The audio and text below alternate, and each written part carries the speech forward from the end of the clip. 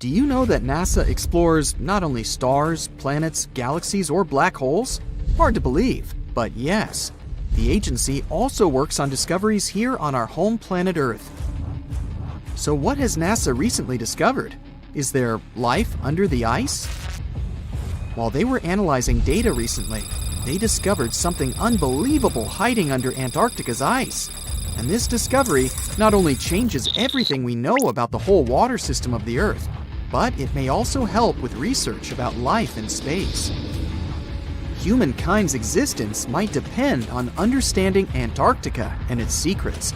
So, the recent discoveries reveal vital information about our survival. But before we continue, let's see how much you know about this place, where it's only ice as far as your eyes can see. Antarctica is one of the world's 7 continents in the southern hemisphere. It's the 5th largest continent in terms of total area, and that means it's almost twice the size of Australia. Want to see real meteorites? Go to Antarctica. Due to its dry climate, Antarctica is one of the best places to observe space. But what's even greater is that you can find meteorites on the white surface of the continent. Scientists have already plucked about 45,000 meteorites from the ice, and they think they can see another 300,000. Since there aren't many terrestrial rocks there, it's easy for them to spot them, thanks to their dark color. Antarctica's dry desert environment also helps preserve them, even the ones that fell to Earth more than 1 million years ago. And can you imagine any volcanic activity in Antarctica? It's hard. But this place is where fire meets the ice. West Antarctica is where most volcanic activity occurs. Scientists recently found that 138 volcanoes exist in West Antarctica alone. Wow! You would think that Antarctica is always cold, but no. Its coastal regions can get as warm as 50 degrees Fahrenheit. But have you ever wondered what Antarctica would look like if there were no ice? It may seem unimaginable now, but it was not always covered by ice. That was 34 million years ago, though, so nobody could tell how the continent's surface would be without the ice. But NASA changed that. They generated computer simulations and created the most accurate map of it as of today. What they saw was incredible. The continent was not flat at all like it seemed. It's pretty bumpy with valleys, rolling plains, and high mountains. But this was nothing next to what they had discovered under Antarctica's ice. So, what is it? Drum roll, please. NASA found 2 new subglacial lakes. And what's even cooler about it is that they spotted these lakes from space. How is that? If your answer is high-tech satellites, then you're right. In 2003, NASA launched a satellite called IceSat. It measured ice sheet mass balance and cloud and aerosol heights. The satellite also helped create the ice-free map of Antarctica. In 2010, the European Space Agency launched the second satellite, CryoSat-2. It was for tracking the changes in the thickness of the ice. Then, in 2018, NASA launched the third one, IceSat-2, a follow-on to the IceSat spacecraft. It measured ice sheet elevation and sea ice thickness. It was NASA's most advanced Earth-observing laser instrument. It delivered the highest precision data.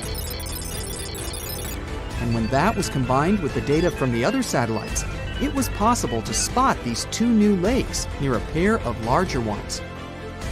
But how is it possible that these lakes exist in the first place?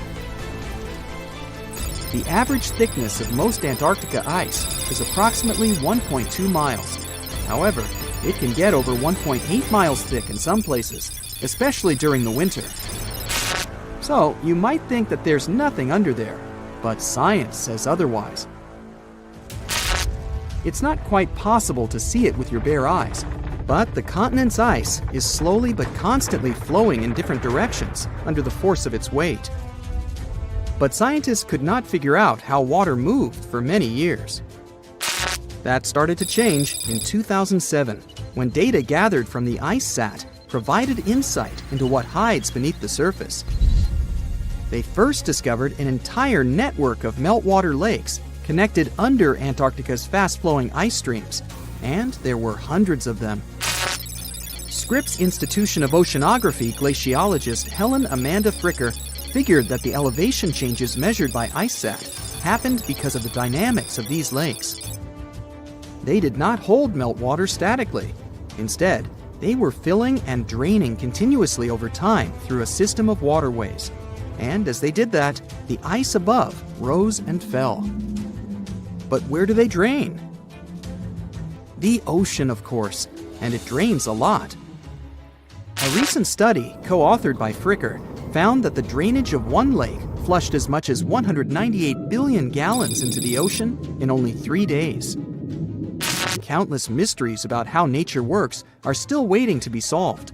But finding the 2 new lakes will give scientists a better picture of how fast the Antarctic ice sheet will change as the climate gets warmer, and how this will affect global ocean currents and sea level rise. The filling and draining cycle of the lakes also caused the ice sheet to suffer cracks and crevices. So, the information they find from these new lakes will also give them a better understanding of the damage on the surface of the ice. They will also be able to assess how this filling and draining system influences the speed at which ice slips into the oceans and seas. And that means they can evaluate how the added freshwater may alter marine ecosystems. This discovery may also suggest whether life is under the ice. Wow! Scientists drilled through about 3,504 feet of ice and found that water samples taken from one of the lakes contained approximately 10,000 bacterial cells per milliliter. Such a high number of bacterial life is a good sign, because that means the icy waters might also support higher life forms, such as microanimals, and one of these new lakes might even be their home. But the most exciting thing is that the new lakes might help them understand whether life on other planets is possible. Scientists believe any life below the frozen surface of the planet Mars might follow the patterns seen in Antarctica's lakes. So, there is a possibility that they might find critical new information on the type of life that may have existed on the red planet. You wouldn't want to be there during the winter, though. The lowest temperature on Earth you can experience is negative 128 degrees Fahrenheit. In 2010, there was an even lower temperature of negative 135 degrees Fahrenheit, and you may feel this cold much worse due to the strong and dry winds. Did you know that the size of the ice surface on Antarctica also changes throughout the year? It's about 1.2 million square miles during the summer, but when it's winter, it grows to 7.3 million square miles. Yet, despite the change, it remains the largest piece of ice on Earth. Sorry, Arctic, you lose. Do you know these cute little penguins? Consider these animals the locals, because there is no native population in Antarctica. It's a no man's land, because no single country owns it. But do you know who really owns it? 5 different species of penguins, seals, and killer whales. Ha. Despite the continent's harsh conditions, you can visit it as a tourist for fishing and research purposes. Around 5,000 people reside on the continent during summer at research stations. But when winter comes, the number naturally drops down to 1,000. Antarctica. In November 1922, a boy walked through the desert mountains of Egypt and discovered some ancient steps carved into the rock. Subsequently, this find became one of the world's largest and most significant archaeological discoveries.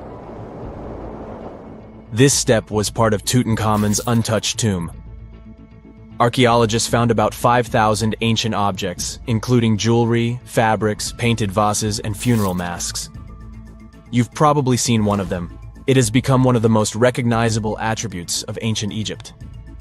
More than 100 years have passed since then, and now humanity has finally become close to another large-scale discovery, the tomb of Cleopatra. This queen was the last active ruler of the Ptolemaic Kingdom of Egypt, who sat on the throne from 51 to 30 BCE. There are many ancient records about Cleopatra, her reign, and her unusual personality, but until now, no one has discovered the secrets about her passing away in the burial place. So, one archaeologist, Dr. Kathleen Martinez, has been studying ancient records and temples around Alexandria for decades and concluded that the tomb of the queen should be located under the ancient city of Taposiris Magna, founded in 280 BCE. It was a big city on the northern coast of Egypt where tens of thousands of people were engaged in trade and industry, and it seems that Dr. Martinez's guesses turned out to be correct. She and a group of archaeologists have discovered a secret underground tunnel near Alexandria with a length of about 0.8 miles. It was cut into the rock under Taposiris Magna's temple. During further excavations, they found many things that indicate Cleopatra's tomb lies in the tunnel's depths. It's also possible that she is buried there together with the Roman commander, Mark Antony. According to ancient records, Cleopatra and Mark Antony loved each other and together opposed the Roman Senate, which declared Antony a traitor. The fact that natural disasters have occurred on the territory of Taposiris Magna for thousands of years can complicate the excavations. Earthquakes and floods destroyed the city and possibly flooded its underground tunnels. But archaeologists hope the ancient tomb remains untouched, and that it hides many treasures and records about the royal life of ancient Egypt during the reign of the last dynasty. There's a chance that excavations will go underwater and in the mud. This will require much time and funding, but archaeologists are sure it's worth it. Anyway, it's too early to say that Cleopatra is really buried there, but scientists have found many things in the tunnel that confirm this, including clay pots, dozens of coins with the image of Cleopatra and Alexander the Great, as well as a bust with the image of the Egyptian queen. Cleopatra is still one of the most popular personalities in Egypt, on an equal footing with Ramesses III and Tutankhamun. She inspired many films, paintings, and books, but what made her so popular? She became famous for her inconsistency. She was a beautiful, intelligent ruler who pulled Egypt out of the crisis and made it a prosperous power. Medieval Arabic texts say she knew chemistry, mathematics, and philosophy, and may have written several scientific books. She knew several languages and had excellent diplomatic skills. At the same time, there are many legends that she was a femme fatale who drove many men crazy. However, there's no evidence that her beauty was incomparable. The image of a stunning model was created by Hollywood when it made several films where famous actresses performed the role of Cleopatra. And the Roman Emperor Octavian, the adopted son of Julius Caesar, specially created the image of Cleopatra as an insidious seductress because he was her enemy. Even though she was born in Egypt, Cleopatra wasn't an Egyptian. Her ancestors were Greeks, among whom was one of the generals of Alexander the Great. However, the people of Egypt loved her. She learned the language and was very sensitive to the traditions of this country. She knew the history, mentality, and customs of ancient Egypt well. She raised the level of its economy and strengthened its status as a world power. Much of this was made possible thanks to her cunning and impressiveness. She loved theatrical performances and lavish celebrations. She knew how to surprise people and put on a show. But behind the exterior image of a luxury lover was an intelligent and calculating ruler. Ancient Egypt was a rich, luxurious country, and Cleopatra did everything to increase its wealth and strengthen its position in the international arena. For example, she was once in conflict with her brother Ptolemy XIII Odd. The queen knew that she wouldn't be able to resist him, so she decided to attract Julius Caesar to their side. The Roman emperor arrived in Alexandria, where Cleopatra wanted to meet him, but Ptolemy knew about her plans and was about to prevent her from coming to Caesar. Then, instead of a rich and noisy arrival, Cleopatra decided to make her visit inconspicuous. She wrapped herself in a carpet or linen bag the emperor's servants carried into Caesar's private chambers. Cleopatra emerged from the carpet and impressed the Roman emperor with her beauty and determination. As a result, they fell in love with each other and became close allies. After some time, she impressed another influential Roman for diplomatic purposes. She arrived to meet Mark Antony on a golden barge with purple sails and silver oars. Cleopatra was dressed in the image of Aphrodite and sat under a magnificent canopy. Her servants dressed like cupids and were blowing her fan and burning incense. But Cleopatra created such a show for a reason. She knew that Antony revered Greek mythology and considered himself the embodiment of Dionysus.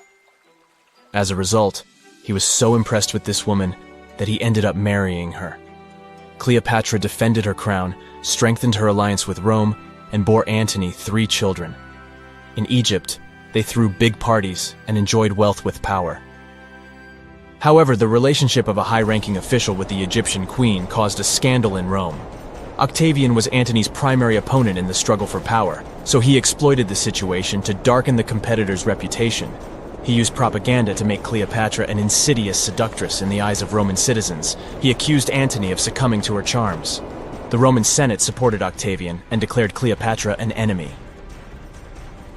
In 33 BCE, this conflict reached a high point when Antony's navy clashed with Octavian's fleet. The latter won and forced his enemy to flee to Egypt with Cleopatra. According to some records, they took refuge near Alexandria. Pursued by the Romans, they hid in one of Cleopatra's palaces and met their end. Some legends say that Cleopatra was an expert in poisons. She provoked a venomous snake, a viper or an Egyptian cobra, to bite her. Also, according to another legend, she pricked herself with a poisonous needle. There's a theory that Cleopatra always carried an ampule with poison inside her hairbrush. And when she was cornered, she soaked the needle with this poison and pricked herself. None of this can be said for sure. Scientists are still trying to find out the truth. Perhaps when they reach Cleopatra's tomb, the world will get more answers about her tragic fate. She is considered the last ruler of Egypt. After her passing, Octavian plundered her palaces and temples and returned to Rome, where he became the main emperor. He successfully ruled the country and expanded its borders. His reign ended when he turned 75. World history would have looked different if Cleopatra and Mark Antony hadn't lost that naval battle. By the way, did you know that more time has passed between Cleopatra's reign and Neil Armstrong's flight to the moon than between the reign of the Egyptian queen and the construction of the Great Pyramid of Giza? Armstrong took a step on the Earth satellite in 1969, 38 years after the birth of Cleopatra. And the construction of the pyramid took place in 2560 BCE. Imagine how long the history of ancient Egypt is. Cleopatra is closer to us in time than to the pyramids. It was the beginning of the 20th century, and 2 rivals, Robert Scott and Roald Amundsen, set on their expeditions to become the first people in history to reach the South Pole. The race wasn't easy, and it ended tragically for Scott. Amundsen has won and set his tent on the pole before his rivals. A member of Scott's expedition known as Terra Nova, British geologist Thomas Griffith Taylor, not only survived the harsh conditions, but also made an unexpected discovery. He found a waterfall of what appeared to be blood at the rocky base of the glacier, which now has his name, in 1911. It took scientists more than a century to figure out what is behind the eerie coloring. A team of American scientists journeyed to Taylor Glacier with powerful electron microscopes to analyze its contents. Previous studies had scratched the surface of the Crimson Enigma, but no one had previously done a full-scale analysis of its mineralogical makeup. These researchers unleashed a whole arsenal of analytical equipment and spotted little iron-rich nanospheres. These teeny-tiny particles, 1/100th the size of human red blood cells, originate from ancient microbes. They flourish abundantly in the meltwaters of Taylor Glacier. These nanospheres are jam-packed with iron, silicon, calcium, aluminum, and sodium, forming a unique composition that paints the subglacial water a vivid shade of red. These nanospheres don't have the usual crystalline structure found in minerals, which is why previous detection methods failed to spot them. Taylor Glacier's icy depths harbor an ancient microbial community that has thrived in isolation for thousands or possibly even millions of years. This discovery could help us in the search for life outside of Earth. Dr. Ken Levy, a research scientist at Johns Hopkins University, has some impressive expertise in planetary materials and the analysis of Martian samples. He decided to find out what would happen if a Mars rover landed in Antarctica. Could it figure out what makes bloodfalls so mesmerizingly red? So, researchers treated bloodfalls as a simulated Martian landing site. They used techniques inspired by the rovers exploring the red planet. The samples they collected were sent to Johns Hopkins processing facilities. There, Livy unleashed the power of transmission electron microscopy and revealed the enigmatic nanospheres. He made the conclusion that our current methods of analyzing other planets' surfaces with rovers fall short. They can't unravel the true nature of environmental materials, especially on chilly planets like Mars. These materials might be super tiny and non-crystalline, throwing off our detection methods. To truly grasp the essence of rocky planets, we'll need transmission electron microscopes. Strapping one onto a Mars rover isn't feasible yet, but it could mean a start of a new era in space exploration. Have you ever seen a waterfall on fire? Every February, when the stars align just right, Horsetail Fall in Yosemite National Park gets a sensational makeover. As the sun sets, its rays hit the waterfall at the perfect angle, transforming it into a blazing display of vibrant orange and red hues. We don't know exactly who and when discovered this natural miracle. The original valley dwellers may have known about it, but they kept it to themselves. It wasn't until 1973 that photographer Galen Rowell captured the first known photo of the waterfall, bringing it into the limelight. Since then, the firefall has become a global sensation, spreading like wildfire on social media and drawing crowds from far and wide. This magnificent cascade draws hundreds of spectators every year, but they can only see the show under certain conditions. First things first, Horsetail Fall needs a flowing stream. If there's not enough snowpack in February, the waterfall won't have enough water to create the magic. The temperatures must be warm enough to melt the snowpack during the day. If it's too chilly, the snow will stay frozen, and the fiery spectacle won't ignite. Second, we need a clear western sky at sunset. Those sunbeams need a straight path to hit Horsetail Fall and make it come alive. And since the weather in Yosemite is ever-changing, clouds can magically clear up just in time for the show. If all the conditions are just right, you'll witness the Yosemite firefall in all its glory for about 10 minutes. The mystery of the sailing stones in California's Death Valley National Park has puzzled scientists for years. Heavy stones seem to have a mind of their own and move across Racetrack Playa, a dried-up lake bed. They leave behind a trail on the cracked mud. There were all kinds of theories to explain this phenomenon, from magnetic fields or dust devils, which are strong whirlwinds, to mischievous pranksters. No one has actually witnessed these rocks in action, which only added to the mystery. In 2006, a NASA scientist named Ralph Lorenz entered the scene. He was studying weather conditions on other planets, but he couldn't resist the allure of Death Valley and those elusive sailing stones. He had an eureka moment while tinkering at his kitchen table with a Tupperware container. Lorenz filled the container with water, leaving a small rock poking out, and chucked it in the freezer. Then he placed this icy construction in a big tray of water with sand at the bottom and gently blew on it. The rock began to glide across the water, leaving a trail in the sand. Lorenz had been studying how ice can make big rocks float and move along tidal beaches in the Arctic Sea. Applying this knowledge, he and his research team figured out that, under certain winter conditions in Death Valley, enough water and ice could form to make the rocks float across Racetrack Playa in a light breeze. And as they glided, they left their mark in the muddy terrain. The River of Five Colors, Cano Cristales in Colombia, has the unofficial title of the most beautiful river in the world. For most of the year, it looks like any other regular river. The real magic happens between the wet and dry seasons, when the water level is just perfect. This unique river floor is lined with a special plant, and when the conditions are right, it bursts into a dazzling display of colors. Think vibrant reds, stunning yellows, and lush greens, all mingling with the blue water. It's like stepping into a living rainbow with 1,000 shades in between. This phenomenal display only lasts for a few weeks, from September through November. During Colombia's wet season, the river flows too fast and deep, covering up the river floor and denying the plant the sunlight it needs to turn red. And in the dry season, there's simply not enough water to support the vibrant life in the river. So you have to catch it at just the right time. The reason behind Maldivian beaches glowing in the dark at night isn't a mystery, but it doesn't make them any less impressive. It happens thanks to the bioluminescent plankton.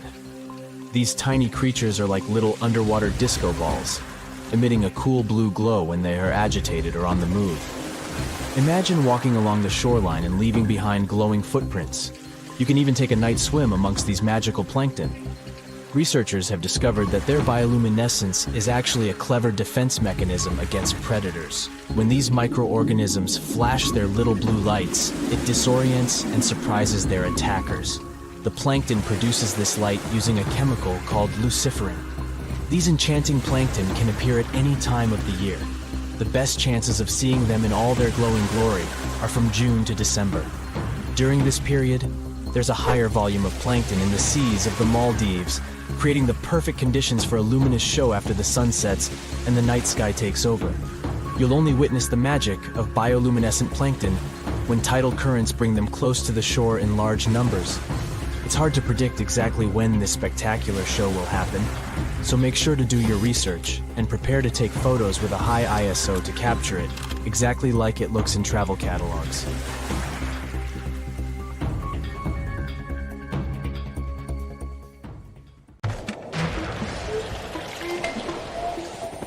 There's not much to do in Antarctica except scientific work.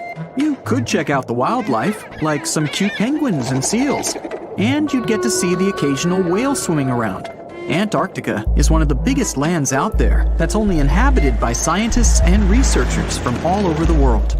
These scientists dug a hole through some pretty thick ice to study the ancient air and how the atmosphere cleans itself. They used a special drill and dug a clean cylindrical hole 450 feet below the surface.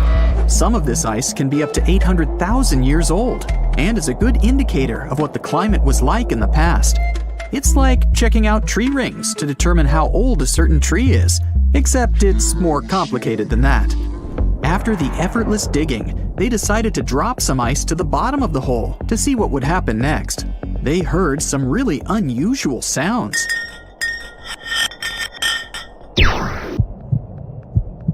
It felt like being on a spaceship traveling through a bunch of obstacles with many rocks smashing into each other.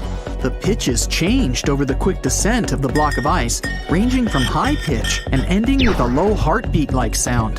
The scientists were puzzled when they first heard this and dropped some more ice, only to find out that the same type of sounds were being produced, just in different variations. They couldn't tell what was down there, and, more importantly, why these kinds of sounds were produced. Antarctica boasts quite a few volcanoes, many of which are under super thick sheets of ice. Scientists discovered 91 volcanoes and claimed there could be more, potentially making it the most extensive volcanic region in the world. While they were doing regular scientific research, they came across many unmistakable large cone-shaped figures underground. Some were as deep as 2 miles in the ice. Some of the peaks were over 3,000 feet tall and dozens of miles across. But on the surface, it's as plain as a sheet of paper.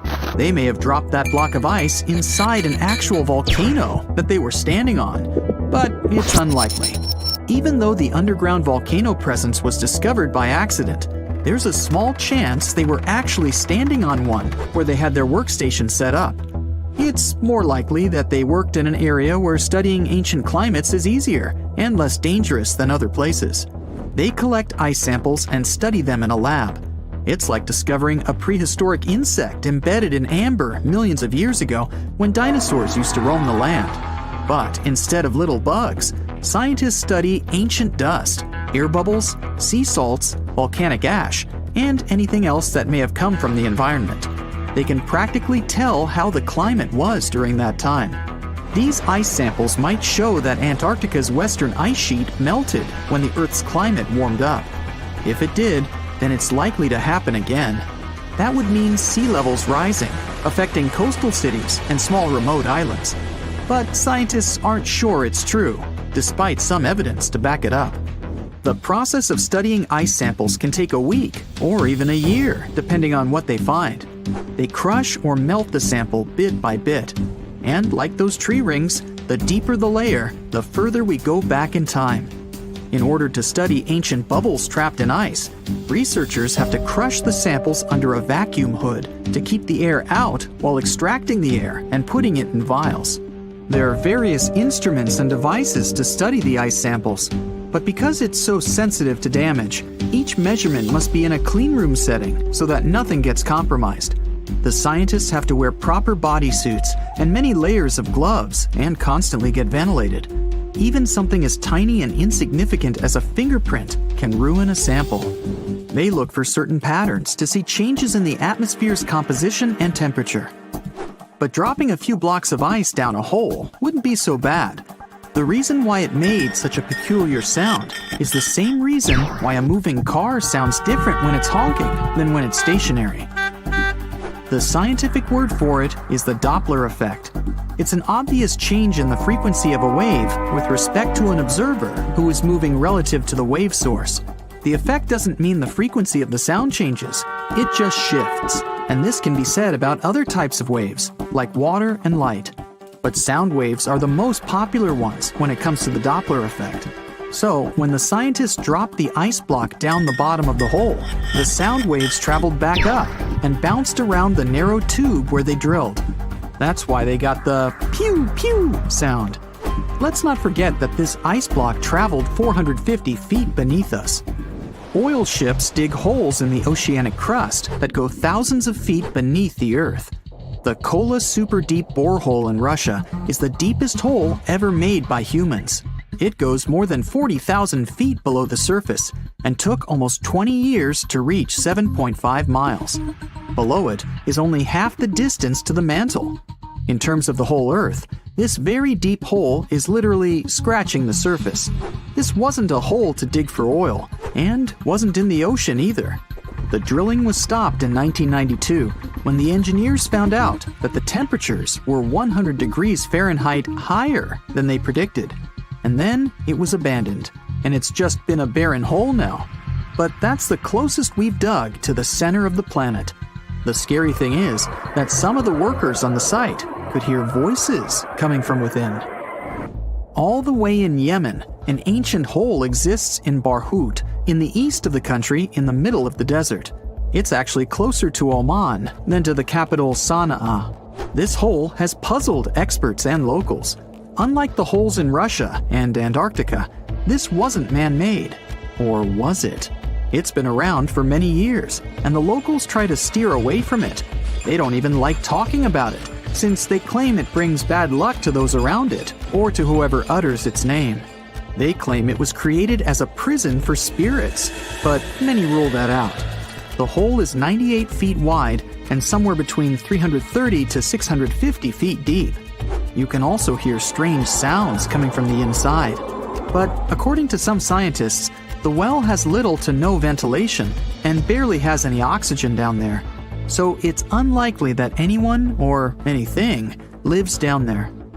The Challenger Deep in the Mariana Trench caught some low-pitched grumble sounds in March of 2016. Some of these grumbles were followed by screeches. They caught these sounds in a span of weeks, using a titanium-encased microphone so that the immense pressure of the lowest point on Earth wouldn't crush it. They had to lower it slowly as well, since it's 1,000 times the atmospheric pressure at sea level.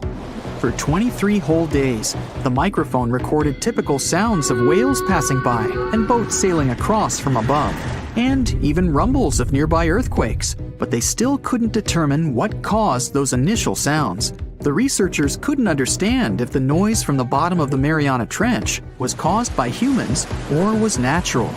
They also wanted to know if these sounds affected marine life, like dolphins and whales that rely on echolocation. They still can't figure it out, but scientists estimate that the ocean is about 10 times noisier than it was 50 years ago. With technological developments in shipping, submarines, and underwater construction, the ocean will only get louder with time. Northern lights come with sounds, which nobody talks about.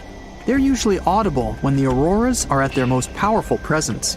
Scientists were always puzzled as to what caused the faint popping and crackling, even though they were very far above us. They used some special microphones and found out that the sounds came just 230 feet above us, which is pretty low. They're caused by electrical charges gaining power in a specific region of the auroras. The electrical charges are disturbed by magnetic storms that fire up the northern lights. As a result, some tiny sparks are released into the atmosphere, causing the faint crackling and popping noise. We've all dreamed of visiting the Arctic and witnessing the natural wonders of polar bears frolicking on ice floes or the aurora borealis dancing across the sky. Well, sorry to break it to you, but you won't find any tourists flocking to Antarctica anytime soon. Why, you may ask? Let's dive into it. First off, where is Antarctica? It's located in the southern hemisphere, specifically at the South Pole. The Southern Ocean surrounds it, and most of the continent is covered by ice, making it one of the most remote and frigid places on Earth. Now, have you ever met someone who's visited Antarctica? Probably not. It's one of the least visited places on the planet, and only a handful of lucky explorers have seen its interior, which is mostly made up of glaciers and ice fields. But trust me when I say the wildlife and scenery are out of this world. Why shouldn't you travel to Antarctica? Well, for starters, the environment is incredibly fragile and can be easily damaged. Plus, there are no native human populations on the continent, so your travels would essentially be like visiting an uninhabited island. And let's not forget that it's also one of the most expensive destinations to travel to. Despite all that, Antarctica is not exactly guarded like a fortress, but there is an international agreement called the Antarctic Treaty. This treaty was negotiated to prevent any unwanted activity on the continent and bans some forms of testing done there by member states.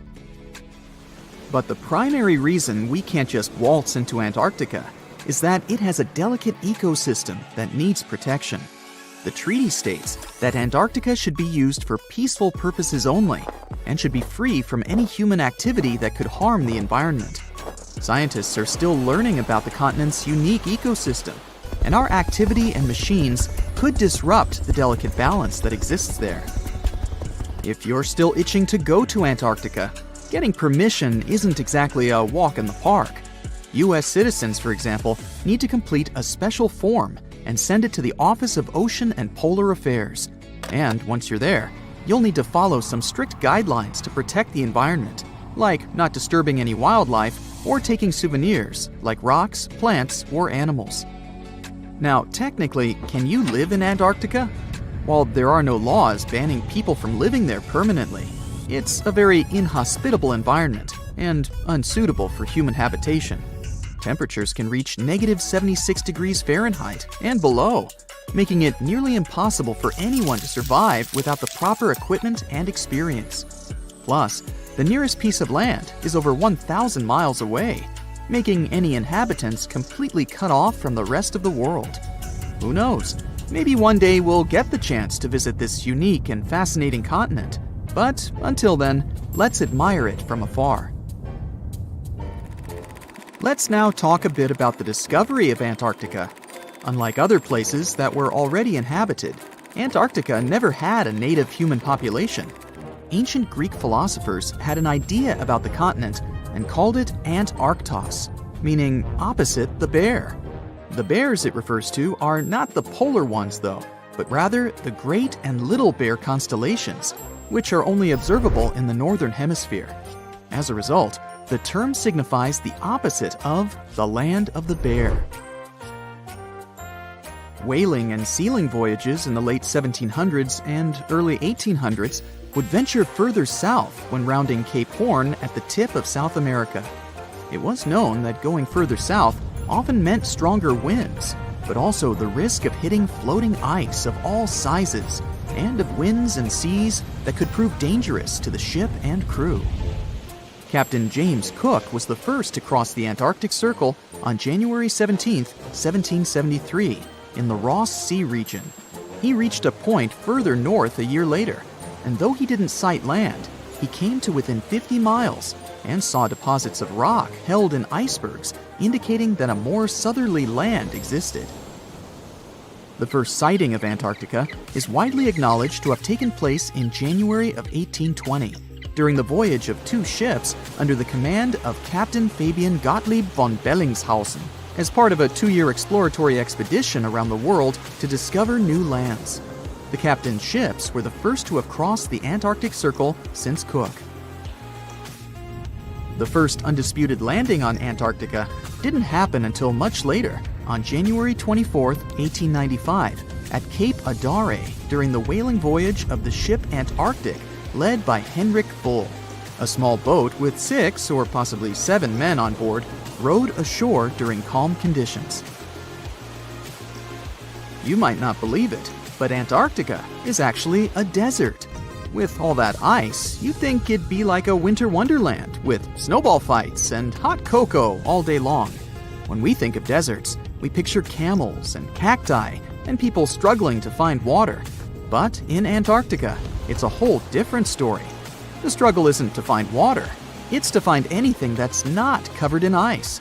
And the average rainfall has been just over 0.4 inches in the past 30 years. That's like a few drops of rain compared to what we're used to. So technically, it's not the dunes or sizzling heat that makes a desert, well, a desert. It's the lack of precipitation. But don't worry, if you ever find yourself lost in Antarctica, you won't have to worry about getting thirsty. Just make sure you bring a jacket and some mittens, because it's cold enough to make you into a popsicle. Not only is Antarctica one of the driest places on Earth, but it's also the coldest, the windiest, and the highest. Talk about overachieving. The penguins and scientists down in Antarctica have at times found themselves in a bit of a pickle when it comes to time. You see, unlike the rest of us on this big blue planet, there is no Antarctica time zone. All the lines of longitude meet at a single point at the South Pole, making it a bit of a head-scratcher when trying to figure out what time it is. Now, you might be thinking, but how do the scientists and researchers keep track of time down there? Good question. They typically stick to the time zone of the country they departed from. However, with stations from all over the world on the Antarctic Peninsula, things can get a little wacky. Imagine trying to coordinate with your neighboring countries without accidentally waking them up in the middle of the night. You might think that not much could survive in a place where the temperature is extremely cold, the sun barely shows up, and the wind could blow you away faster than a tumbleweed. Well, as in many places on Earth, life found a way in Antarctica too. Believe it or not, this frozen continent is buzzing with activity. It's home to billions of krill, which in turn attract lots of seals and more penguins than you can shake a fish at. But don't let their cute and cuddly appearance fool you. Penguins are the ultimate swimmers, with streamlined bodies that would make Olympic medal winners jealous. They come ashore to breed and chill, but their real talent is stealing pebbles from each other and forming mathematically precise huddles to stay warm. Antarctica is also home to the largest species of penguin on Earth. It's called the emperor penguin. Sure, these creatures are flightless birds, but that doesn't mean they can't jump. In fact, some of them can leap up to 120 inches. And let's not forget about the seals. With their furry bodies and special songs, these marine mammals are protected by the Antarctic Treaty, and they're thriving in the cool waters of the Southern Ocean too. But the real stars of the show are the whales.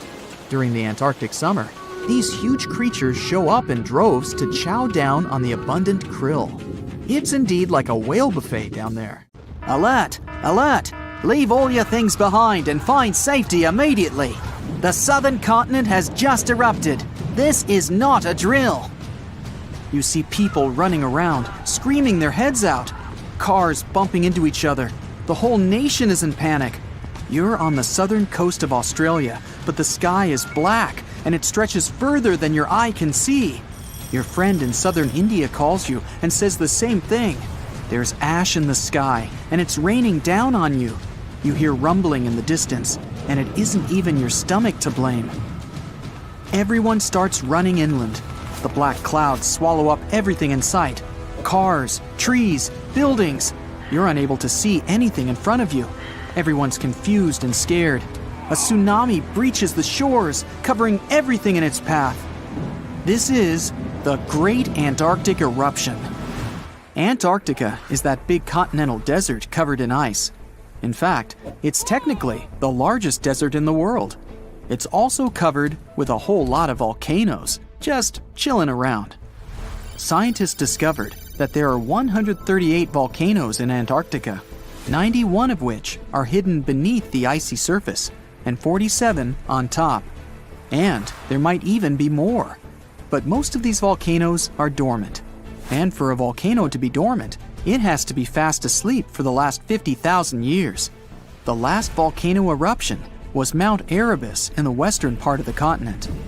It's the most active volcano in the south side of the world and is roughly 12,500 feet above sea level. That's as high as stacking the Burj Khalifa on top of itself 5 times. There's a whole bunch of these volcanoes stretched across the entire continent. In the most concentrated region, the volcanoes spread the distance equivalent to that between Canada and Mexico. And that's not even all of them.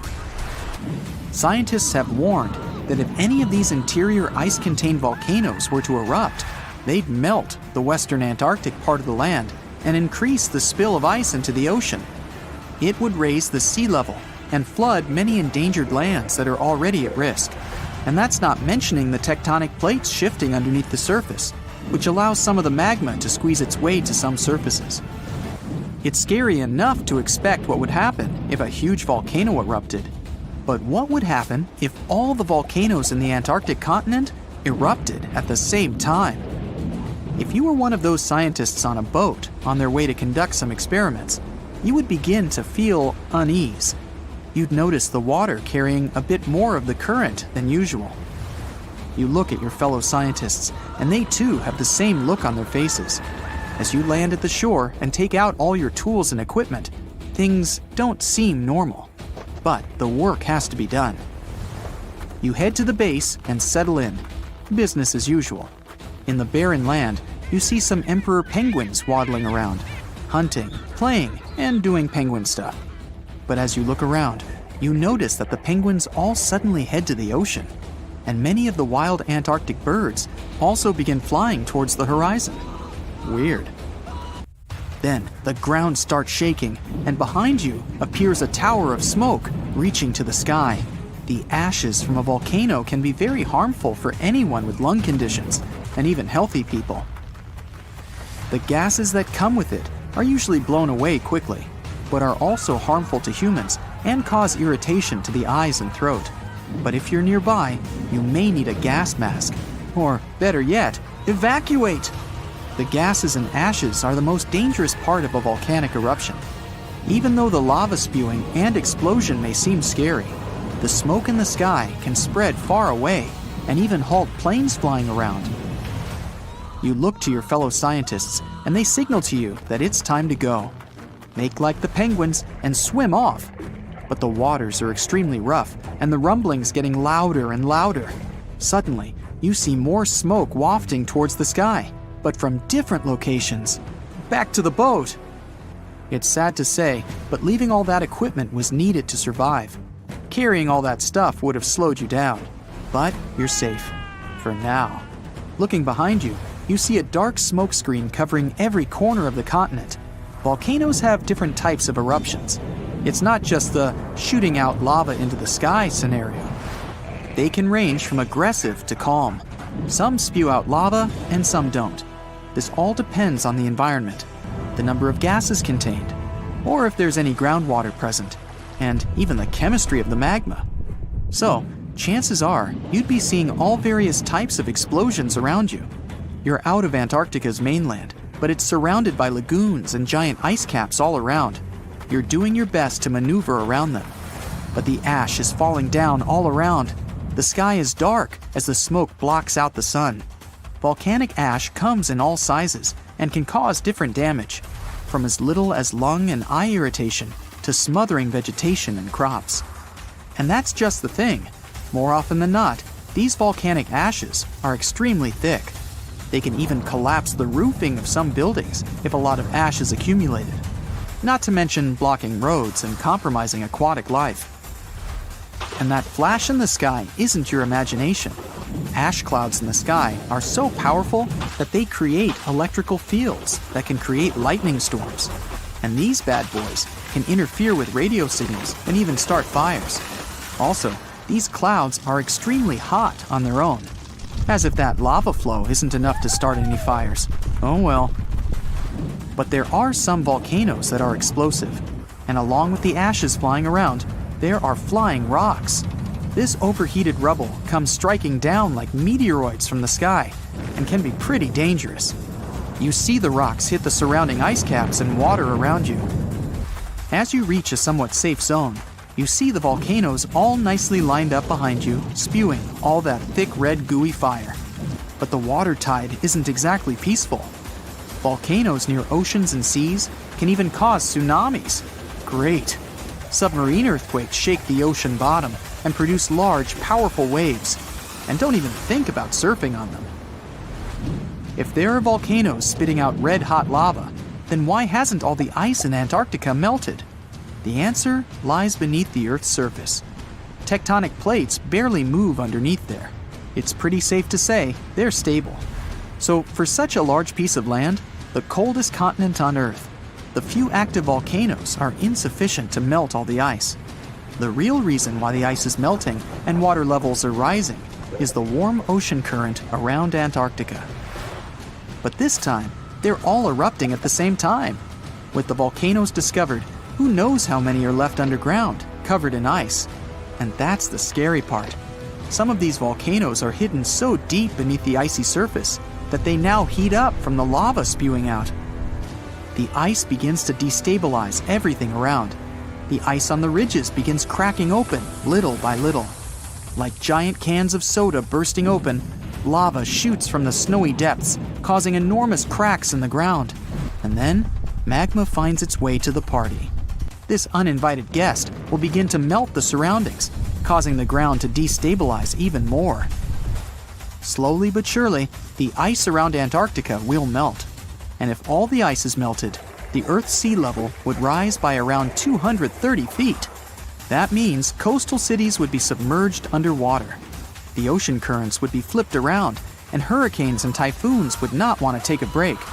Marine life would be in danger, and many small islands would completely disappear. And not to mention the smoke in the air that would travel around the world, halting many flights in the southern region. And if the winds were strong enough, the whole world. The economies would flop, and a worldwide panic would begin. Health emergencies all year round. Yeah, a real nice picture. We're in Siberia. It's so cold here that freezing gusts of wind are burning your face. All that white snow seems to be blinding you. This place resembles Antarctica because of the permafrost. Recently, a group of scientists researched one of the local rivers. With the help of a drilling rig, they extracted several samples of frozen soil. The scientists were shocked to find living creatures inside the ice. Later in the laboratory, they realized that the creatures were microscopic multi-celled organisms known as deloid rotifers. These creatures looked like little worms. Scientists knew that these worms could live in frozen conditions for up to 10 years. But the age of the rotifers found in the ice was about 24,000 years. And after defrosting, they began to reproduce, as if they had been sleeping for several hours, not thousands of years. Further analysis showed that these organisms could stay frozen for hundreds of thousands of years. The rotifers might have lived during the time when people didn't invent the wheel yet. And this isn't their only superpower. Deloid rotifers are among the most radioactively resistant animals on Earth. They can survive in places where there's no oxygen and water. They can also stay alive in areas with high acidity and can live without food and water for a long time. By the way, these are not the only creatures that are known for living for thousands of years. Particular types of moss and some microorganisms are also almost immortal. Nematodes, also called roundworms, are some of the most adaptive varieties of worms in the world. Imagine the Eiffel Tower standing tall and proud. And now, let's make it 10 times higher and place it underground. Exactly at this depth, many thousands of feet under the surface, scientists discovered these creatures. There's no sunlight and almost no air in this place. And since it's much closer to Earth's core than the surface of our planet, the temperature here is higher than in the middle of the hottest desert. Millions of tons of soil above create insane pressure. But all this couldn't prevent life from developing here. When roundworms run out of air, food, or when the temperature becomes too high, they get into a unique state of stasis, or deep hibernation. In this mode, the worm's metabolism slows down, and almost all the processes in their bodies stop. The creatures can sleep for a very long time and only wake up when the environment becomes more livable. By the way, you don't have to go so deep underground to find these creatures. Nematodes are found all over the world. They can live in hot springs, deserts, high in the mountains, among the harsh ices of Antarctica, or inside animals and humans. Our next invulnerable creatures are tardigrades, also known as water bears. These are microscopic 8-legged invertebrates closely related to arthropods. It's impossible to see them with the unaided eye. But a conventional microscope will allow you to see tardigrades in detail. They look like minuscule bears. They're called water bears because they need a thin layer of water around their bodies at all times. It's necessary to prevent dehydration. Tardigrades have been found in all kinds of environments, from ocean depths to sand dunes. They're incredibly robust thanks to their unique organism structure. Yeah, they look soft, but their body is covered with a tough cuticle. This coating resembles the exoskeletons of grasshoppers, mantises, and many other insects. Water bears shed their old layer of the cuticle when they need to grow. Each of their 8 legs has 4 to 6 claws, which helps them cling to any surface. The bears can survive at a temperature that's almost 3 times as cold as the temperature in the ice of Antarctica. Heat doesn't harm them either. They have been proved to survive at the temperature that makes water boil. Also, water bears are not afraid of radiation and high pressure. In the depths of the ocean, pressure can destroy alloys of the strongest metals, but these creatures can withstand pressures 6 times greater. But the coolest thing is that they can live in the vacuum of space. Our planet has a magnetic field. This is a shield that protects us from solar radiation. Tardigrades don't need this protection. They can go into near-Earth orbit and come back unharmed, all thanks to a protein protecting their DNA from ionizing radiation. Like other immortal organisms, water bears can fall into a state of cryptobiosis. Tardigrades pull their head and legs inside their bodies and fall asleep. If the surrounding conditions suggest freezing, drying out, or experiencing a lack of oxygen, they will remain in this barrel form until the situation improves. So those are microscopic organisms and microbes that can only be seen through a microscope. But how about something bigger? Meet ironclad beetles. They live in the southwestern US and Mexico. These insects can not survive high temperatures, live without oxygen, or in conditions of increased radiation. But their shells are so tough that they can only be pierced with a drill or hammer. Their durable exoskeletons are made of a special substance, chitin. It can also be found in the armor of crabs or shrimp. And still, the chitin of the ironclad beetle is so durable that it allows this creature to withstand the impact of a car moving at high speed. In times of danger, they can hide their whiskers and strong legs in special recesses in their shell. Other animals can't bite through the armor, so they spit the beetle out and leave to look for lunch somewhere else. As soon as the danger disappears, the bug stretches out its legs again and goes about its business. Also, the armor saves the beetles from dehydration, which is very useful in hot areas of Mexico and the southwestern US. Inside the exoskeleton, they can store moisture. In other words, these bugs can absorb water whenever they find it and transport this liquid inside themselves. The next creatures are incredibly fragile, but they know how to survive in places where almost no other animals can live. We're going to the southeast of Romania, near the Black Sea. Here, on a desolate wide plain, you can notice a pit. This is a mine leading deep underground. The air on the surface of our planet usually contains around 20% oxygen, but in the mine, it's only 10%. Inside the cave, the air also has an increased content of hydrogen sulfide and carbon dioxide. People can't breathe there without an oxygen tank. We can probably say that the water and air there are poisoned. Almost no animals would be able to survive here. Still, 48 species of living organisms have been found in this cave. 33 of them are newly discovered species. And they aren't the only microbes or bacteria that can't be seen without a microscope. Something bigger lives here. Strange white snails crawl over the walls of the mines. Transparent shrimp and a bunch of unknown kind of leeches swim in the water. White centipedes with huge whiskers and creepy white spiders run on the ground. And they all have been growing here for almost 5 million years.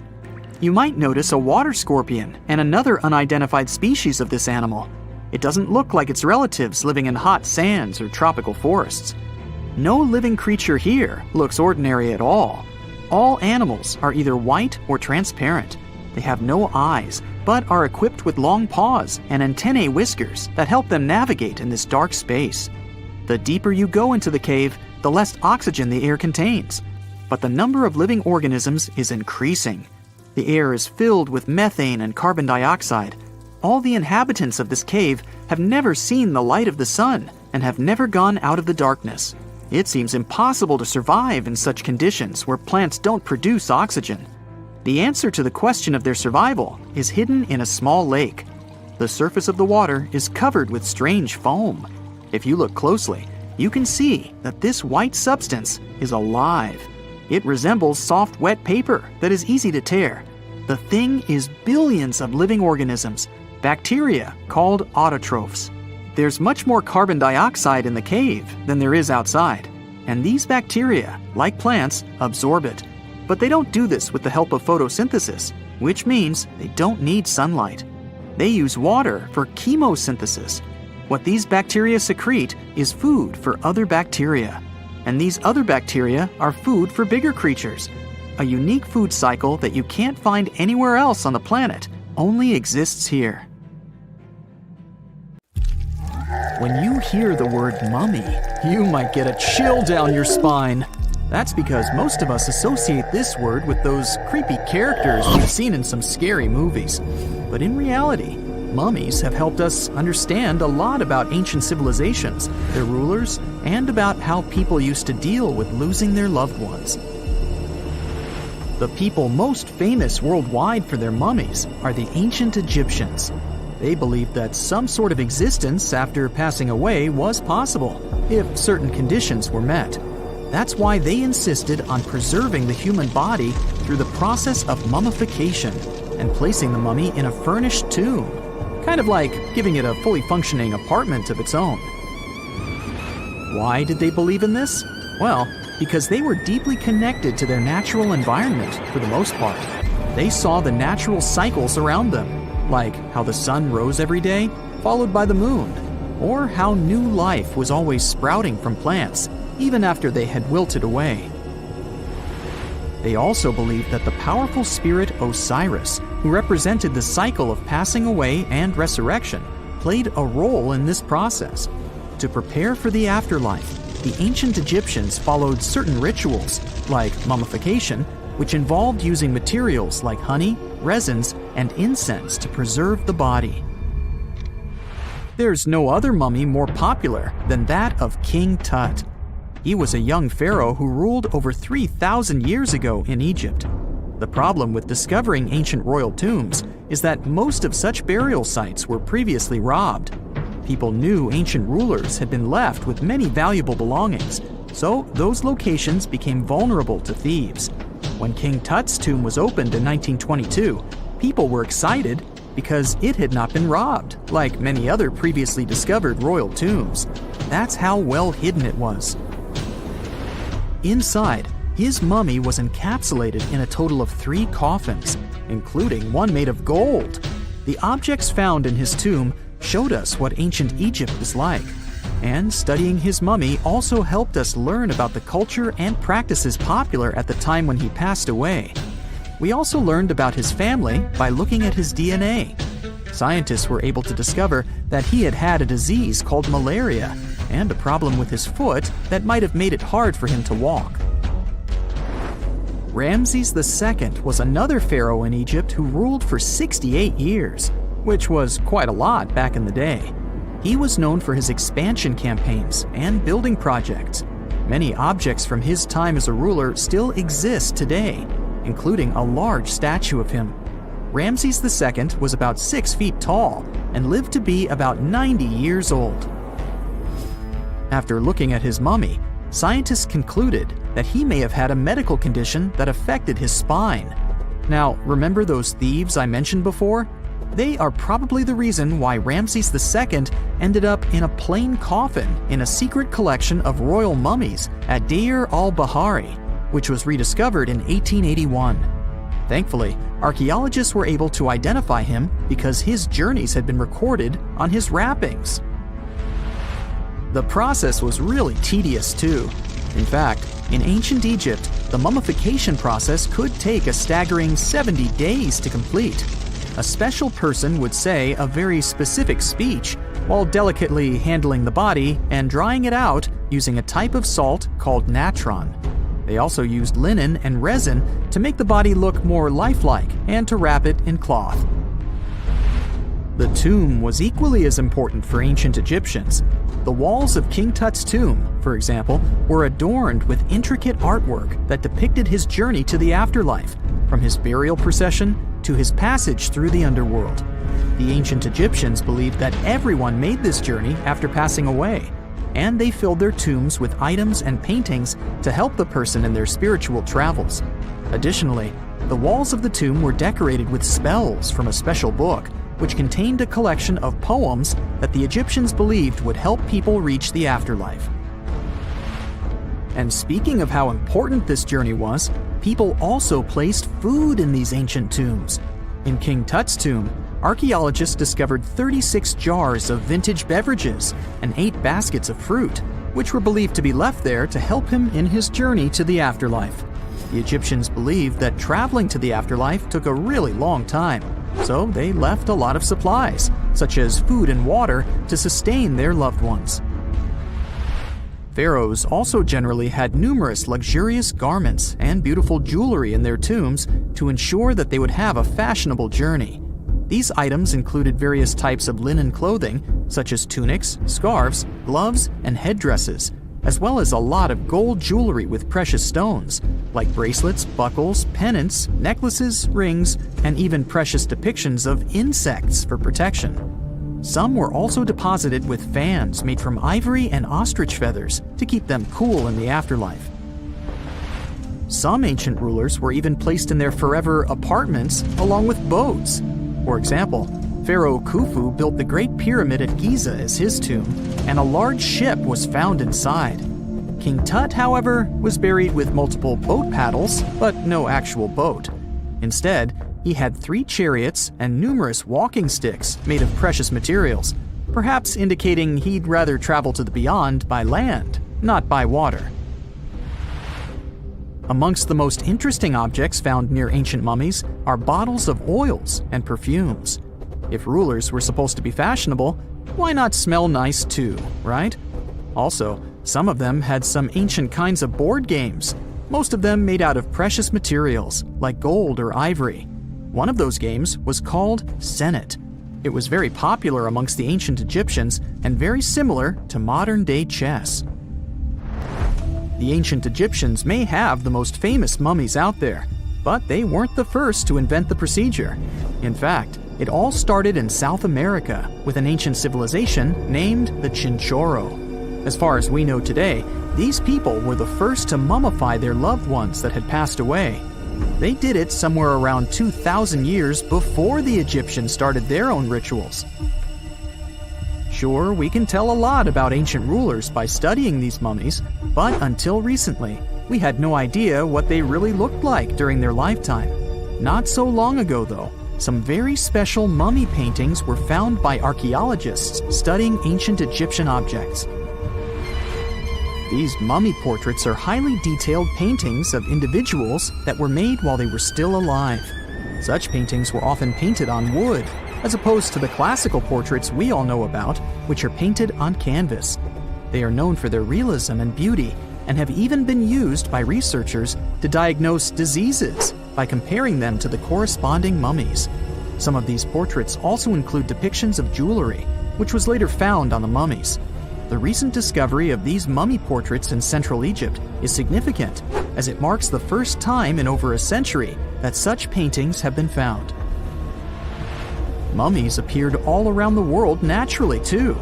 Mummification can occur without people intervening because of natural conditions, like extremely cold or hot environments, places with a lack of oxygen, or accidental exposure to chemicals that preserve the body. These conditions don't allow bacteria to grow, resulting in the body remaining more or less intact. Famous Otzi was one of these mummies. We know today he was a man who lived around 5,000 years ago in Europe. But upon his discovery in the Alps in 1991, Austrian authorities initially believed that he was a modern mountaineer because of how well preserved the body was.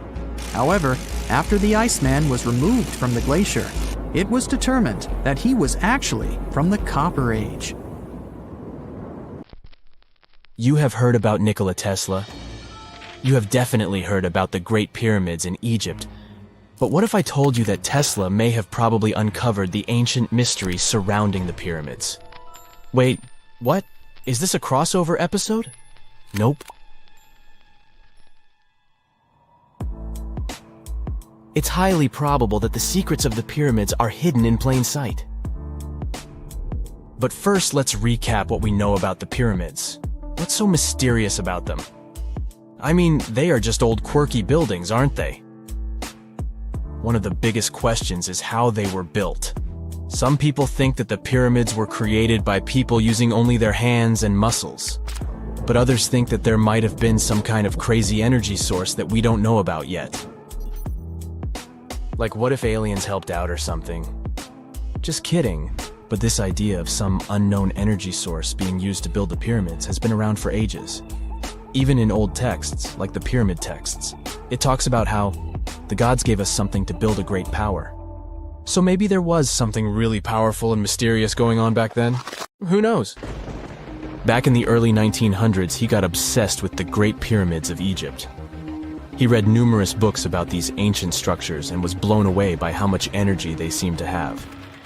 At that time, not many people knew much about electricity, and Tesla started to wonder if there was some kind of advanced tech hidden in the pyramids. He had an idea that the power of the pyramids had to do with electromagnetism, and he put a lot of time and effort into trying to figure out the mystery. Tesla had some pretty unusual theories about the Great Pyramids. He thought that they could actually store and move electricity, which could then be used to power up the areas around them. He also had this theory that the pyramids were built using some kind of crystal energy. He believed that the chambers inside the pyramids could have these super powerful crystals that could control the electromagnetic fields. But that's not all. Tesla also had this idea that the materials used to make the pyramids had properties that allowed them to trap energy from the sun and the moon. And not just a little bit of energy. He thought that the pyramid could actually create this massive energy field that could light up whole cities or even brighten up dark places. He thought that the pyramids could be used as giant power plants to generate electricity and run machines. Tesla even believed that the pyramids were somehow linked to cosmic energy, which could be used for spiritual enlightenment and healing. How very new age of him. Anyway, Tesla wasn't just pulling these ideas out of thin air. He was seriously into studying everything he could about the pyramids, from ancient artifacts and texts to hieroglyphs and drawings. And he came up with this idea that the pyramids were designed to be energy amplifiers, and some kind of unknown energy source was used during their construction. Some people thought Tesla was eccentric for coming up with these theories, but his ideas have actually had a huge impact on the way we think about the pyramids today. Researchers and scholars have been digging into his theories for years and using them to uncover some of the biggest mysteries surrounding these ancient structures. For example, recently scientists have used theoretical physics to investigate how the Great Pyramid of Egypt would react to certain radio waves. They found out that if the radio waves were a certain length, the pyramid could concentrate the energy inside its rooms and focus it under its base. The scientists did lots of calculations to figure this out. They first thought about what radio wavelengths would work best. Then they made a model of how the pyramid would react to the waves. They figured out how much of the energy from the waves would get absorbed or spread out. Lastly, they checked how the energy would move around inside the pyramid when the waves hit it. To help explain all of this, the scientists use something called multipole analysis. This is when you take a complicated object and break it down into simpler parts. Then you can see how each part interacts with the energy that's coming in. It's like taking apart a puzzle to see how each piece fits together. The researchers are interested in how all of this can be used in the future. They want to make really tiny particles that can do the same thing as the pyramid, but with light. By changing the size, shape, and the material of these particles, they can control how the light moves around them. This can be really useful for things like making tiny sensors or super efficient solar cells. The scientists had to make some guesses when they were doing their research. They assumed that there weren't any hidden spaces inside the pyramid, and that the material used to build it was all the same. But even with these guesses, they still made some pretty impressive discoveries. But the pyramid study is not the only proof that Tesla was ahead of his time. There are more Tesla's projects that seemed unrealistic at the time, but that scientists and enthusiasts reevaluate and try to implement today. Let's talk about Tesla's most ambitious project, the Wardenclyffe Transmission Tower. Back in 1900, Tesla was already a big shot when it came to electrical engineering in America. People were blown away by his amazing inventions and the fact that he managed to outdo Thomas Edison in the battle of currents. However, Tesla wasn't content to rest on his laurels. He decided to embark on his most ambitious project yet, the transmission tower at Wardenclyffe. It was built between 1901 and 1905, and it was based on one of Tesla's breakthrough ideas. He had a vision to make the impossible possible by creating a global wireless communication system. It would use Earth itself as a conductor, transmitting music, news, stock market reports, secured military communications, and even facsimile images. Does it sound familiar? Right, it sounds just like the internet that we use today, only without the use of any wires. But Tesla had a much bigger dream in mind, to transmit power wirelessly. He already proved that high-frequency signals could be sent without any wires using his Tesla coil transformers, and this sparked his obsession with wireless energy transmission. His vision was to not only transform the way we communicate, but also to find a way to transfer power currents globally by tapping into the Earth's natural energy. Tesla believed that there was an abundance of free energy all around us that could be used for humanity's benefit. In 1899, he conducted some top-secret experiments and got convinced that it was possible to transmit electrical power through the Earth's upper atmosphere. This is actually how the Wardenclyffe Tower was created. It was supposed to be the prototype station for a network of towers all over the globe that would provide the whole world with wireless energy. Unfortunately, Tesla didn't have the resources or the patience of his investors to bring this project to fruition. It ran into all sorts of financial problems and roadblocks, and in 1917, the unfinished tower was finally torn down for scrap metal to pay off Tesla's mounting debts. Now it remains a sad reminder that even the greatest minds can sometimes fall short of their dreams. The original red brick laboratory, however, is still there, and it is the only Tesla lab that has survived. Fun fact, in 2017, a film crew made a crazy discovery. They used ground-penetrating radar to explore the area around Wardenclyffe, and they found a whole series of tunnels stretching for hundreds of feet underneath the site. Nobody knows exactly what these tunnels were used for, but people have been speculating for years that they were part of Tesla's grand plan. Wardenclyffe, of course, is a major landmark for Tesla enthusiasts from all over the world. Who knows? Maybe someone will finally crack the mystery of the tunnels one day. But even if they don't, the legacy of Tesla and his amazing ideas lives on.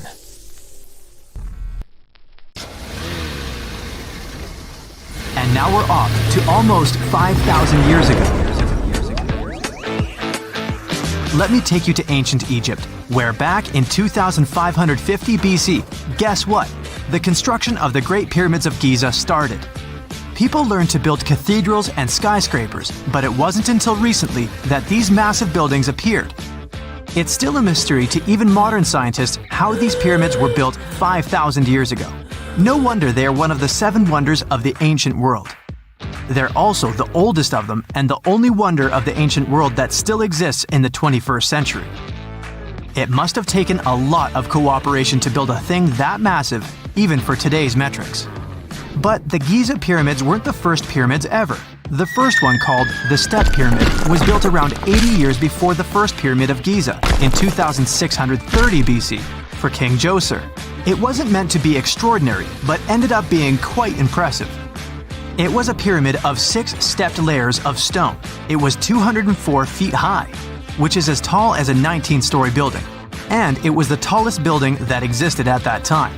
It wasn't just a pyramid though, it was surrounded by a whole complex of buildings, including even courtyards. In ancient Egypt, people believed in the afterlife, so everyone, especially kings, wanted to make sure they had everything they needed to get ready for it. Here's why the pyramid complex was perfectly supplied with a lot of objects people used every day. The complex included a pyramid and a kind of a palace. Those buildings had many things the king loved and might need one day, like furniture, food, and gold vessels. After Djoser, building pyramids became common practice, but many pyramids weren't finished. It would usually take about 20 years to build one, but many rulers reigned way less than that. Overall, there are more than 100 pyramids. The most famous pyramids are the Great Pyramids of Giza. The first one and the biggest one was built for Pharaoh Khufu, around 2550 BC. Initially, it was 481 feet tall, which is as tall as a 40-story building. The second pyramid was built for Khufu's son, Pharaoh Khafre, around 2520 BC. It's just a bit shorter, usually standing at 471 feet high, a 39-story building. This is the pyramid with the famous statue of the Sphinx. Sphinxes have a lion's body and a human head. They were built to guard important areas. This one has the head of Pharaoh Khafre and is guarding his pyramid, facing the sunrise. The Sphinx is most well known and is one of the world's biggest and oldest statues. Originally, it had red color and did have a nose. It's still possible to see the trace of red pigment by its ears. But no one knows exactly when the nose disappeared.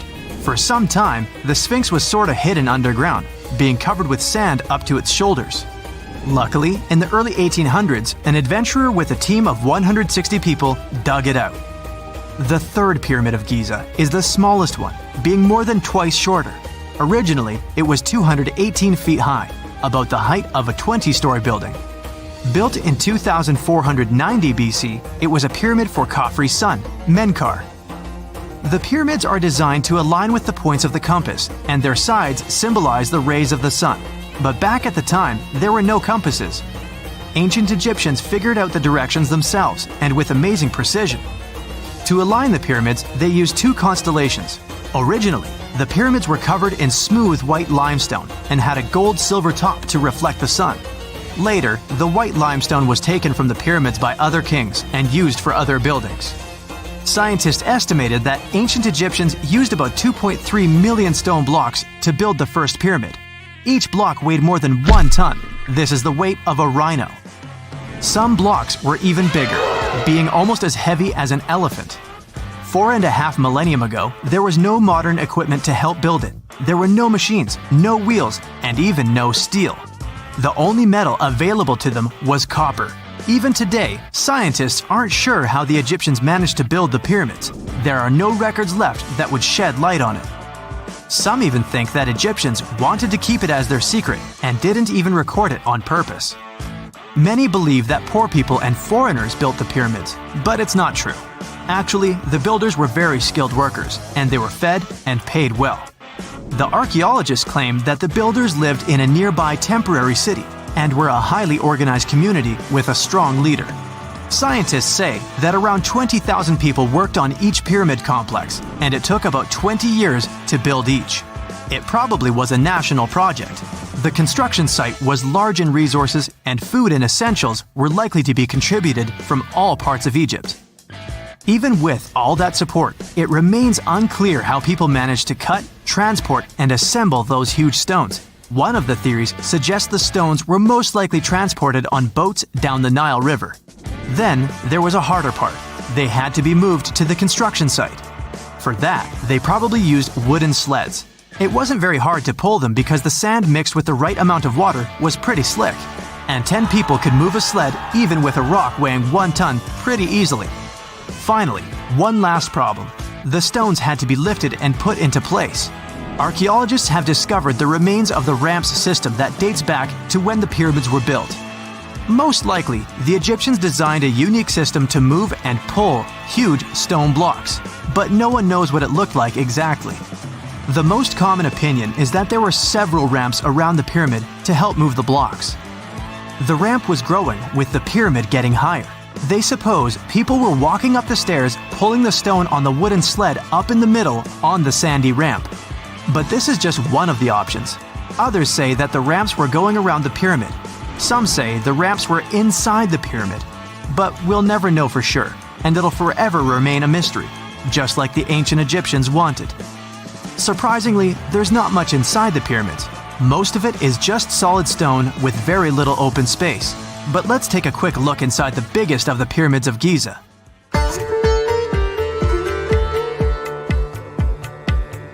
From the entrance, there are two stairs, one going down and the other one going up. The descending one takes you to a chamber located underground. That's where the pharaohs are, but not in this pyramid because Khufu wanted to stay higher.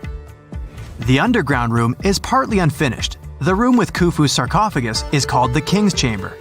It's upstairs and then through the tall and long Grand Gallery. Below the King's Chamber, there's a room called the Queen's Chamber. There are no queens though, and no one is sure why the room is called this. Unfortunately, none of these have any hieroglyphs on the wall. They're just bare. If you want to see them, you should go to the other rooms that are decorated. Those pieces of art are depictions of ancient Egypt's culture and daily life. The texts allow researchers to study their language and grammar. Sadly, the treasures that once were here in the pyramid are long stolen. From that room, there are several tunnels for an unknown purpose. There are many tunnels and passages inside the pyramids. There are many chambers and shafts and secret ways. Scientists have been sending little robots with cameras there for some decades already. And the robots did discover another chamber a bit upstairs with hieroglyphs on the walls. But even today, much of the pyramids is still unknown, and there's no so-called building plan of the pyramids. Egyptians did create a mystery no one can crack for 4,500 years already. Scientists recently started to X-ray the pyramid to learn what's inside it without entering it and its narrow, mysterious tunnels. Imagine working 7 days a week on a large-scale construction site. You, along with thousands of others, carry millions of stone blocks and put them on top of each other according to a complex system. You work without modern construction equipment. You have no air conditioning or constant access to water. It's so hot outside that you can fry eggs on the road. You've been building the pyramid for decades, and now, when it's finally done, you enjoy the result of the colossal work of thousands of people. You're looking at a giant cultural monument of global value that will freeze in time and amaze people for tens of thousands of years. A few thousand years have passed. People in the 21st century see the pyramids and are like, wow, I can't believe humans have built this. Yeah, the people who built the pyramids wouldn't have appreciated such a theory. But actually, there are reasons to believe that people built it using some fantastic technology. From the outside, it seems the Great Pyramids are just big triangles of stone. People just put some heavy blocks on top of each other, and that's it. In fact, the design seems too perfect to be true. The pyramid consists of more than 2 million blocks. They lay so close to each other and are so even that you couldn't squeeze even a thin sheet of paper between them. Scientists still can't figure out the exact technology for building the Egyptian pyramids. One of the biggest and most famous is the Great Pyramid of Giza.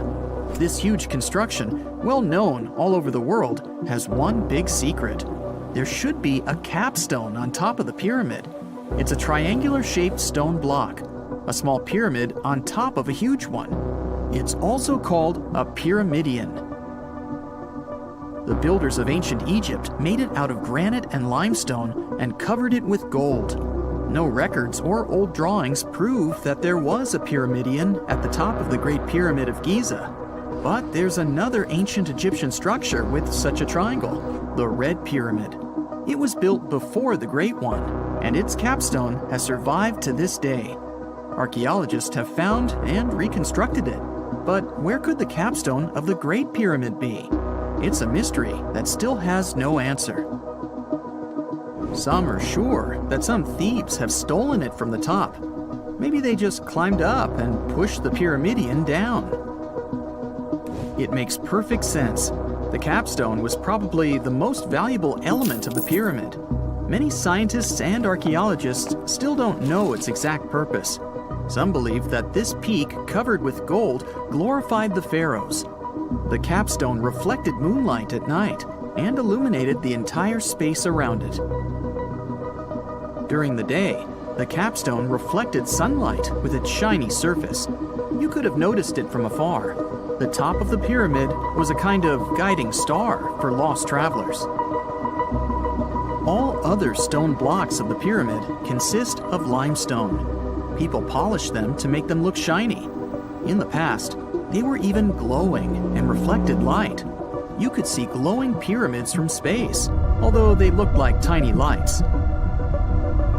Over thousands of years, winds, sandstorms, and rains have changed the pyramid's appearance. If people had taken care of them all this time, they would have looked like something out of science fiction movies, or the pyramids from Las Vegas. But unfortunately, we will never see their original appearance. Some archaeologists and scientists believe that the capstone could absorb the sun's energy and distribute it evenly throughout the pyramid. No one knows precisely why the Egyptians needed this technology. There's a theory the pyramids are ancient energy systems. The pharaohs applied this energy to use some unique technologies that were more advanced than all the achievements of the 21st century. And the triangular shape of the pyramids was ideal for boosting this electromagnetic energy. In theory, solar radiation, or electromagnetic forces, accumulated at the top of the pyramid, filled the inner rooms, and then went down the walls to the base. Any surface distortion could prevent the flow from spreading, so they had to create a perfectly smooth surface. That's why they installed the blocks so that nobody could squeeze a needle or razor blade between them. Many people believe in this theory because they built the pyramids from limestone. This material can hold energy inside itself. In the inner part, they created granite deposits to cause air ionization, that is, to create an electric charge. They also dug channels under the pyramid for water to transmit electricity. And at the top, they put a gold capstone, the best conductor of electricity. So, this is how you get a great power generator. Different cultures used similar technologies to create electricity all over the world. But these are all theories. If it had been working, humanity would have used these technologies today. There are mentions of the metal industry, chemistry, engineering, physics, mathematics, and astronomy in some ancient records. Most scientists don't believe in all these things. We know the detailed stages of the technology's development in different cultures. In the 21st century, scientists, historians, and anthropologists can track the evolution of all modern devices. If people had created some technological inventions in ancient times, the history of the world would have looked different. Perhaps all the achievements of antiquity could have been wiped off the face of the earth by global cataclysms, and it can happen to us. Just imagine how people would dig up a laptop in 5,000 years. Perhaps they wouldn't understand what kind of device it is. Another Egyptian wonder surrounded by mystery is the statue of the Sphinx. The Egyptians carved it out of a single massive piece of limestone about 4.5 thousand years ago. But scientists still don't know the exact date of its construction or who built it.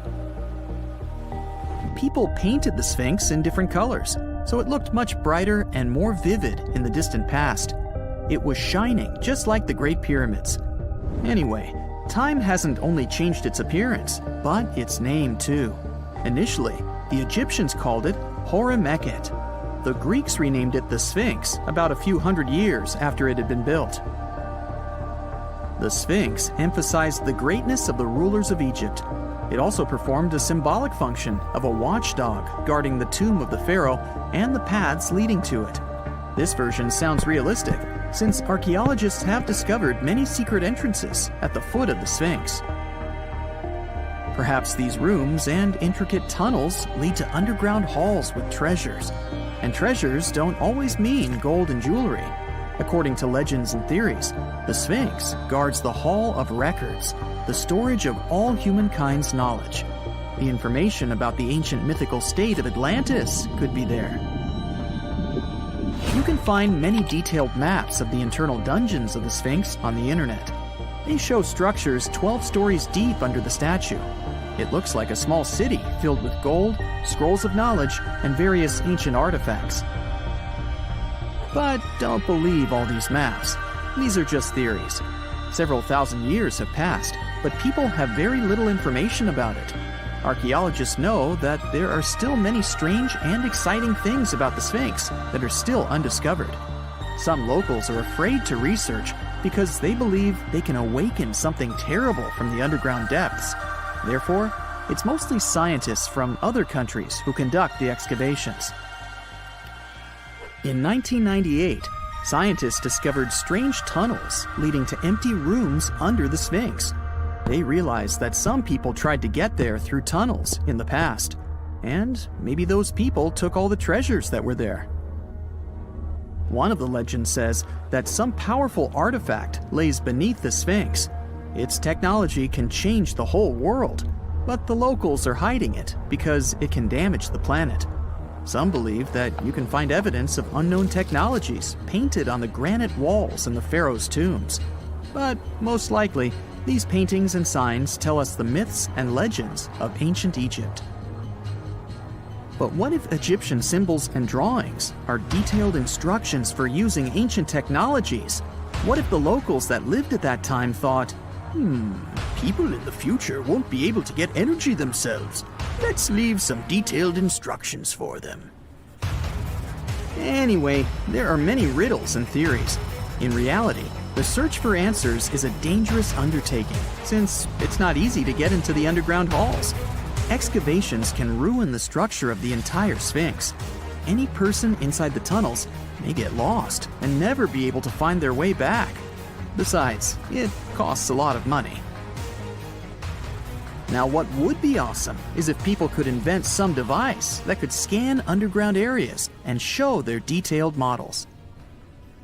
We know that the ancient Egyptians were talented enough to build something as grand as the pyramids, but were they also smart enough to measure the speed of light? There's a theory circulating online that says exactly that.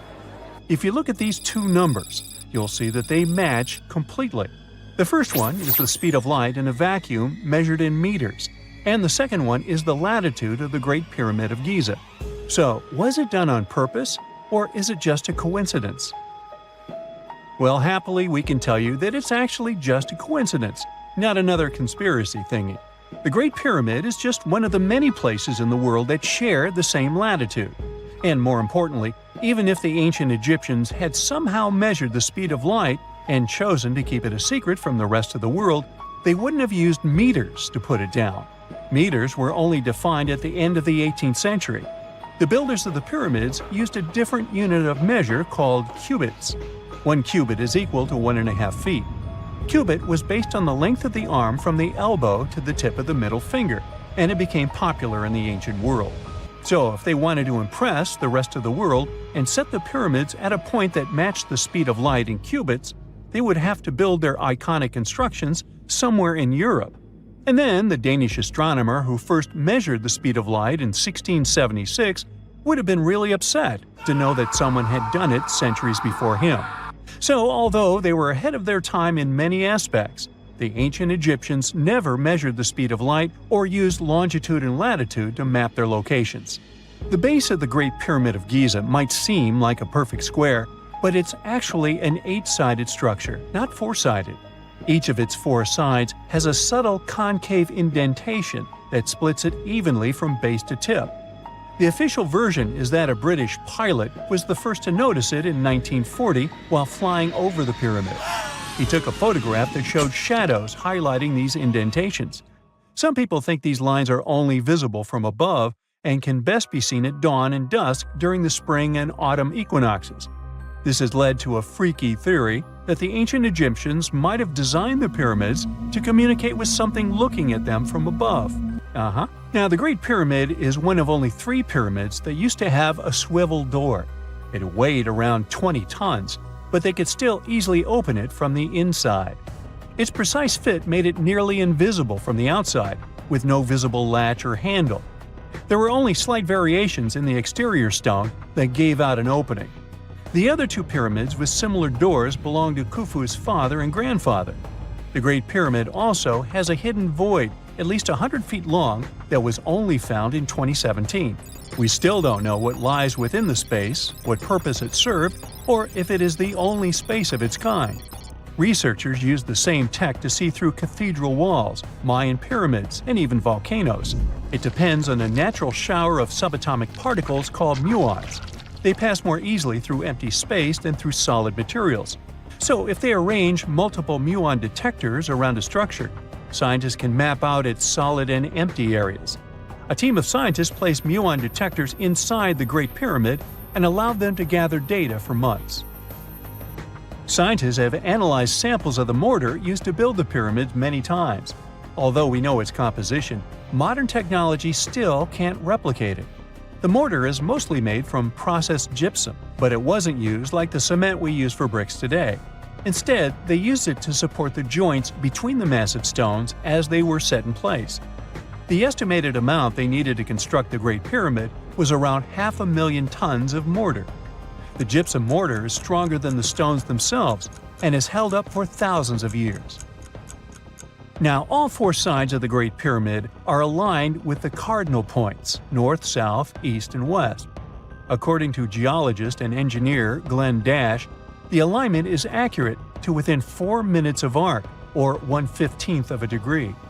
The architects managed to achieve this without modern tools like drones, blueprints, or computers. Many researchers try to explain this construction miracle. Maybe they used the pole star or the sun's shadow. Dash recently proposed a new, simpler idea. The Egyptians might have used the autumnal equinox to align the pyramids. It happens twice a year when the Earth's equator passes through the center of the sun's disk, making day and night nearly equal in length. To test his theory, Dash conducted an experiment on the 22nd of September 2016, the first day of the fall equinox. He used a special rod the Egyptians had to cast a shadow and tracked its tip at regular intervals, forming a smooth curve. By connecting 2 points of the curve with a taut string, he created an almost perfect east-west line.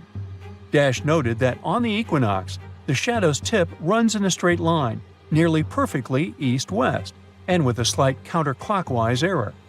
There's a similar error in the pyramids. Although his experiment was conducted in Connecticut, Dash believes that the same method would work in Egypt. All the ancient Egyptians needed was a clear, sunny day. They could determine the fall equinox by counting 91 days from the summer solstice. But they left us few clues, and no engineering documents or architectural plans have been found that explain their methods. So they might have mapped shadows, but it's not definite. Now, scientists have long wondered how heavy stone blocks were carried to the pyramid sites, and they might finally have an answer. A research team from the University of North Carolina, Wilmington, has discovered that 31 pyramids are likely to have been built along a long-lost ancient branch of the River Nile. It's now hidden under desert and farmland. For many years, archaeologists have thought that ancient Egyptians must have used a nearby waterway to transport materials, equipment, people, and whatever else they needed to build the pyramids on the river. But up until now, they weren't certain of the location, shape, size, or proximity of this waterway to the site of the pyramids.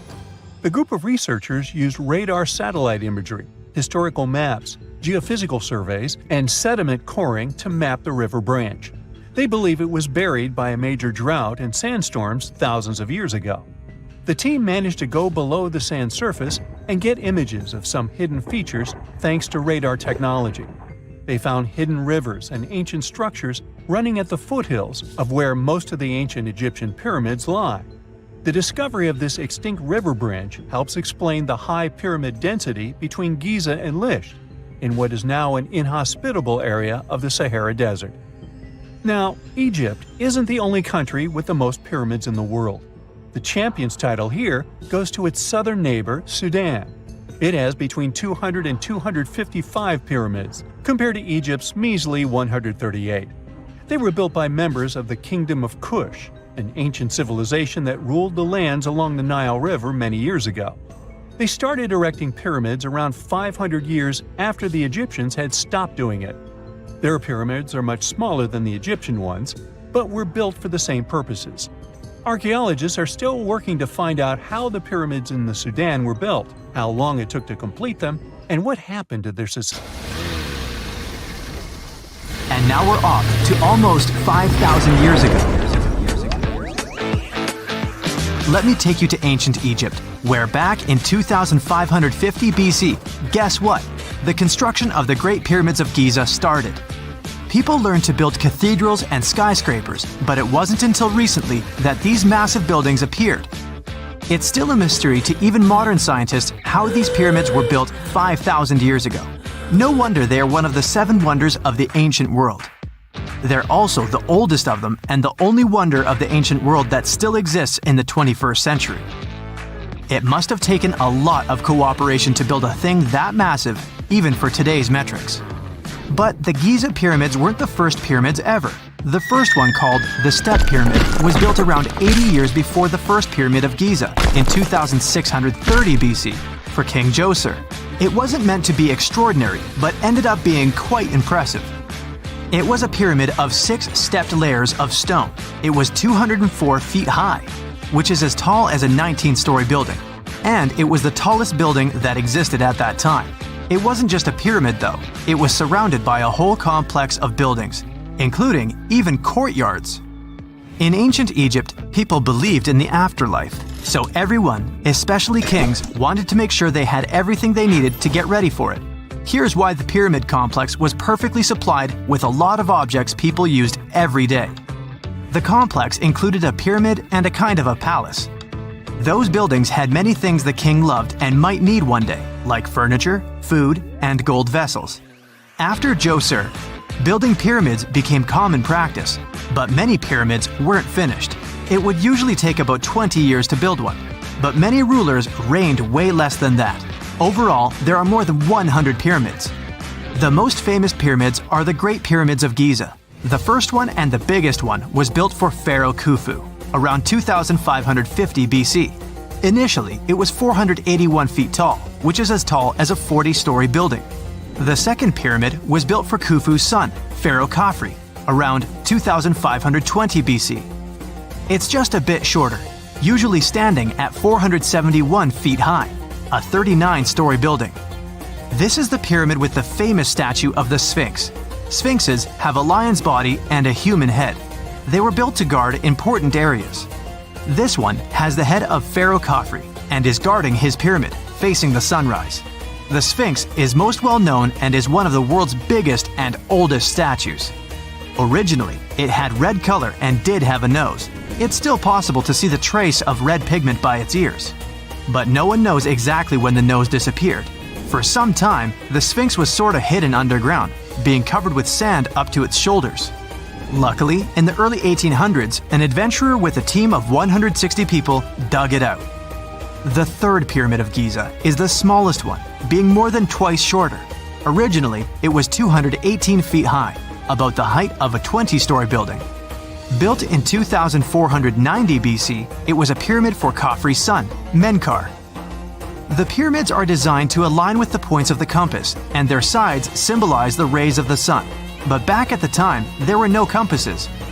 Ancient Egyptians figured out the directions themselves, and with amazing precision. To align the pyramids, they used 2 constellations. Originally, the pyramids were covered in smooth white limestone and had a gold-silver top to reflect the sun. Later, the white limestone was taken from the pyramids by other kings and used for other buildings.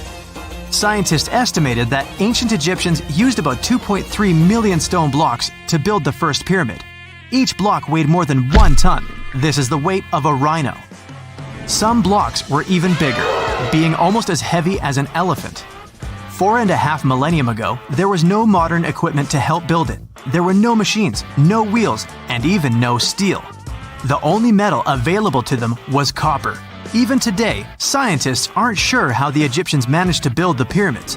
There are no records left that would shed light on it. Some even think that Egyptians wanted to keep it as their secret and didn't even record it on purpose. Many believe that poor people and foreigners built the pyramids, but it's not true.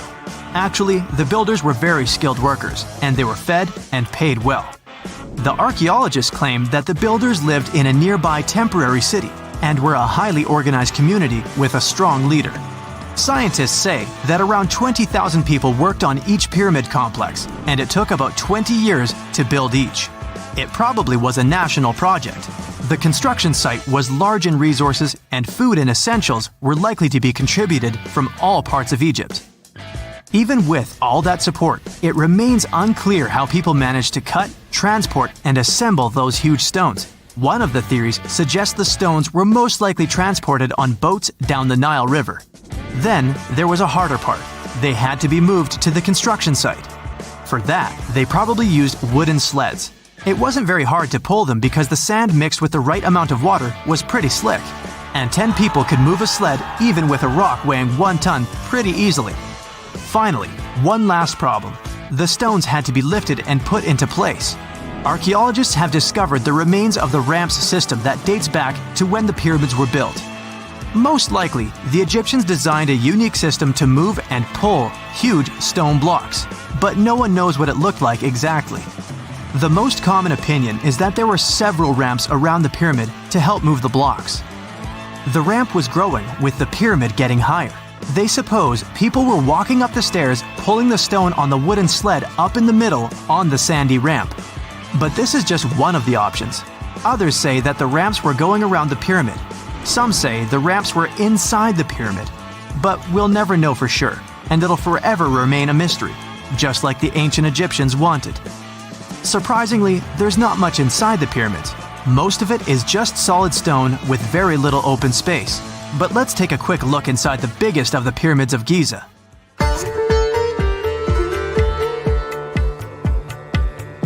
From the entrance, there are 2 stairs, one going down and the other one going up. The descending one takes you to a chamber located underground. That's where the pharaohs are, but not in this pyramid because Khufu wanted to stay higher. The underground room is partly unfinished. The room with Khufu's sarcophagus is called the King's Chamber. It's upstairs and then through the tall and long Grand Gallery. Below the King's Chamber, there's a room called the Queen's Chamber. There are no queens though, and no one is sure why the room is called this. Unfortunately, none of these have any hieroglyphs on the wall. They're just bare. If you want to see them, you should go to the other rooms that are decorated.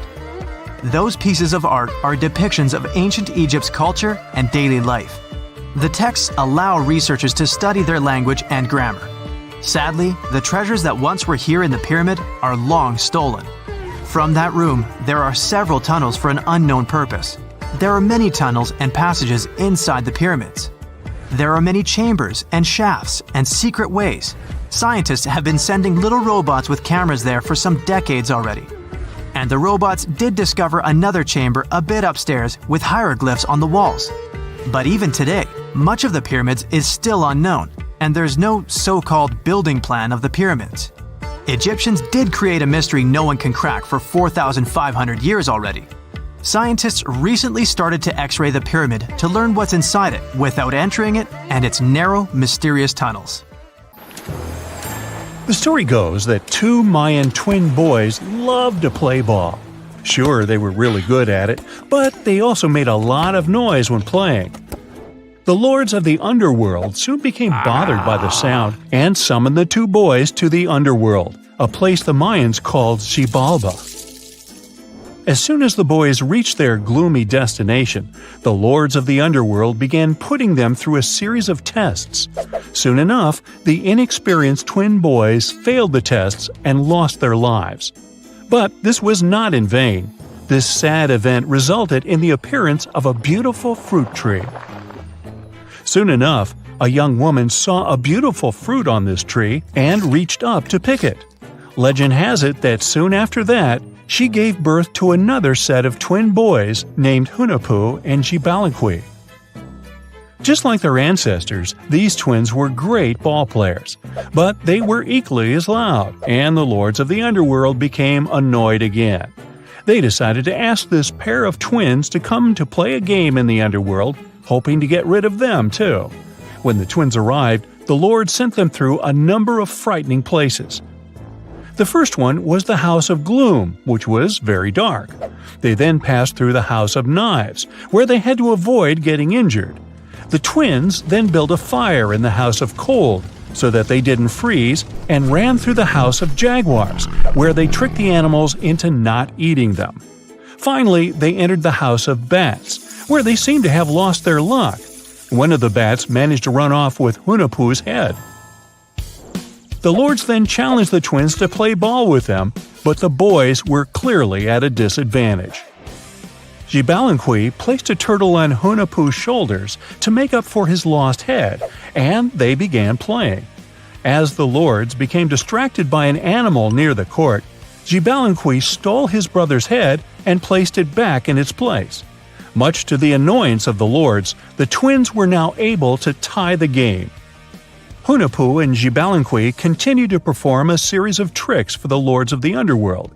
One of them involved Jibalinkui injuring Hunahpu and then bringing him back to life. The lords were so impressed by the twins' performance that they asked them to do the same trick on them.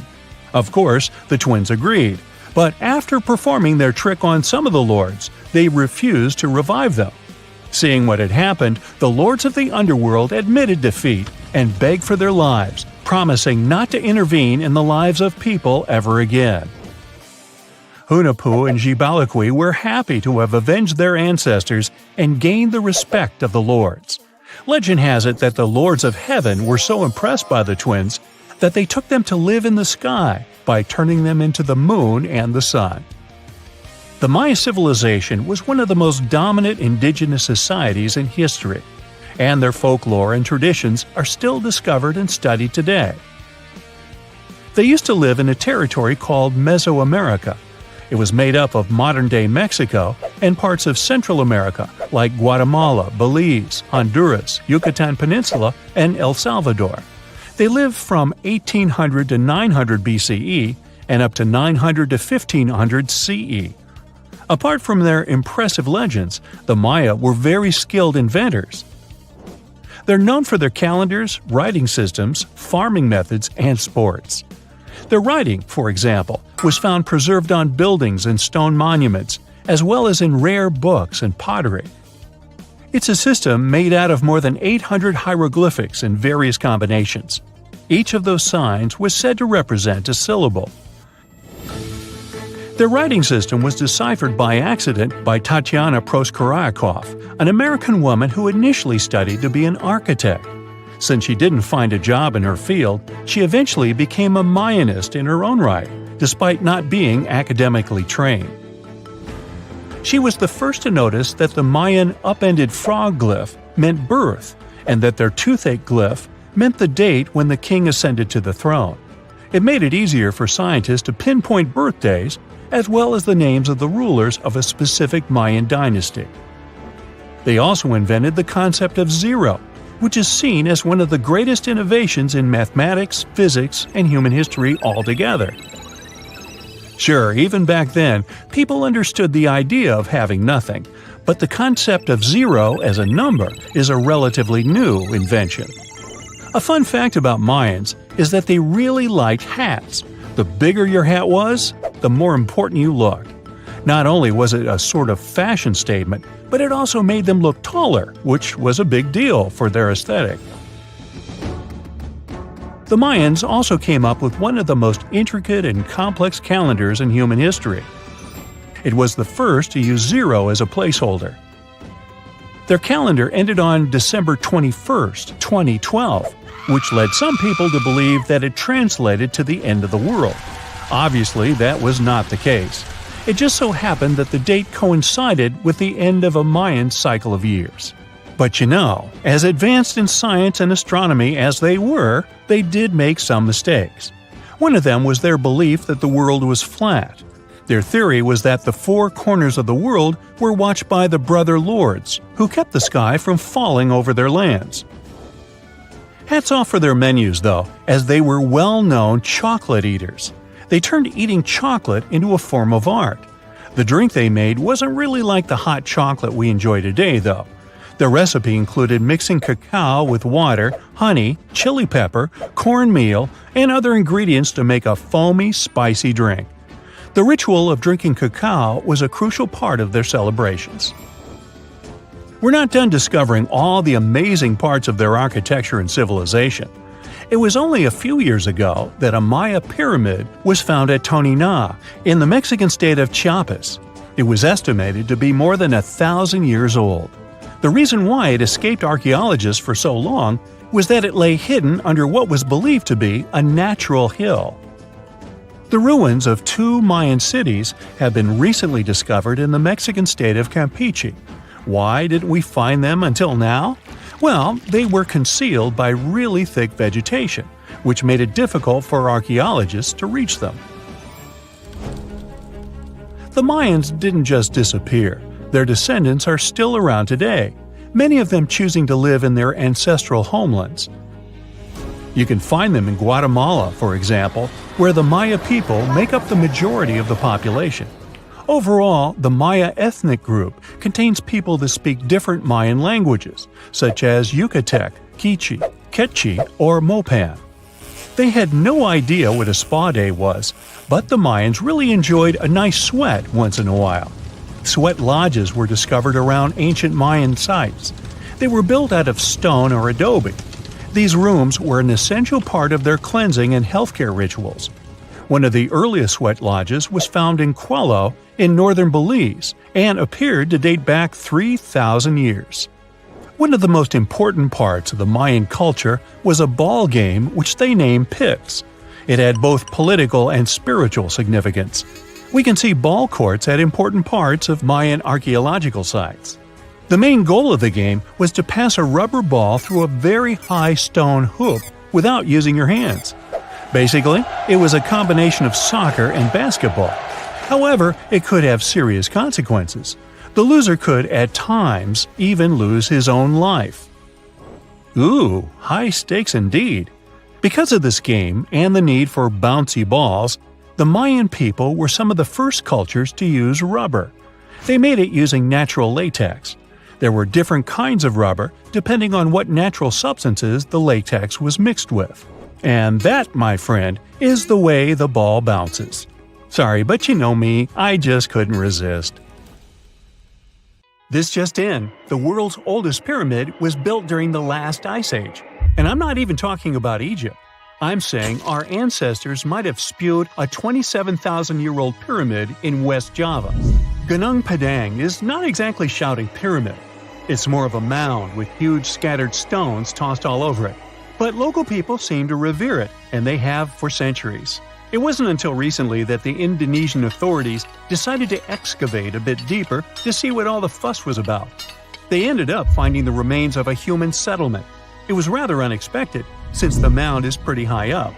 This excavation could only prove there were humans in the area as far back as 45 BCE, which sounds reasonable. It was up to an Indonesian geologist named Donny Hillman to prove that Gunung Padang is the world's first pyramid. He used all sorts of new technology to support his claim. Our guy used carbon dating, which digs deep into the earth and takes whole chunks of soil. He found layers and layers of constructions, like he was digging up Rome and finding ancient buildings buried in the ground. His research proved that there had been caverns and even rooms down there, which could only mean one thing: humans. As for the rocks located up in the mound, they were most likely strategically placed by the people who lived there back in the day. They needed a place to meditate, so they arranged things in a harmonious way. Their smooth surfaces wouldn't be the result of years of erosion, but the works of great sculptures, the Michelangelos of their day, let's say. If this is all for real, then human civilizations began way before we think they did. Our ancestors, the Paleolithic humans, didn't have what it took to be considered a civilization, especially not the tools and knowledge to build pyramids. They needed a lot of masonry skills, which weren't all that available during the last ice age. His peers don't share this view, though. They could believe Hillman's theory if he had found evidence such as charcoal and bone fragments, but he didn't. Flint Dibble, another archaeologist, says that without concrete evidence of human activity, there's no proof of an actual pyramid. In this case, all the data proves is that the soil in the mound dates back to 27,000 years ago. He thinks the rocks on top of the mound just slipped down the hill, like rocks normally do. Only a complex society would have managed to build a stepped pyramid like they claim it was. But according to Bill Farley, an American archaeologist, there's just no reason to believe there were any settlements in Indonesia during the last ice age. Now, just so you know, the oldest known ancient society with this kind of knowledge is probably 11,000 years old and used to occupy the region of modern-day Turkey. Take a look, Turkey's Göbekli Tepe. It's also not a pyramid, but it's the oldest monolithic construction made by humans. Back in the Neolithic period, a lot of people settled there, and there are proofs for it. For example, the walls there are covered in ancient drawings of clothing and wild animals. Until recently, the title of the world's oldest pyramid went to a three-sided construction known as the Djoser Pyramid in Egypt. Djoser is located just a few miles south of the Giza complex in a town called Saqqara. It made its way to popular culture more than once. In the 18th century, it became a common feature in European paintings. Young men from the cultural elite did a grand tour around the world, and Saqqara was at the top of their list. It was also featured in the video game Assassin's Creed, with a digital representation way more accurate than many historical drawings of the thing. That was kind of a big deal in ancient Egypt, to build pyramids for kings to spend their afterlives. And if you thought the Khufu pyramid was the oldest one in the world, well, Djoser was built 70 years ahead of that time. The development of new technology has allowed archaeologists to make groundbreaking discoveries, and a new, or should I say ancient pyramid in South America might win the title in dispute. It turns out that pyramids were also pretty fashionable in the Americas in the old days. Among them are the iconic pyramids of Guatemala's Tikal temple complex, the same ones that appeared in Star Wars No. 4. But to find the oldest pyramid in the Americas, one would have to travel to Peru. Deep in the Peruvian desert, archaeologists stumbled upon a sprawling ancient metropolis known as Caral. At first, researchers believed that the settlement was pretty recent, since the site was way too complex for ancient technology to handle it. As we said, Caral is a desert town, like Las Vegas, but without all the hoopla. This means no easy access to water. And for cities like these to thrive, they need a considerable irrigation system, which leads us back to complex technologies. The Peruvians surprised us all with this new discovery. This site was huge, filled with an amphitheater, houses, and religious buildings. The whole thing probably sprawled through 370 acres. And when scientists went to test their initial hypothesis using radiocarbon dating, they found that the city probably sprung around 2027 BCE. On the site, archaeologists found 6 pyramids that could possibly predate the one in Saqqara. As far as they know, both civilizations coexisted in the same time period, in opposite parts of the world. But since researchers can't pinpoint the exact age of Caral's pyramids, it's pretty hard to guess which civilization completed their pyramid first. If only we had a crystal ball. Now, it just so happens that the shape of a pyramid is something that nature is able to produce all on its own, leaving us modern-day humans a bit confused. A classic example is the Japanese side of Yaonagani, which also goes by the name of Japan's Atlantis. The entire monument is about the size of 5 football fields and the height of a 5-story building. Explorers and scientists believe that Yaonagani dates back to 10,000 years ago. For Japan's top marine geologist, Professor Masaki Kimura, Yaonagani is the heritage of a lost civilization. Kimura has dived into exploring the ruins over 100 times over the past 10 years. To him, there are clear signs of human activity down there. Check out this triangular-shaped pool on the monument's surface. Kimura thinks it's actual proof of humans, because this triangle-shaped concave is a historical symbol of water fountains in the region. As it happens with a lot of these cases, not all scientists are convinced the same. For many, Yonaguni is probably the result of thousands of years of erosion, and the fact that the monument is composed of one massive rock leads them to believe it is not really human-made. Sure, these huge basalt columns may look like the ruins of a palace, but they're most likely the result of the intense volcanic activity in the region. And speaking of natural formations that really look like a human made it, a pyramid on Mars has been a hot topic lately. Humans have been keenly trying to prove that there is life on Mars for quite some time. But some are stretching it really far, saying that little green or gray people built a pyramid on the planet to try and build their own civilization. This picture was taken over a decade ago by the Mars Reconnaissance Orbiter, the MRO, but it started to resurface recently. It shows what looks like a three-sided pyramid. Some people claim that the smooth side of the pyramid could only be the effect of otherworldly work. Then science comes along and explains that Mars is home to one of the deepest canyon systems in the whole solar system. The so-called pyramid is located in what is known as the Kandor-Chasma region. This Martian region has a bunch of similar formations that are nothing more than the result of erosion. Nothing supernatural going on there, apparently. It's 1898, and you're taking part in excavations in Saqqara. This place, not far away from Cairo, is full of ancient tombs and pyramids. You're in your Indiana Jones mood and hope to find something really phenomenal to become famous. Gold, manuscripts, treasure maps, mummies of famous pharaohs. Wait, a wooden bird? You're really disappointed as it looks like a regular toy. An old one, but still. Little do you know that years later, someone would propose that your bird was actually an ancient monoplane. So the artifact, nicknamed the Saqqara bird, is made of a sycamore tree. The birdie has a wingspan of just 7 inches and weighs around 40 grams. A perfect original souvenir from Egypt, I would say. It's over 2,000 years old and looks pretty plain, without any carvings of feathers or other intricate ornaments. It has a beak and eyes though, which makes our find look like a hawk, the emblem of the deity Horus.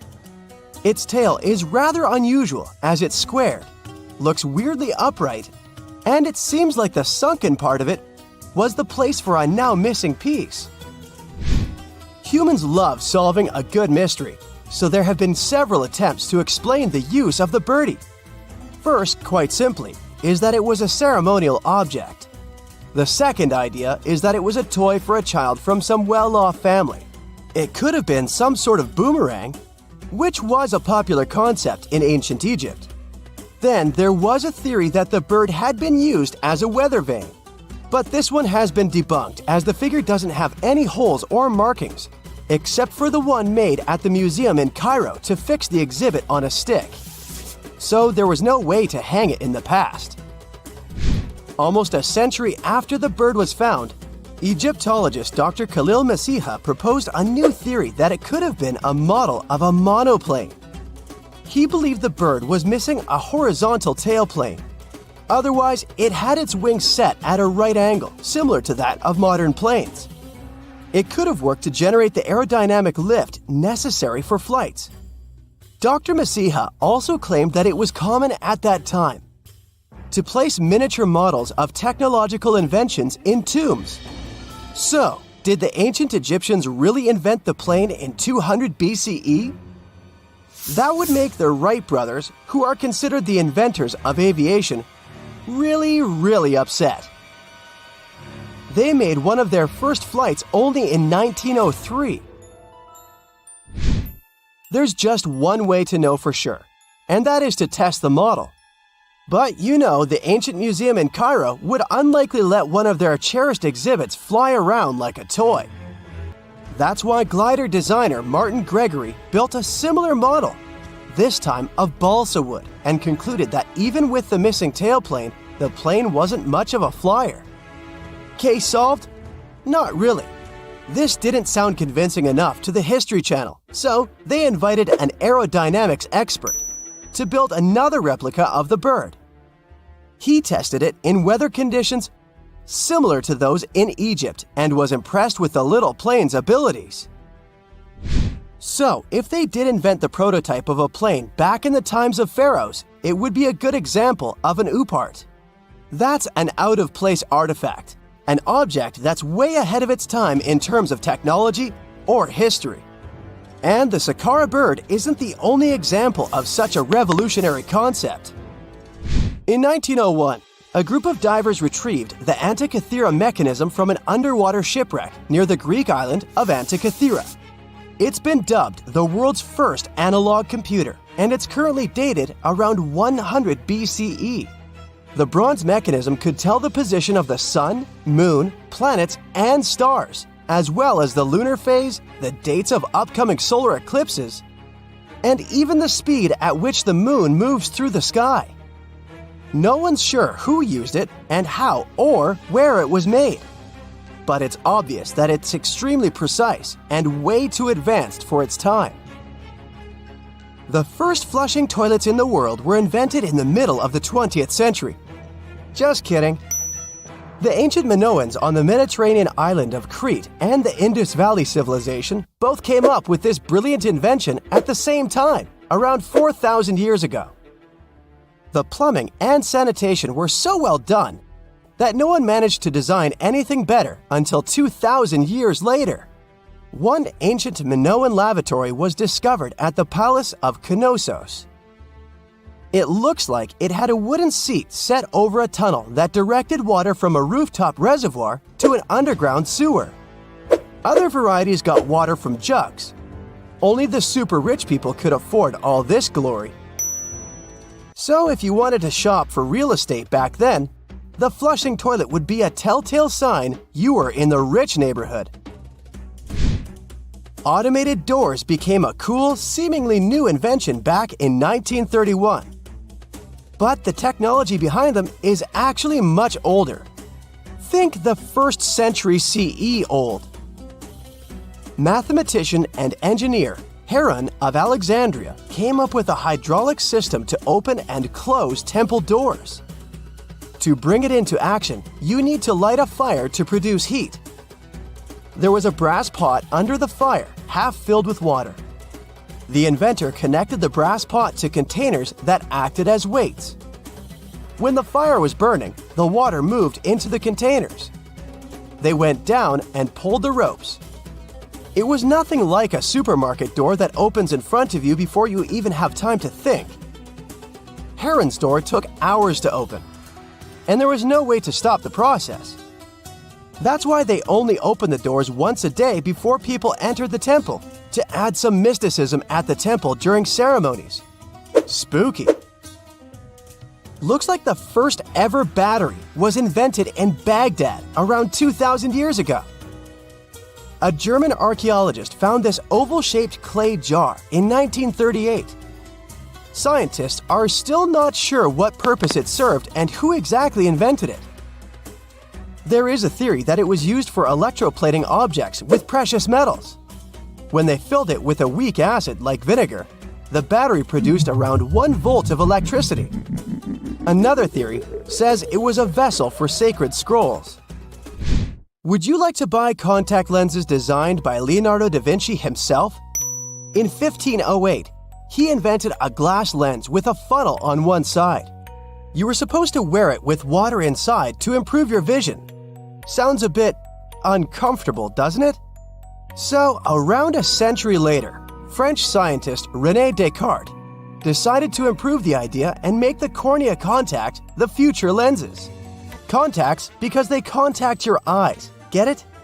The glass tube with liquid did help improve vision, but blinking was sadly impossible. 2.5 centuries later, new technologies in the glass industry let scientists design contacts that would fit in the eye and even let the wearer blink. Thanks, guys! Still, those lenses were made of heavy blown glass and didn't let the eye breathe. About 50 years later, contacts became plastic, lightweight, unbreakable, and scratch-resistant, but still covering the entire eye. And then, in 1948, an English optical technician accidentally sanded down a plastic lens and figured out they'd still be in place even if they covered only the cornea. Imagine you're living in 19th century London and need to send a message to New York. it would have taken about 10 days to get there by ship. So when delivery time went from days to hours in 1858, it was a true sensation. The first message was sent by Queen Victoria herself. It was all made possible thanks to the transatlantic telegraph cable, running under the ocean. Sadly, the new cool invention only lasted a few weeks. It took years to bring it back to life.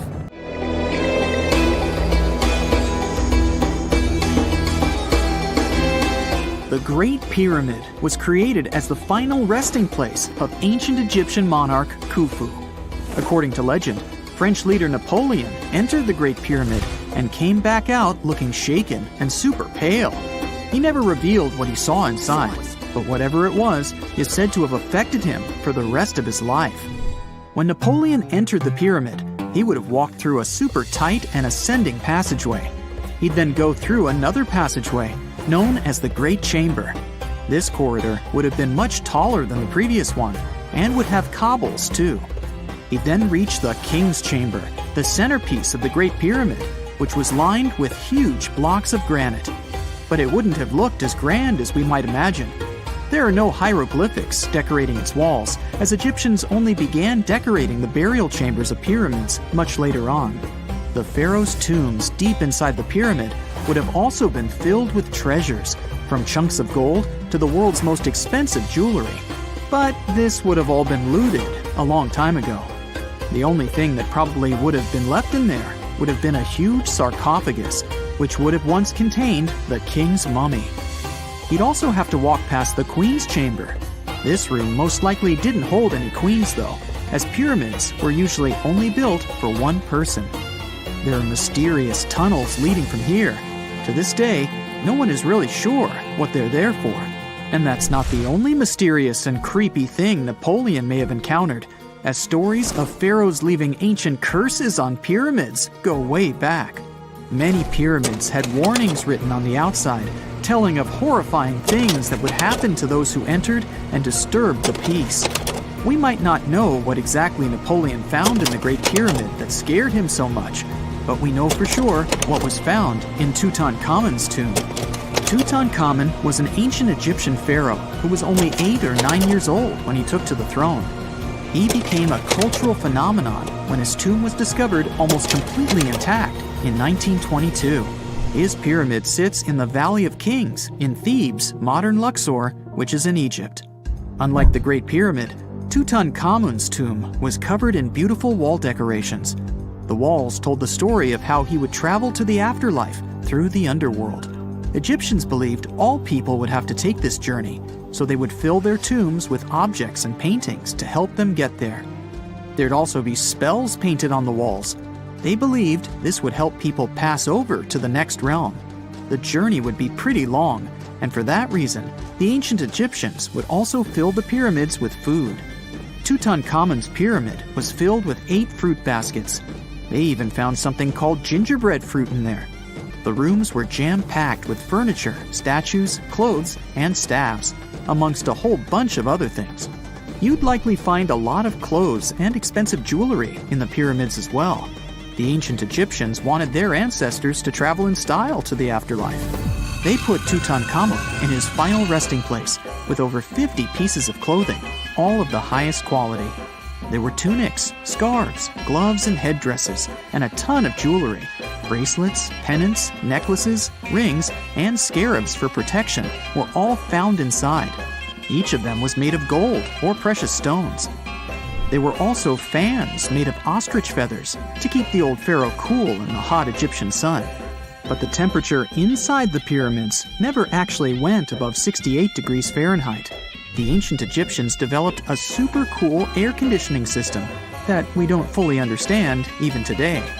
Tutankhamun's pyramid also contained 130 walking sticks made from ebony, ivory, silver, and gold to help him on his journey.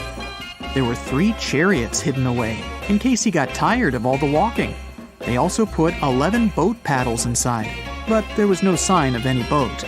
The pyramids would be littered with the pharaoh's favorite scents and perfumes. During the excavation of Tutankhamun's pyramid, it quickly became clear that it had been robbed during ancient times. There was damage to doors and traces of oils left in empty jars. It looks like someone raided the pyramid for gold and the scents, perfumes, and oils that had been left for King Tut. There was still a bit of perfume, which was made from coconut oil and frankincense, left in one bottle. It seems like Pharaoh Tutankhamun loved board games. There was an ivory traveling set of senet in his pyramid. Although we don't know for sure exactly how to play it, we have figured out it was sort of an ancient Egyptian version of backgammon. It looks like it was a two-player game where the goal was to knock your opponent off the board. Not really sure who Tutankhamun's mummy was supposed to play with, though. The ancient Egyptians had some rituals that may seem pretty strange to us. For example, they used to shave their eyebrows off if they ever lost a cat. So it's not too surprising they put some really weird things inside pyramids. Archaeologists discovered a collection of mummified cats and scarab beetles in pyramids that date back more than 4,000 years. They were found in the pyramids of Saqqara, which is south of Cairo. They also found a bunch of makeup kits and mirrors inside. Makeup was worn proudly by both men and women in ancient Egyptian times. Eyeliner was the most popular cosmetic. The Rosetta Stone was one of the best discoveries ever made in pyramids. It was found by our man Napoleon Bonaparte and his team. It's a black granite rock that dates back to 196 BCE.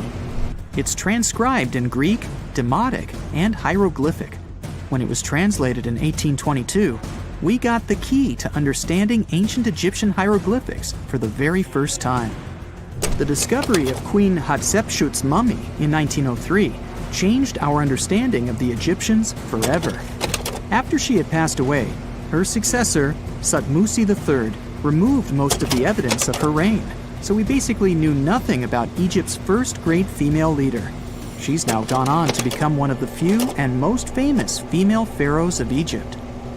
Pharaoh Khufu even had a fully fledged boat in his pyramid. Archaeologists uncovered more than 1,200 pieces of a giant boat near the Great Pyramid at Giza. They reassembled the boat, and it's a whopping 144 feet long. It's most likely a solar boat, which was designed to carry the resurrected king with the deity Ra. Fun fact, the Pyramid of Giza is the last remaining of the 7 wonders of the ancient world. The other 6 are the Hanging Gardens, the Colossus, the Temple of Artemis, the Mausoleum, the Lighthouse, and the Statue of Zeus. This pyramid was also the world's tallest man-made structure for 3,800 years, and it's the biggest pyramid in Egypt. It took a staggering 2.3 million blocks of limestone, and some weighed as much as 80 tons. It took an incredible 100,000 laborers and a whopping 23 years to build. Its original height was a mega 480 feet. In 2017, archaeologists discovered something weird about Egypt's Great Pyramid. There's a hidden void that's at least 100 feet long, and no one really knows why it's there or what's actually inside it. The weird void is the first inner structure discovered within the 4,500-year-old pyramid since the 1800s. Scientists used cosmic rays to detect the massive hole, but are still no closer today to finding out what's inside. The ancient Egyptians took a lot of care building the pyramids, and everything was strategically placed and structurally sound, so it's super unlikely that this hole is due to blocks falling over time. Loads of pyramids also contain small model figurines called ushabti. These represented attendants. They believed they would come to life to serve the pharaohs in the afterlife. But it's amazing that all this stuff actually fit inside. There isn't actually a huge amount of space inside the structures. It's mostly just rock. Before we get into the reason why and how there are pyramids all around the world, let's talk about some of the examples. I'll start with the Pyramid of the Sun in Mexico. These folks really knew how to build a city. Their well-planned urban center spanned over 7 square miles and boasted several pyramids. But the Pyramid of the Sun is the most impressive. This giant pyramid was built way back in 100 CE and is one of the biggest structures of its kind in the whole Western Hemisphere. It's so big that it's 216 feet high above the ground. If you ever find yourself in this ancient city, you won't be able to miss the Pyramid of the Sun. It's right there on the east side of the Avenue of the Dead, the city's main north-south street.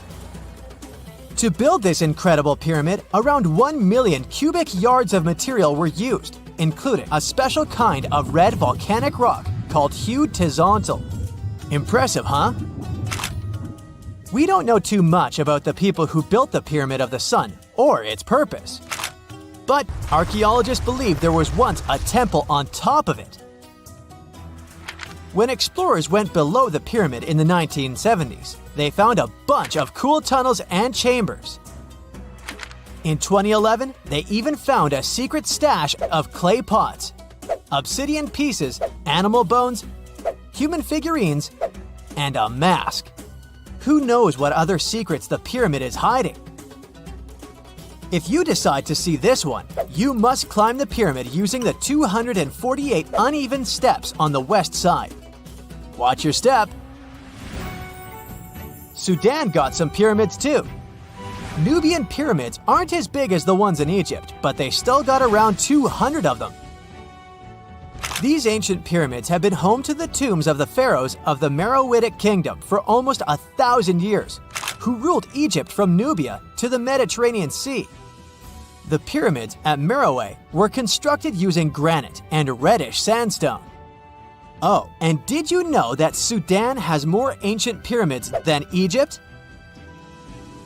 The Kushite pyramids depict the indigenous architecture and burial traditions of Nubia's Napata and Meroe kingdoms, which ancient Egypt influenced. Meroe, the burial site of over 40 queens and kings, is the most extensive Nubian pyramid site. The tomb walls depict mummified royals bedecked in jewelry, their wooden caskets containing bows, quivers of arrows, and other artifacts pointing to the Meroitic relationship and trade with Egyptian and Greek civilizations. So if you're looking for some ancient tombs to explore, you may consider skipping the crowds in Egypt and heading on down to Sudan. Let's fly to Iraq to see some more pyramids. Ziggurats have fancy receding layers and tiered temples. Instead of a smooth exterior, it has tiers like a cake. Perfect for all the important work and rituals that went on inside. You can find these towering structures scattered throughout Iraq and Iran, and they're a real testament to the power and skills of the people who built them. One of the biggest and most impressive ziggurats is the ziggurat at Ur. It's basically a giant rectangular pyramid that stands a whopping 70 to 100 feet tall, with 3 levels of terraces and a temple on top. Can you imagine how many baked bricks it took to build that thing? Try 720,000 for just the lower portion. This particular ziggurat was built for Sumerian king Ur-Nammu. Similar to other ones, this pyramid has been around for thousands of years, so it got a little rough around the edges. Thankfully, the Babylonian king Nebuchadnezzar II and some archaeologists came to the rescue in the 6th and 20th centuries respectively, and now you can find this near Talil Air Base. The ziggurat at Ur was built in 2100 BCE by King Ur-Nammu for the moon deity Nana. It was the tallest building in the city, and you could see it from miles around. It was like the medieval cathedral spire of its day. People would come here to bring their agricultural surplus and get their food allotments and seek spiritual nourishment. Sadly, the Nana temple at the top of the ziggurat didn't survive, but we do have some blue glazed bricks that may have been part of its decoration. The lower parts of the ziggurat are pretty amazing though. The architects even included holes in the temple's baked exterior to let the water evaporate from its core. Since we explored some of the pyramids on our planet, let's take a broader perspective. They can be found in many parts of the world. Egypt has over 100 pyramids, double that number in Sudan, and dozens of others are scattered in the Middle East and China. The Americas have the most pyramids in total, with more pyramids than the rest of the world combined. These pyramids are located in Mexico, Guatemala, Honduras, and El Salvador. Time to know more about the evolution of pyramids through history. The oldest pyramid is in Egypt. This pyramid was a step pyramid, which was created by placing one layer of stone on top of another. The pharaoh Sneferu is credited with creating the pyramid shape we recognize today. During his 45-year reign, he built 3 pyramids. His first 2 attempts failed, but he finally got it right with the Red Pyramid, which is considered the first true pyramid. It was Sneferu's son, Khufu, who built the Great Pyramid of Giza, which was the tallest human-made structure on Earth for almost 4,000 years. Latin American pyramids are similar to early Egyptian step pyramids, but they were built independently with no knowledge of each other. The pyramids in Sudan were built around 700 BCE and are tall but much narrower than those in Egypt. How in the world did all these civilizations build these things without even texting each other? After all, the Aztecs, Mayans, and ancient Egyptians were about as different as possible.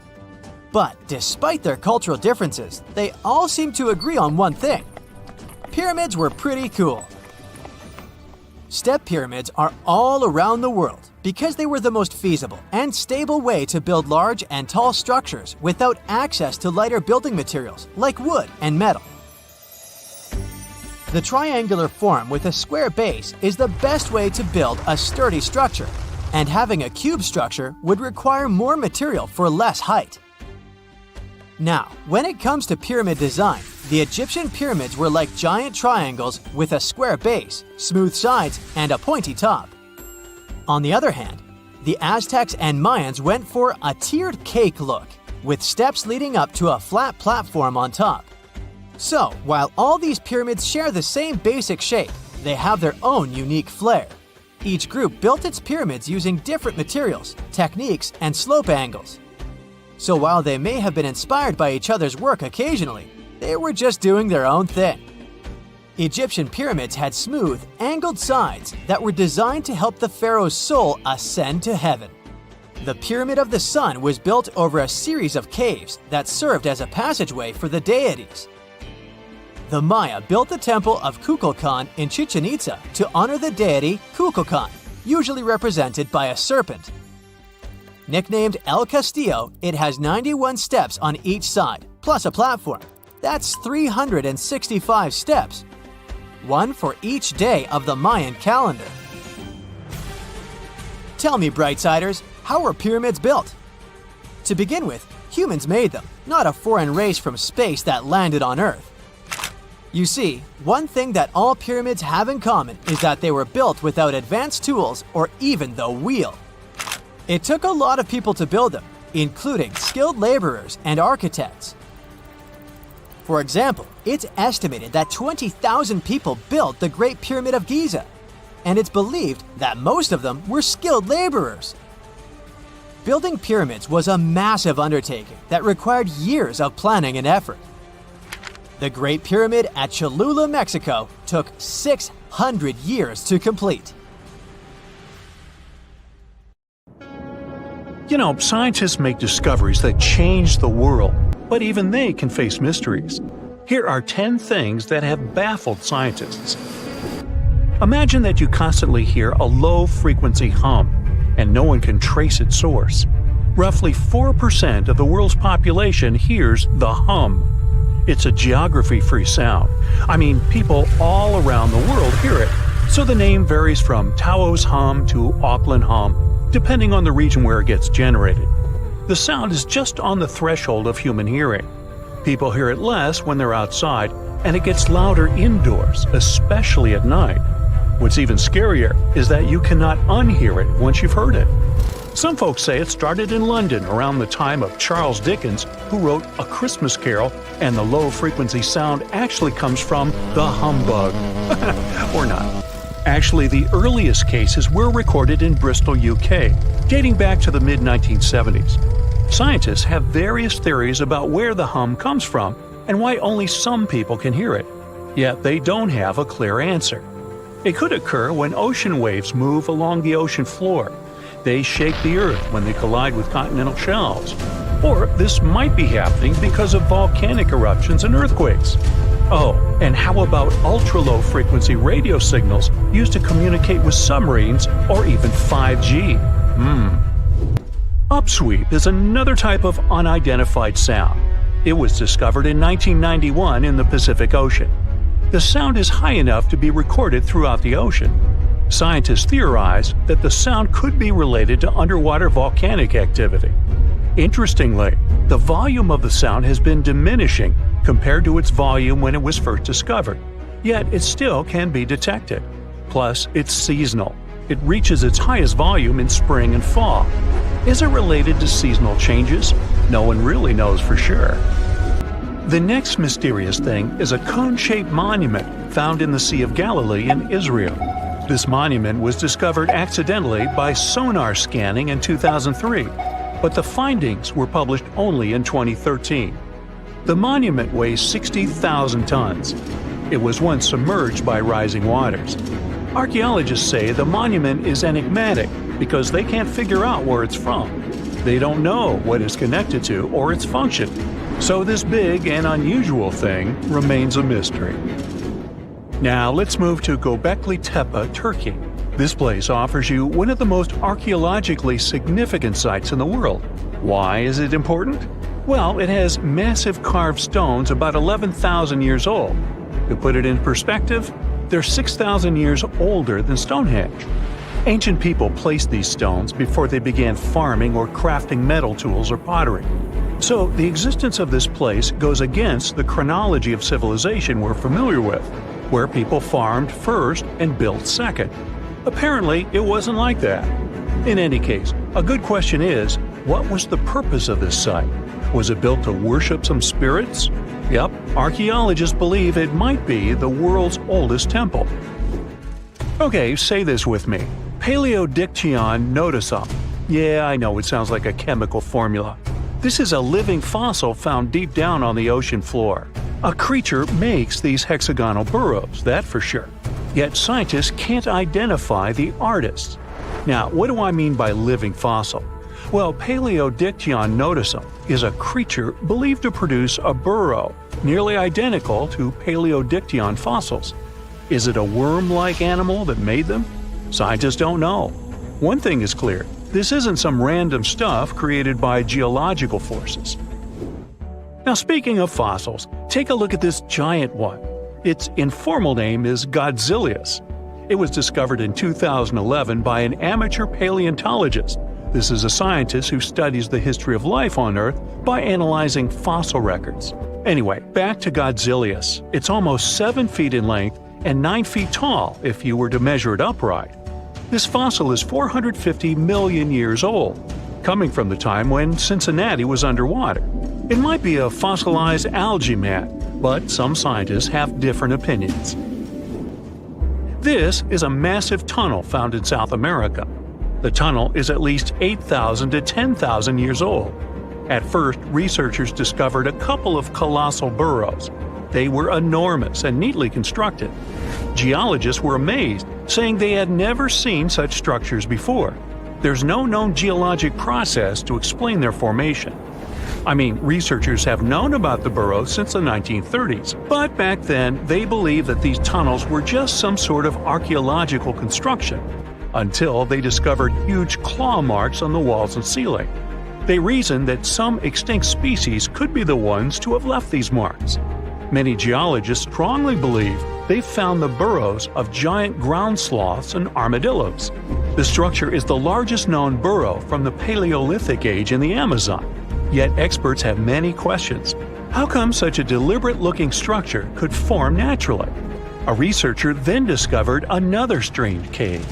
This one was hundreds of miles away from the massive tunnel. Fast forward, there are now more than 1,500 burrows from the Paleolithic age found in Brazil.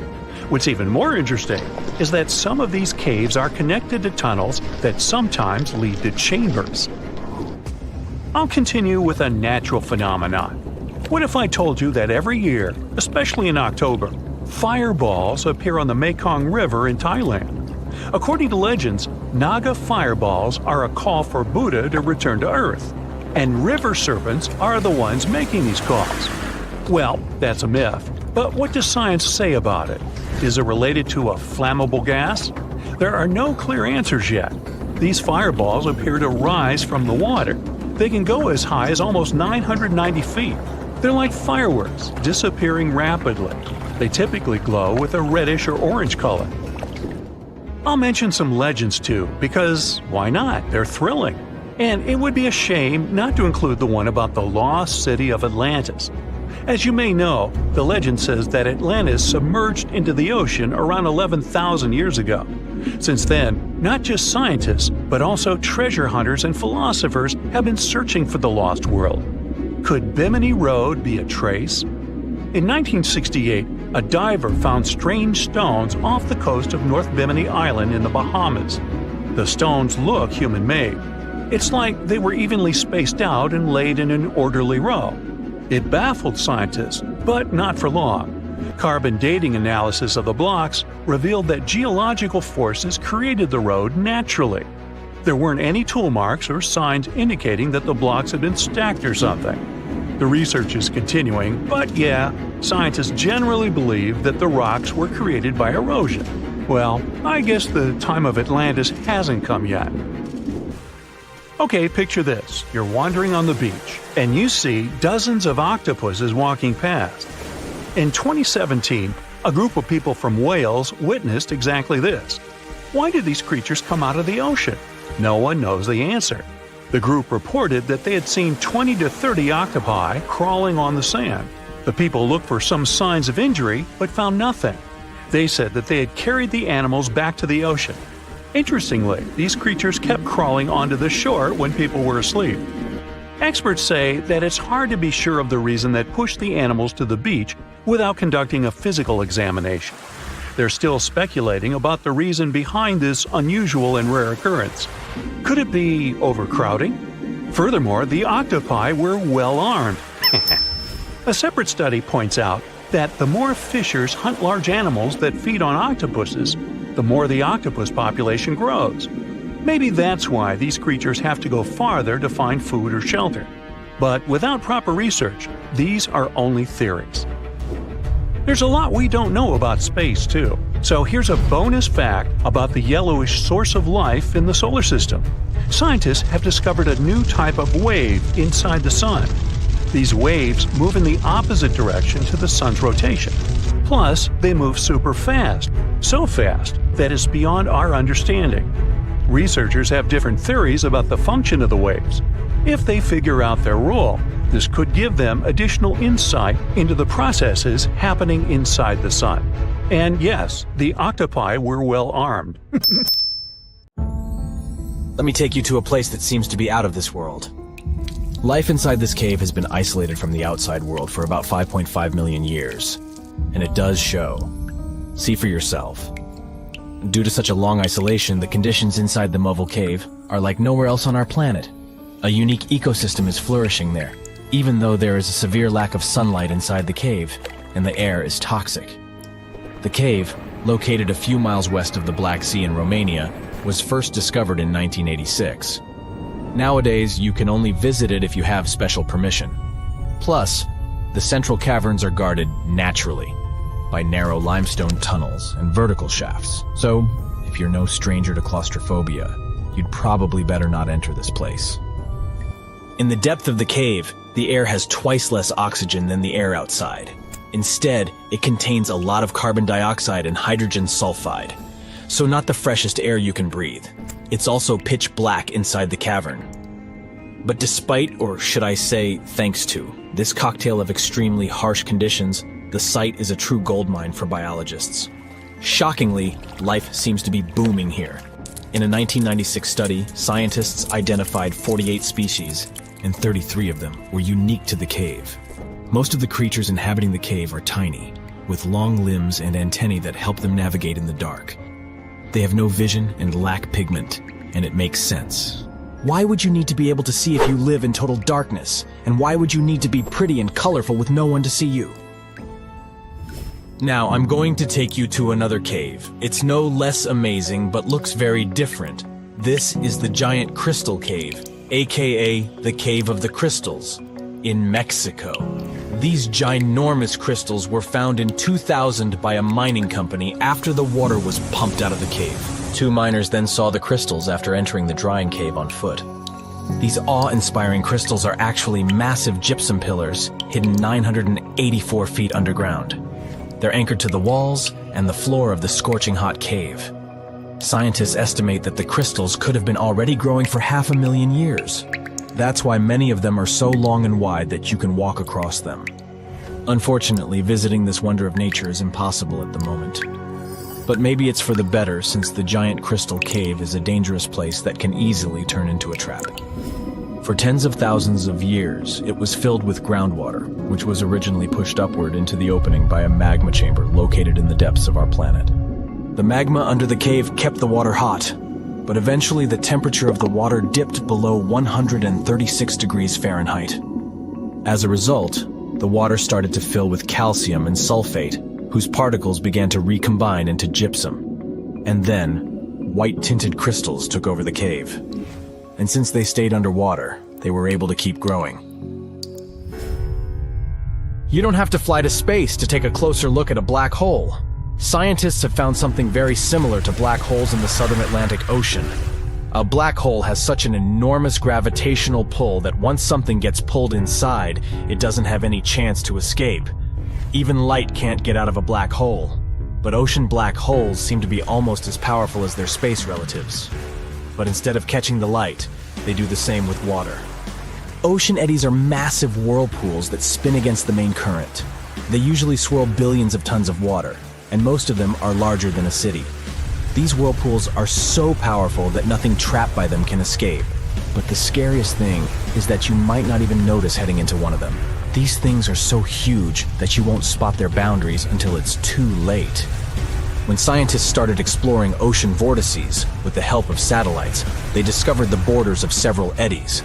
After that, they managed to prove that, mathematically, these whirlpools are the same as mysterious black holes in space. Massive eddies are surrounded by super-tight barriers where fluid moves in closed loops. Even water can't get out from the inside of these loops. That's why tight ocean vortices play the role of enormous containers. Water inside them can be totally different from the ocean surrounding an eddy. And I'm not only talking about its temperature. The salt content inside and outside a whirlpool often differs as well. On the thin Curonian spit splitting the Baltic Sea from the Curonian Lagoon, there is one of the most bizarre places on Earth. Locals call this area the Dancing Forest because pine trees in this forest have shockingly unusual shapes. They twist in spirals and circles along the ground. There are some theories why it could be happening, of course. Some people claim that huge amounts of positive and negative energies once clashed in that spot. More down-to-earth individuals believe that the reason is geological.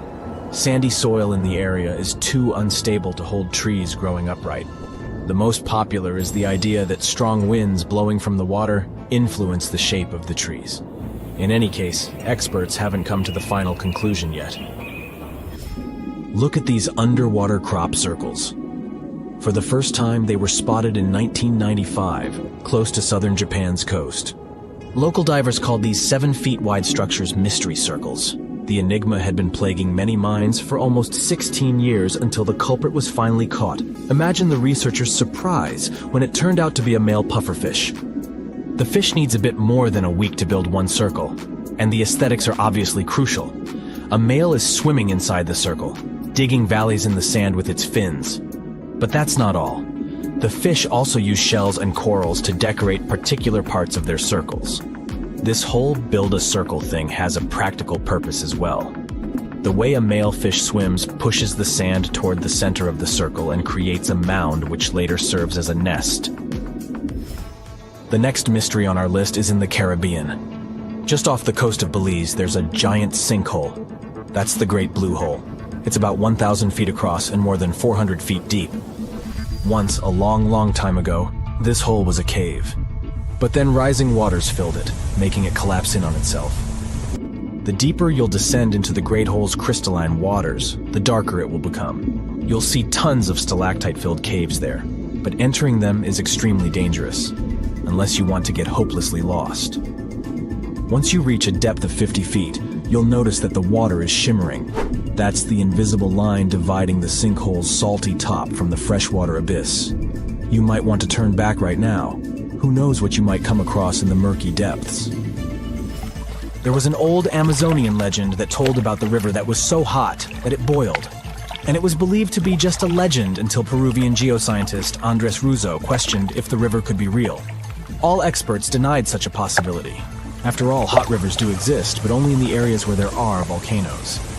As for the part of the country mentioned in the legend, there are no volcanoes in that region. But Andrés Russo was too dedicated to give up. And in 2011, he finally located the river from the legends. The water in it was indeed steaming hot. Its temperature was 186 degrees Fahrenheit, not boiling, but pretty close to this point. But what shocked the researcher the most was the size of the river. One could think that the almost boiling water was the result of the activity of an underwater hot spring. But thermal pools are always small, while the river is 20 feet deep and flows for almost 4 miles. This is the only river of its kind on our planet. In November 1922, a boy walked through the desert mountains of Egypt and discovered some ancient steps carved into the rock. Subsequently, this find became one of the world's largest and most significant archaeological discoveries. This step was part of Tutankhamun's untouched tomb. Archaeologists found about 5,000 ancient objects, including jewelry, fabrics, painted vases, and funeral masks. You've probably seen one of them. It has become one of the most recognizable attributes of ancient Egypt. More than 100 years have passed since then, and now humanity has finally become close to another large-scale discovery, the tomb of Cleopatra. This queen was the last active ruler of the Ptolemaic Kingdom of Egypt, who sat on the throne from 51 to 30 BCE.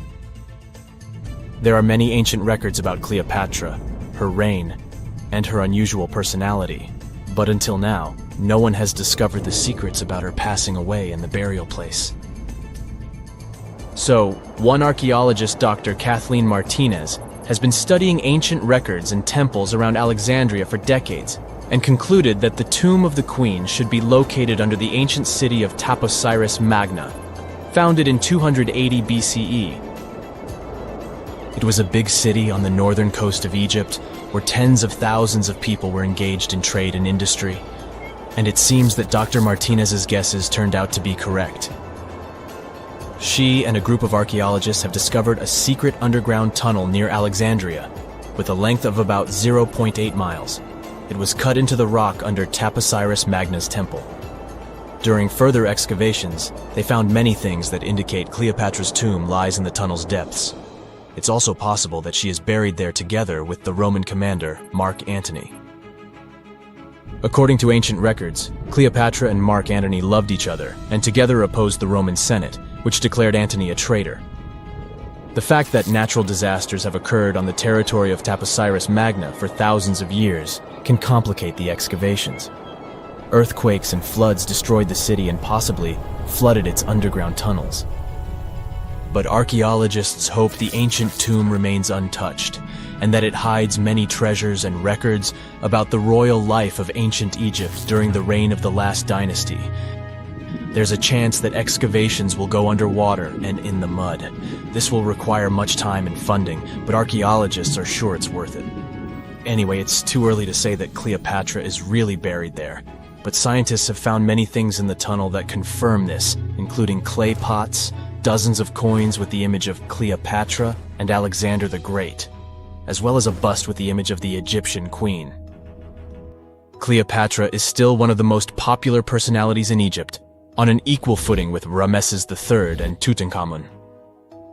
She inspired many films, paintings, and books, but what made her so popular? She became famous for her inconsistency. She was a beautiful, intelligent ruler who pulled Egypt out of the crisis and made it a prosperous power. Medieval Arabic texts say she knew chemistry, mathematics, and philosophy, and may have written several scientific books. She knew several languages and had excellent diplomatic skills. At the same time, there are many legends that she was a femme fatale who drove many men crazy. However, there's no evidence that her beauty was incomparable. The image of a stunning model was created by Hollywood when it made several films where famous actresses performed the role of Cleopatra. And the Roman Emperor Octavian, the adopted son of Julius Caesar, specially created the image of Cleopatra as an insidious seductress because he was her enemy. Even though she was born in Egypt, Cleopatra wasn't an Egyptian. Her ancestors were Greeks, among whom was one of the generals of Alexander the Great. However, the people of Egypt loved her. She learned the language and was very sensitive to the traditions of this country. She knew the history, mentality, and customs of ancient Egypt well. She raised the level of its economy and strengthened its status as a world power. Much of this was made possible thanks to her cunning and impressiveness. She loved theatrical performances and lavish celebrations. She knew how to surprise people and put on a show. But behind the exterior image of a luxury lover was an intelligent and calculating ruler. Ancient Egypt was a rich, luxurious country, and Cleopatra did everything to increase its wealth and strengthen its position in the international arena. For example, she was once in conflict with her brother Ptolemy XIII. The queen knew that she wouldn't be able to resist him, so she decided to attract Julius Caesar to their side. The Roman emperor arrived in Alexandria, where Cleopatra wanted to meet him. But Ptolemy knew about her plans and was about to prevent her from coming to Caesar. Then, instead of a rich and noisy arrival, Cleopatra decided to make her visit inconspicuous. She wrapped herself in a carpet or linen bag the emperor's servants carried into Caesar's private chambers. Cleopatra emerged from the carpet and impressed the Roman emperor with her beauty and determination. As a result, they fell in love with each other and became close allies. After some time, she impressed another influential Roman for diplomatic purposes. She arrived to meet Mark Antony on a golden barge with purple sails and silver oars. Cleopatra was dressed in the image of Aphrodite and sat under a magnificent canopy. Her servants dressed like cupids and were blowing her fan and burning incense. But Cleopatra created such a show for a reason. She knew that Antony revered Greek mythology and considered himself the embodiment of Dionysus. As a result, he was so impressed with this woman that he ended up marrying her. Cleopatra defended her crown, strengthened her alliance with Rome, and bore Antony 3 children. In Egypt, they threw big parties and enjoyed wealth with power. However, the relationship of a high-ranking official with the Egyptian queen caused a scandal in Rome. Octavian was Antony's primary opponent in the struggle for power, so he exploited the situation to darken the competitor's reputation. He used propaganda to make Cleopatra an insidious seductress in the eyes of Roman citizens. He accused Antony of succumbing to her charms. The Roman Senate supported Octavian and declared Cleopatra an enemy. In 33 BCE, this conflict reached a high point when Antony's navy clashed with Octavian's fleet. The latter won and forced his enemy to flee to Egypt with Cleopatra. According to some records, they took refuge near Alexandria. Pursued by the Romans, they hid in one of Cleopatra's palaces and met their end. Some legends say that Cleopatra was an expert in poisons. She provoked a venomous snake, a viper or an Egyptian cobra, to bite her. Also, according to another legend, she pricked herself with a poisonous needle. There's a theory that Cleopatra always carried an ampule with poison inside her hairbrush. And when she was cornered, she soaked the needle with this poison and pricked herself. None of this can be said for sure. Scientists are still trying to find out the truth. Perhaps when they reach Cleopatra's tomb, the world will get more answers about her tragic fate. She is considered the last ruler of Egypt. After her passing, Octavian plundered her palaces and temples and returned to Rome, where he became the main emperor. He successfully ruled the country and expanded its borders. His reign ended when he turned 75. World history would have looked different if Cleopatra and Mark Antony hadn't lost that naval battle. By the way, did you know that more time has passed between Cleopatra's reign and Neil Armstrong's flight to the moon than between the reign of the Egyptian queen and the construction of the Great Pyramid of Giza? Armstrong took a step on the Earth satellite in 1969, 38 years after the birth of Cleopatra. And the construction of the pyramid took place in 2560 BCE. Imagine how long the history of ancient Egypt is. Cleopatra is closer to us in time than to the pyramids. You're strapped in a boat cruising down the Amazon River with the sun scorching hot. As you check out your map, your boat starts rocking back and forth. The water is starting to get more intense, so you hang on for dear life.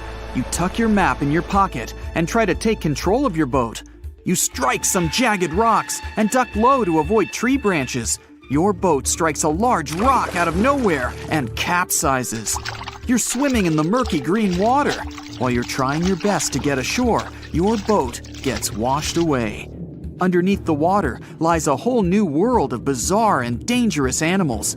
Candiru fish are snake-like creatures that can grow up to 16 inches long. Arapimus can weigh more than an adult male and are taller than most basketball players. They're the biggest freshwater fish in South America. They have a hybrid gill system that forces them to pop up to the surface every 5 to 15 minutes to breathe in oxygen for their large swim bladder. You swim out of the raging water and dry yourself off. Oh no, your map is completely soaked. There's no way you can get to your destination without it. You venture into the thick rainforest, shoving the branches and leaves away. As you get deeper, you notice something on a tree. It's barely moving, but it's got sharp claws and a raggedy coat. It stretches its arm to another branch and tries to pull itself up, ever so slowly.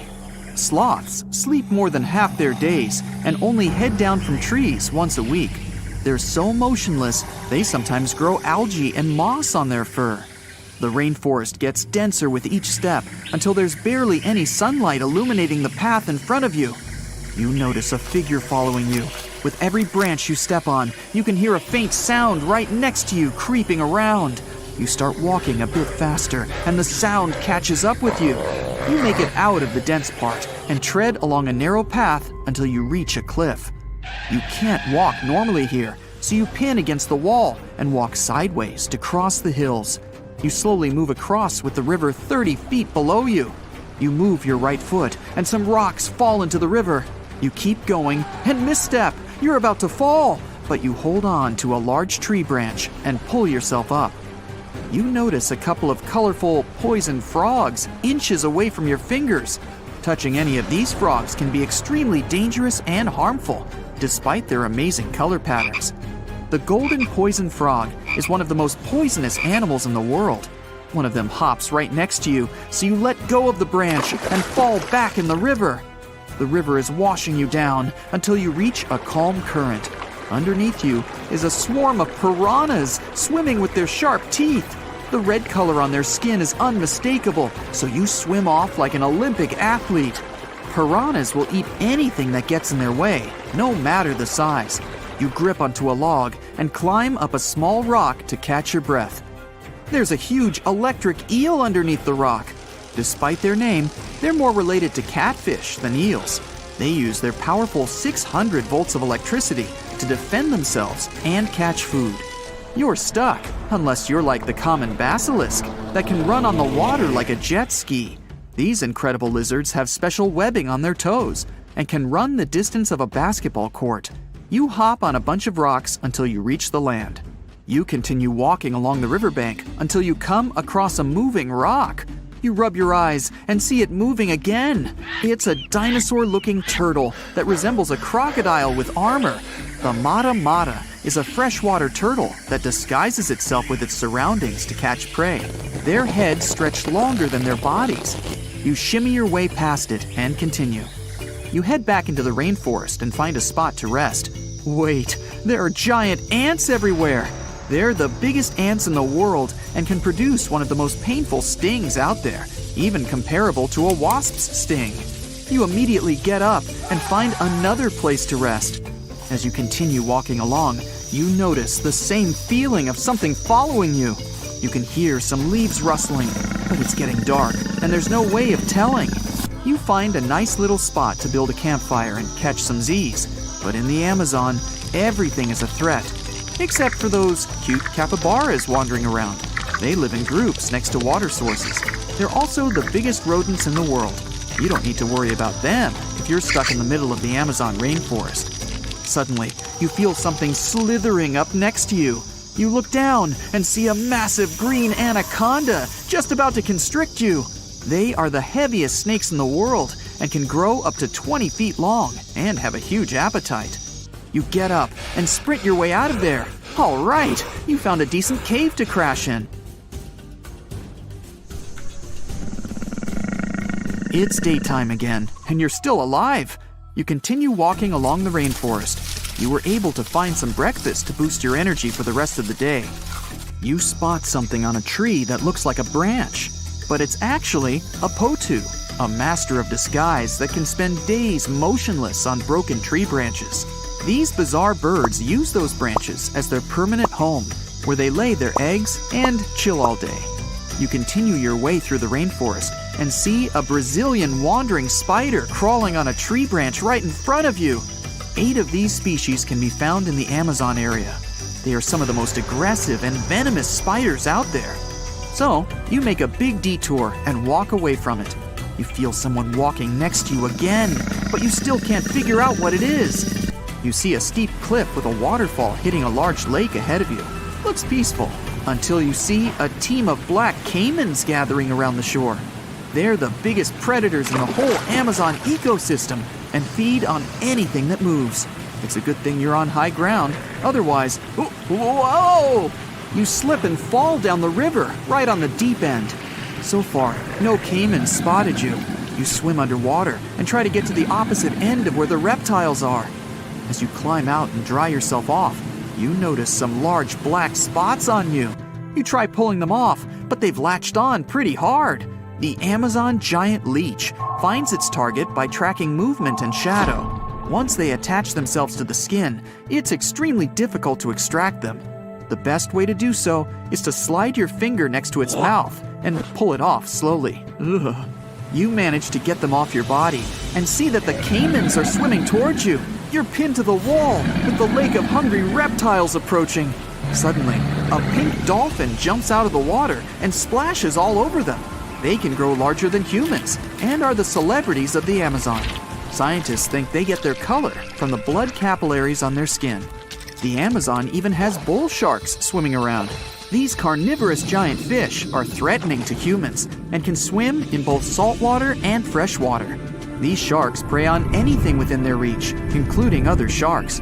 The dolphin distracted the caimans, so you climb up the cliff and try to find the best way to escape. Opened jaws waiting for you to fall into the pit are right below you. You're lucky enough to escape to the top, but as your arms pull you up, the first thing that you see is a jaguar looking straight at you. It's the creature that's been following you this whole time. You get up while it starts circling you, timing its strike. You know that you can't take on a jaguar, nor can you outrun it, so you grab a large tree branch from the ground to defend yourself. It jumps at you, but you duck down in time. The jaguar lands in the water far away from the caiman crocs. It's a good thing these large kitties are excellent swimmers. You pick yourself up and continue. And to your surprise, you find your boat again. You fix it up and sail your way out of the Amazon. Whew!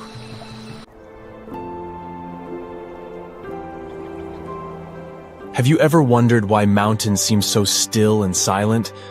Well, prepare to be amazed because these majestic landforms have some hidden talents. You see, mountains are actually quite the performers. They have their own unique songs and dance routines. What does it mean and how does it work? Well, let's see. Get ready for a chilling revelation. Mount Everest has a secret nighttime symphony, and this mysterious music will send shivers down your spine. When darkness falls over the Himalayas, a strange, eerie chorus echoes through the glaciers surrounding the majestic peak. A team of researchers embarked on a quest to unravel the mystery. Led by the glaciologist Evgeny Podolsky, they trekked through the freezing temperatures of the Nepalese Himalayas. Their goal? To uncover the source of these hair-raising noises.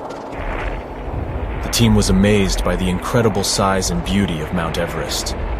During the day, the weather was nice and they could work comfortably. However, when night came, it became extremely cold, reaching temperatures as low as -5 degrees Fahrenheit. At that moment, something interesting happened.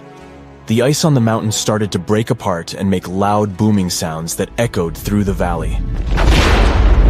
To solve the mystery, the team used advanced technology that is typically used to measure earthquakes. They placed sensors on the surface of the glacier and listened to the vibrations it created. They also looked at information about temperature and wind. By comparing all of this data, they made a very important and exciting discovery. The culprit behind this frozen orchestra? It's the sudden decrease in temperature. The icy surface of the glacier is very sensitive to these changes, causing it to crack and split with loud booming noises.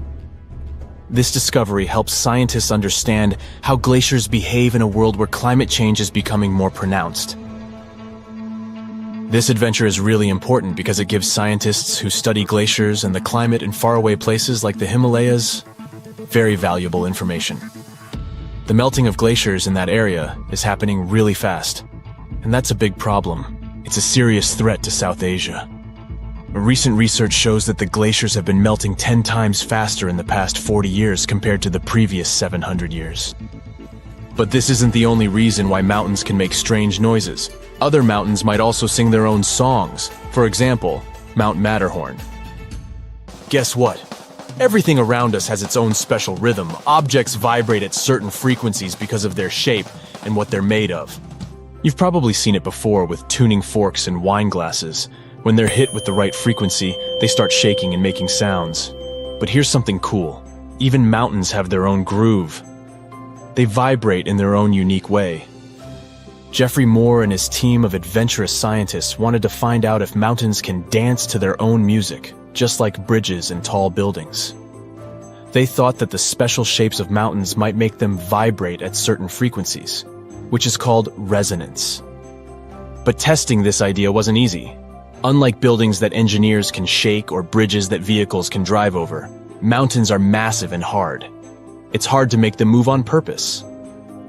Not giving up, Moore and his team took on a big project. They wanted to study how the shaking of the earth affected the famous Matterhorn mountain. This incredible mountain is located on the border of Italy and Switzerland. It looks like a pyramid. It's really tall, reaching about 15,000 feet high. It has 4 sides facing north, south, east, and west. With the help of helicopters, the scientists put special devices called seismometers in specific places on the mountain. One was placed at the very top and used solar power to work. It was as small as a coffee cup. Another seismometer was tucked beneath the floorboards of a cozy hut on the mountain, and a third one was placed at the base of the mountain to compare the measurements. Together, they were the tiny observers that kept recording the movements of the mountain all the time. And they finally detected it. Even though the mountain's movements are incredibly small, scientists discovered that the Matterhorn gently sways back and forth about once every 2 seconds. What's truly surprising is that the top of the mountain moves up to 14 times more than its base. The Eiffel Tower kinda does the same thing. This giant iron structure is a pro at handling windy days, and when a storm blows through, it's not afraid to show off its swaying skills. It's like the tower is saying, "Hey wind, bring it on." But the reason behind the mountain's movement isn't just wind, as it may seem. So, why do mountains do that? Why do they dance and make a humming sound? Are they having a party that we're not invited to? Well, it's all because of something called seismic energy. When earthquakes happen in different parts of the world, their energy travels through the earth and causes the mountains to vibrate. The oceans also join in this mountain music. When waves move across the ocean floor, they create vibrations called microseisms. It's like the Earth's own heartbeat, felt all around the world. And guess what? The frequency of these vibrations matches the way the Matterhorn sways. It's like the mountain and the oceans are chilling together. So the next time you see a mountain, remember that it's not just standing still. It's actually part of a global symphony created by the Earth itself. This research helps us learn how earthquakes can affect steep mountains that are prone to landslides and avalanches. It also gives us a new way to appreciate mountains like the Matterhorn. They have their own hidden songs, swaying and vibrating to a mysterious melody deep within the earth. But there's one more pretty cool thing about the mountains. They don't just talk themselves. They may also influence the way we talk. Turns out, languages spoken in high-altitude areas have special sounds that you won't hear elsewhere. After studying 567 languages, Linguists found that 92 of them use a special kind of sound called ejectives. These sounds are made by pushing air out forcefully from the back of the throat.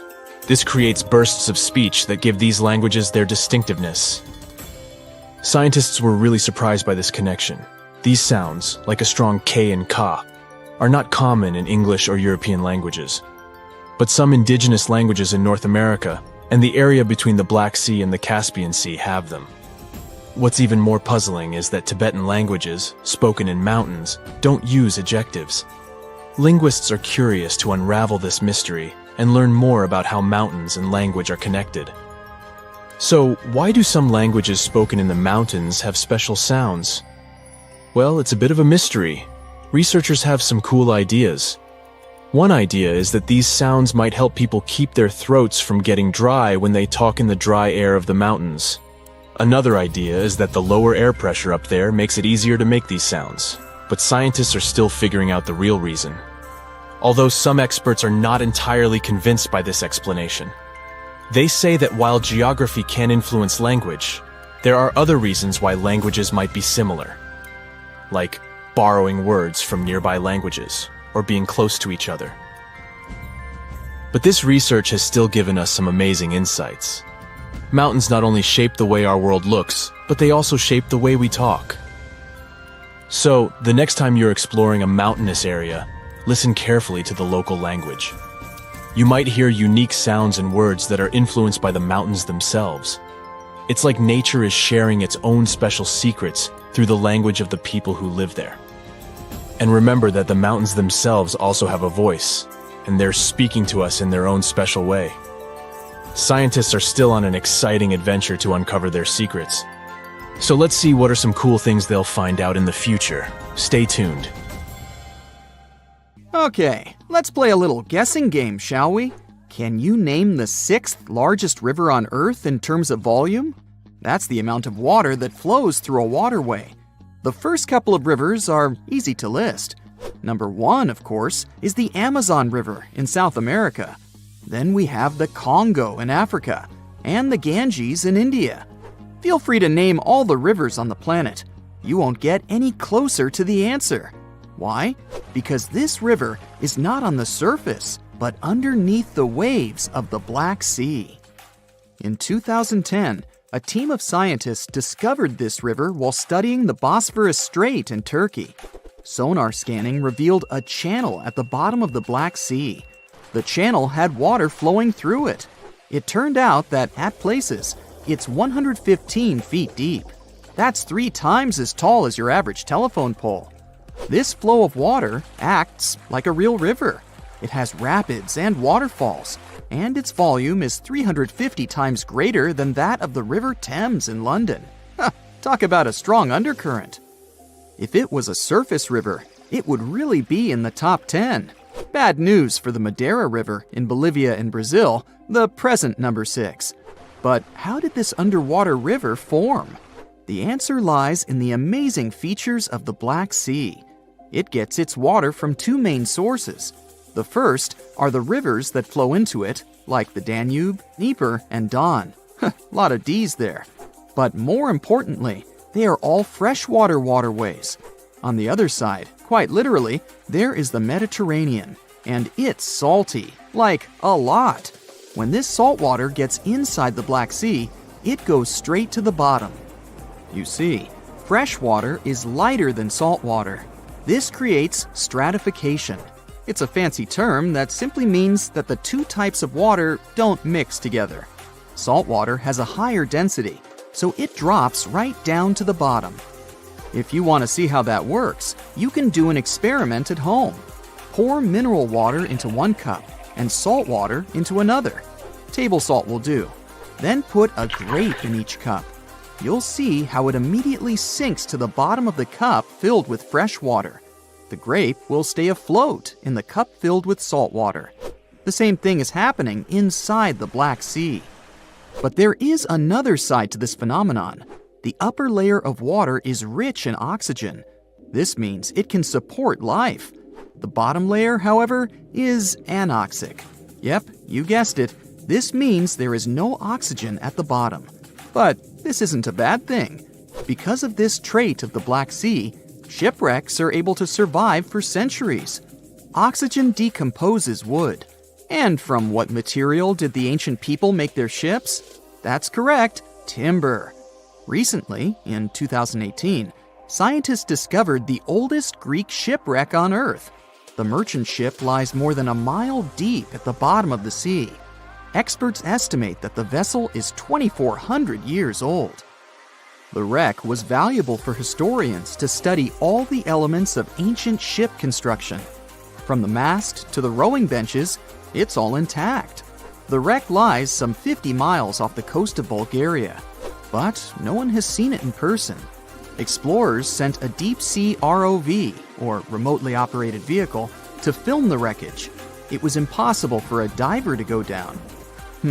But the Black Sea doesn't look that huge on a map. Could it be that deep? Oh yes, it's way deeper than people think. You could stack 6 Empire State Buildings at the deepest point of the Black Sea, around 7,257 feet. This inland sea isn't the only place on Earth where researchers have discovered shipwrecks and underwater rivers. One of the largest channels running along the ocean floor lies off the coast of South America.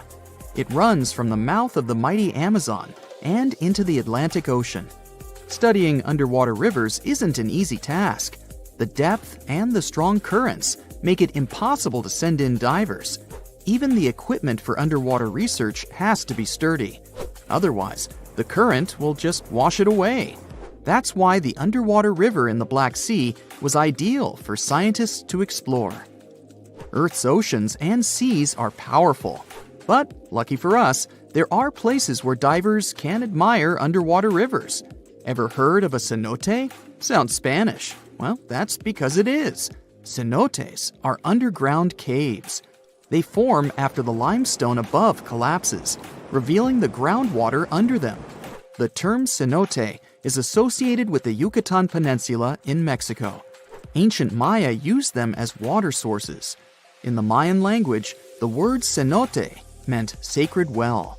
Researchers estimate there are some 10,000 cenotes spread across the Yucatan Peninsula. You can also find them in other places, such as Cuba and Australia. Beauty is in the eye of the beholder, but unofficially, the most beautiful cenote is located just south of the town of Tulum in Mexico. The name reflects the cave's divine beauty, Cenote Angelita. But people don't visit this cenote to go swimming. Its bottom is much more interesting. A scuba tank is all you need to finally admire an underwater river firsthand. The waters are dark and foggy, so divers use powerful flashlights. After a 100-foot dive, a marvelous sight appears. An underwater river with trees along its banks.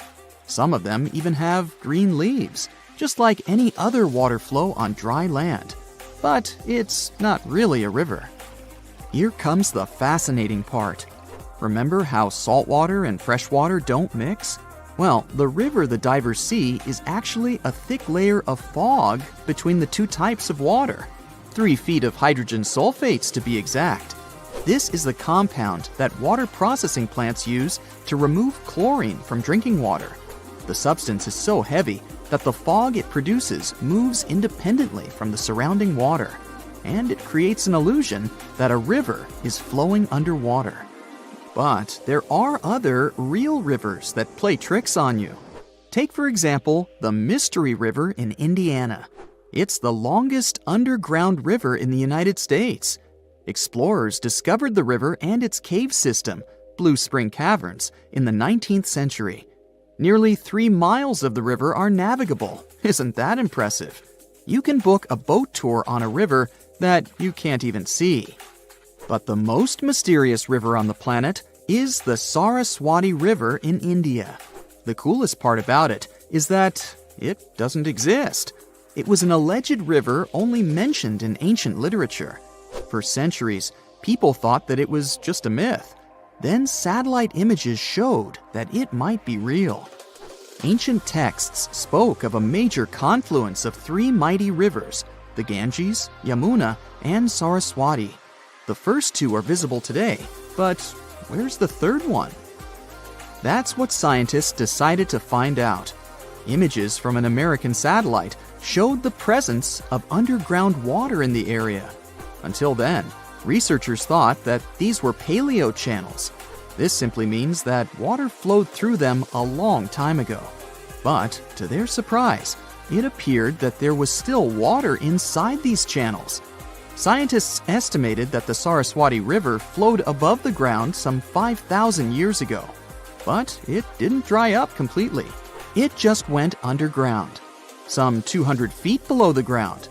Local experts believe that the river still slowly flows into the sea. The Saraswati River got hidden under the desert sand. This was a natural process, but many rivers have been forced underground because of human activity. In London, England, several dozen small and medium-sized rivers now flow under the ground. Maps from the 19th century still show them as rivers, but today they only exist in the names of the streets that were built above them, such as Fleet Street. The same thing happened in New York, but this doesn't mean that these streams have disappeared for good. When engineers want to rebuild or modify a building, they still consult city maps from centuries ago. No one wants a long-lost brook to flood their basement. The Earth has three main layers: two parts of the core, the dense, hot inner core, and the molten outer core. Then comes the mantle. And then follows the thin crust, the surface that supports life as we know it. At least, that's what we thought, because now scientists found a new mysterious layer located deep within the solid inner core. Earth's inner core is approximately 2/3 the size of the Moon, and made of nickel and solid iron. It's burning hot. The temperature at the center of our planet is the same as at the surface of the Sun. The outer core can reach almost 10,000 degrees Fahrenheit. It's difficult to explore it because we can't go there, and it's like looking through a really dirty window of 3,200 miles of molten metal and rocks. But we can rely on laboratory experiments on heated pressurized rocks, signals from seismic waves, and computer models. When an earthquake hits, it sends out seismic shock waves. Those waves travel through layers at a different speed, depending on the direction they go and the material they move through. In the new study, a team of scientists set a data set of 100,000 deep earthquakes. Some of them went over 60 miles below the surface. When an earthquake happens on one side of our planet, scientists track its waves all along to the other side. Waves change when they come to the other side, so scientists try to understand the materials these waves have passed through. They found a new layer in the core of our planet thanks to earthquakes. Normally, shock waves travel along the equator, but down below, they digress and go into different directions, about 60 degrees to the side. When waves pass through the inner core going from north to south, they will travel more quickly than waves going through the core parallel to the equator. It's important to understand the core because it creates our magnetic field, which in turn protects the planet from things like solar winds that are charged particles coming from the sun. In the 1960s, we discovered the Earth pulsates every 26 seconds. It's like clockwork, a giant heartbeat. The ground is slightly shaking, but we mostly don't feel it. Researchers can still track it. Some of them think the continental shelf comes as a huge wave break under the oceans. For example, the highest part of the North American continent falls off into a deep abyssal plain. One theory says waves hit this spot, producing regular pulses. It's like having all kinds of drums. You hit them with your hands and accidentally slam that one spot that produces the right harmonic bang to rattle our entire planet. If this theory is true, we're lucky there are no more spots like this that can shake the Earth. Other scientists believe the pulsation happens because there's a volcano near the critical spot, the island of Sao Tome in the Bight of Boni.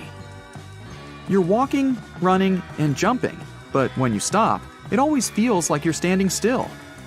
In reality, you're moving even when you're perfectly still because our planet is always on the move. Depending on where you're at, you could be spinning through the universe at more than 1,000 miles per hour. If you're on the equator, you'll move the fastest. Let's say you have a basketball spinning on your finger. Check the ball's equator.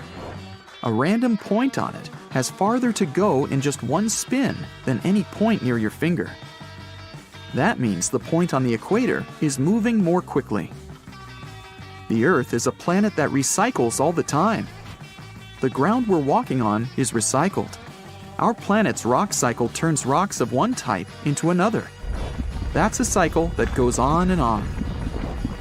The depths of our planet are filled with magma. As magma is going out onto the surface, it hardens into rock.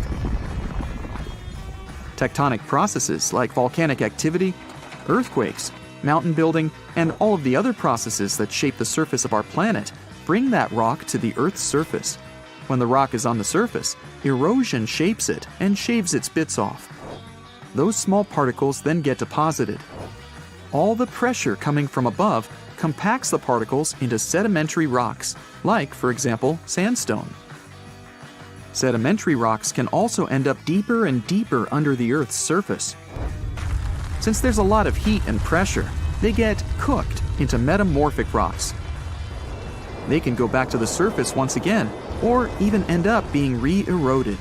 Sometimes the crust plates are pushing one under another, and this way, rocks can transform into magma once again. We've explored only 5% of the ocean so far. The ocean itself, as well as life below the seafloor, is still a mystery. The sediments that are underlying our oceans are home to different microorganisms that exist even at depths of 1.5 miles beneath the seafloor. There are microbes hidden deep inside volcanic rocks below the seafloor off of the parts of the Pacific, hidden under 870 feet of sediment. The biosphere under the seafloor is growing extremely slowly compared to life on the surface. Cell division happens every 10 to 1,000 years. Something's different about the Earth's axis. Climate changes and melting glaciers, mostly in the regions like the Himalayas and Alaska, made the axis shift. Our planet has two kinds of poles. Are the south and north magnetic poles. They affect things such as drift and navigation. The axis that the Earth is spinning around is another kind of pole. It shifted a little bit over time, but we don't know exactly why. Researchers realize there are moving masses of water, pushing the Earth's axis eastward. Take a basin of water as an example. If you're moving it back and forth, sloshing makes the water move its weight all around. A similar thing is happening on a planetary level. No matter how large an earthquake is, no human could ever feel an earthquake on the opposite side of the Earth, although some people claim they did. In 2013, there was one near the Kuril Islands with a magnitude of 8.5. It went around 400 miles deep.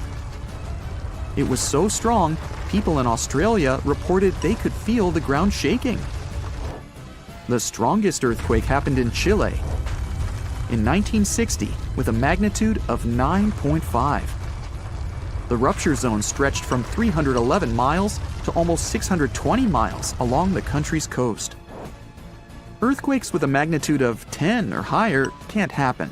The magnitude depends on the length of the fault where it occurs. The longer the fault, the bigger the earthquake. A fault is a break in a part of the planet's crust. It has rocks on both sides, and they move past each other. We haven't found a fault long enough to generate earthquakes with a magnitude of 10 or more. If it happened, it would extend around most of our planet. An earthquake with a magnitude of 12 would require a fault larger than our planet. One side of our planet is getting colder than the other.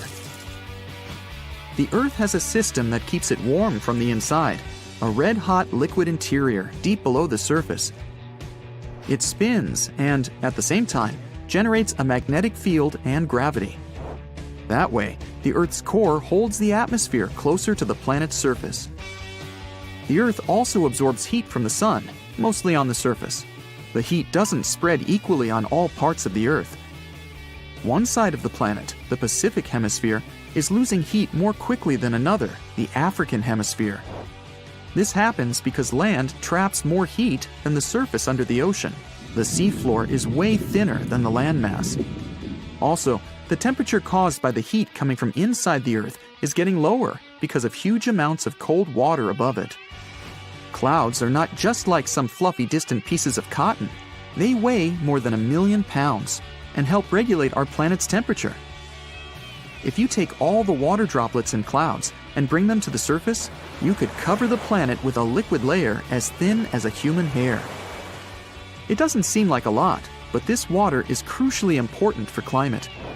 We'd have warmer temperatures if it weren't for the clouds. Imagine a place that could literally start at one end, trek over 1,800 miles straight to the west, and still be stuck under that massive canopy. This place is like a haven for all sorts of crazy creatures, hosting around 10% of the world's species. It's always been seen as this wild, untouched paradise where humans haven't messed things up yet. You know, like a glimpse into how the world used to be before we spread like wildfire across every continent, causing chaos everywhere. I'm talking about the Amazon region. That massive jungle turns out to be hiding some seriously cool secrets. For centuries, people have been talking about these lost cities deep within the forest. We're talking about El Dorado, the legendary city of gold that had Spanish explorers going crazy, venturing into uncharted territory, never to return. And even in the 20th century, the adventurous Perry Fawcett went looking for the lost city of Z and disappeared into the jungle, leaving us all hanging. Scientists have actually found evidence that ancient cities did exist in the Amazon. But how did they find these hidden ruins in such a dense and remote forest? Well, they've got this awesome technology called LiDAR. Basically, they hopped into a helicopter and used light-based remote sensing to digitally strip away the canopy and reveal the ancient ruins of a massive urban settlement around Llanos de Mojos in the Bolivian Amazon. The place was once home to the Kasarabi culture, which thrived from 500 to 1400 CE. They had these incredible urban centers with huge platform and pyramid structures. They even had raised causeways connecting different suburban-like settlements spread across miles and miles of land. These guys were seriously ahead of their time, and they had an epic water control and distribution system with reservoirs and canals. So yeah, the Amazon rainforest wasn't just some untouched wilderness. It was actually heavily populated and even urbanized for centuries before recorded history of the region began. But the thing is, a bunch of people turned a blind eye to the fact that there were actually some pretty cool architectural sites lurking around here that totally deserve some exploring. Scientists predict that in the next 10 to 20 years, we're going to uncover a ton of these cities, and some might even be bigger than the ones we're talking about here.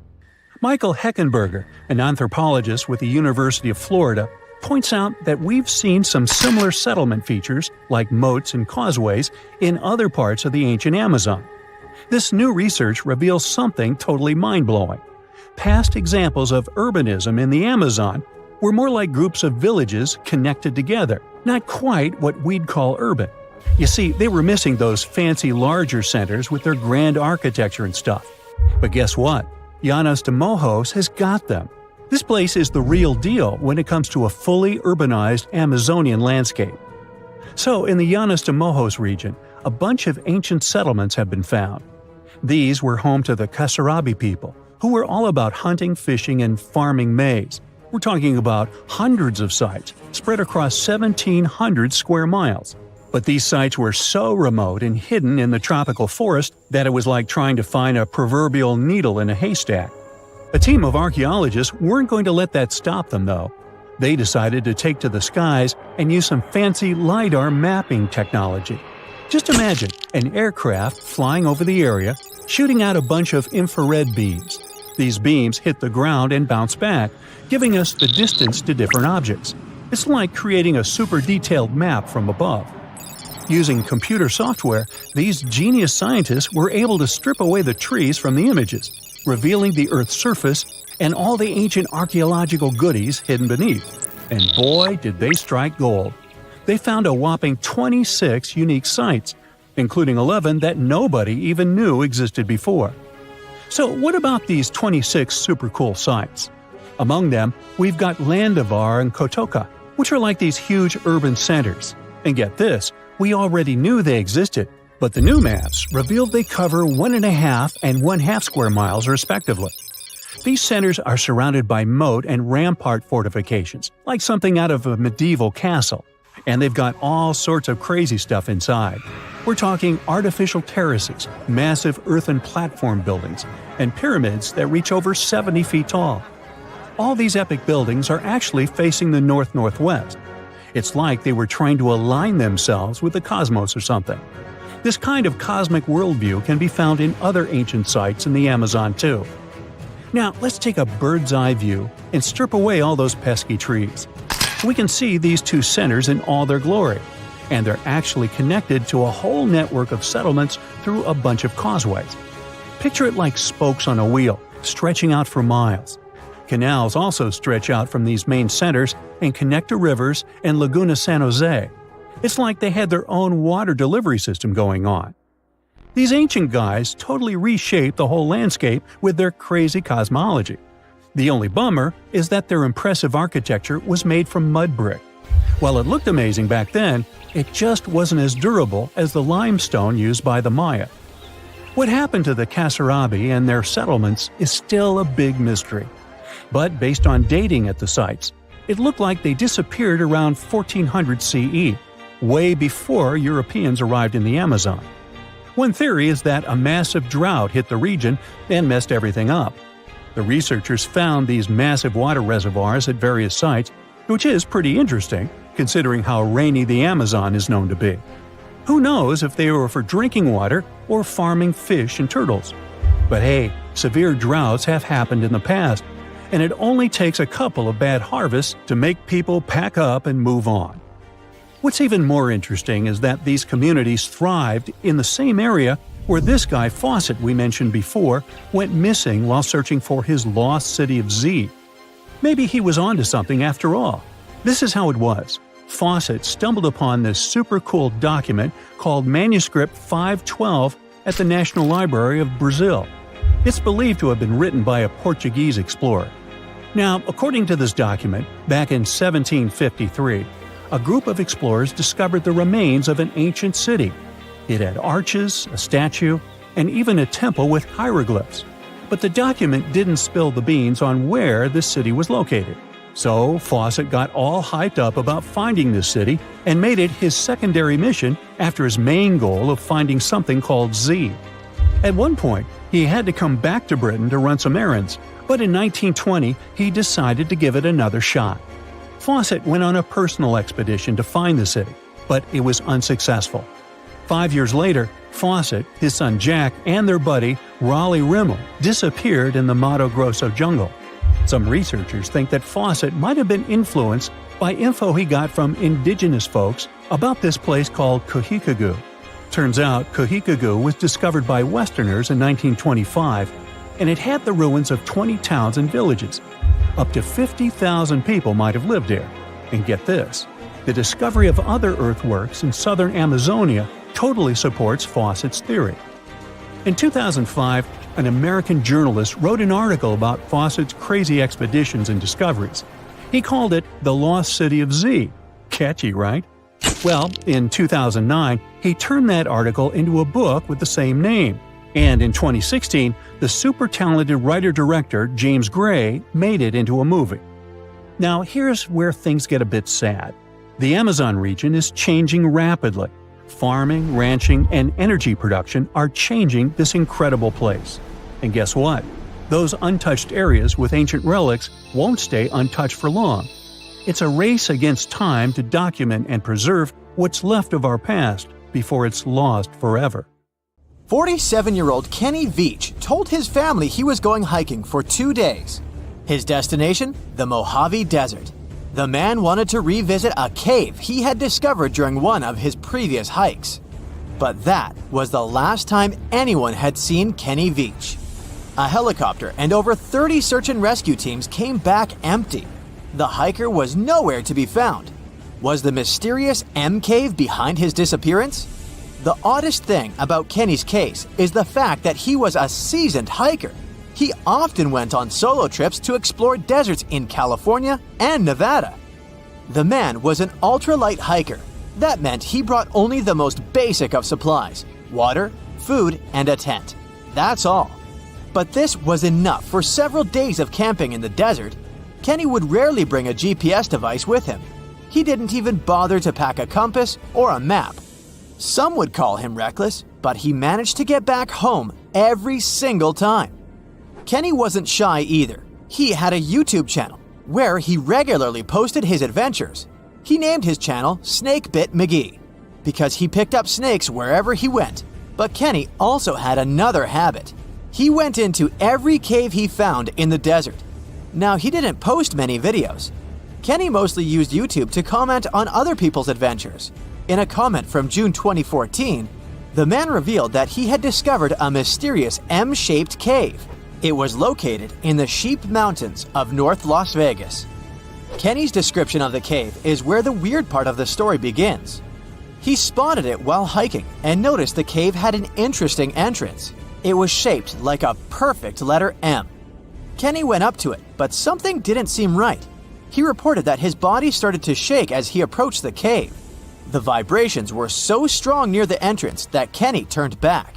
In his own words, he was scared for his life. It must have really been something if it frightened an experienced trekker. Kenny had an impressive track record. He had been hiking for 20 years. He explored caves other people were too afraid to even enter. Once, he was bitten by a rattlesnake and had to spend a week in the hospital. On his journeys, the man found skulls of all shapes and sizes, as well as old animal traps. Kenny slept on mountain peaks under the stars. One time, he hurt his leg on a mountaintop. He had to walk 20 miles back to his truck. It was 100 degrees Fahrenheit that day, and Kenny had 1 cup of water to keep him going. Kenny Veach was a true survivalist. But this one cave was a mystery to him. He admitted that he was totally unprepared that day. He had the tools to open a can, but not to fight the mysterious force that took over his body. But Kenny wasn't a quitter. He made plans to return to the M cave, and this time, he was going to be ready. He did so several months later, but much better equipped. But the trip turned out to be a bust. He recorded a video, but couldn't find the cave. Was that it? Was the brave explorer finally going to quit? Not by a long shot. His followers on social media wanted him to solve the mystery.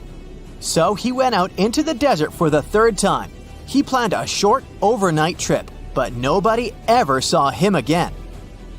After 2 days, his family alerted the authorities. They quickly launched a search for the missing man. Now we come to the weird part.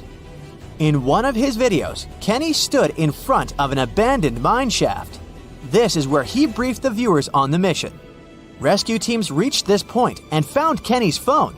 This was 10 days into the search, but the trail soon went cold. The rescuers feared the worst. They decided to send a camera down the shaft, but didn't find anything.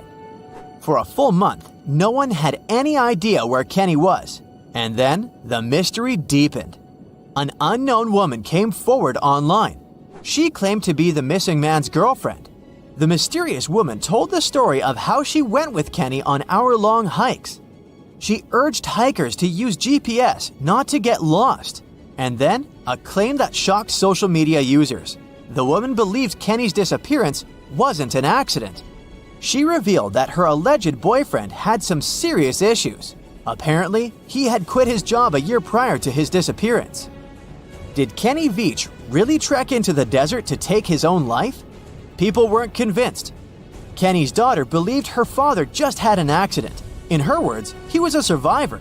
Was the mysterious M cave responsible for his disappearance? Did he find someone or something he shouldn't have found there? The questions linger, and so did the theories among the online community. Fellow hikers and YouTubers were determined to find the M cave. This would solve Kenny Veach's mysterious disappearance once and for all. In 2021, one hiker got lucky. He claimed to have found the secretive M cave. For safety reasons, the man couldn't reveal his exact location. The cave sits somewhere near Nevada State Route 375 East. The entrance to the cave really looked like an oversized letter M, just like Veach described it. But the shape is too hard to notice from ground level. Only when you look at it from above is the M shape visible. Who knows? Hikers might have been walking past it for years without noticing the cave. Even Kenny couldn't locate the entrance the second time he went looking for it. The cave wasn't very deep, but there was something odd at the entrance. There appears to have been a straight line of rocks. Did someone try to wall off the entrance? And at the back of the cave, there was an even stranger find. Small pieces of wood were scattered along the floor. They looked a lot like 2x4s that are used in construction. Was there a door here once? The hiker found a nail sticking out of the stone. It could be part of a latch that was there some time ago. But the strangest part was the writing on the wall. Hatch or Veach? It's hard to tell. The hiker that discovered the cave didn't want to stay to find out. He left the cave in a hurry. No, it wasn't because he felt a strange vibration in his body like Kenny. He just didn't want to be in a desert cave in the middle of nowhere. This is the Mojave Desert, one of the most dangerous landscapes on Earth. Could this setting better explain how Kenny Veach disappeared without a trace in 2014? The desert's nickname is well-deserved. This is where scientists recorded the hottest temperature on the planet. 134 degrees Fahrenheit, and the average temperature during summer, just 113 degrees Fahrenheit, no sweat. But you'll also need a blanket. At night, the air temperatures drop well below freezing. Talk about a climate roller coaster. And the list of dangers doesn't end there. The driest and hottest place in the United States is home to dangerous animals. Mountain lions, venomous lizards, spiders, and wasps. You name it. Any one of these animals can end the life of an unsuspecting hiker. There is a reason why Kenny always wore snake guards when trekking. And then there are mine shafts. Local authorities strongly advise hikers not to enter them. These old mines from the 1800s are highly unstable. A person can easily fall down a hidden shaft. They also have pockets of bad air, which can suffocate a person. And remember the likable wildlife? They too live in these shafts. Rattlesnakes, scorpions, and black widow spiders. Kenny Veach could have easily fallen into one of these shafts, and there would be no help for him from miles around, since Nevada is one of the least populated states. In 1991, somewhere in the lush jungles of central Vietnam, a local logger found a mysterious hole among the foliage and bushes. He looked in there and felt a strong wind blowing into his face. Then he heard a strange sound from the cave depths and realized that it was the sound of a river. The logger didn't check the cave, but decided to go back there with a flashlight and a rope. When he returned, he couldn't find the cave anywhere. He spent a few years searching for it. Finally, in the 2000s, the logger managed to locate it again. In 2009, he brought scientists to this place.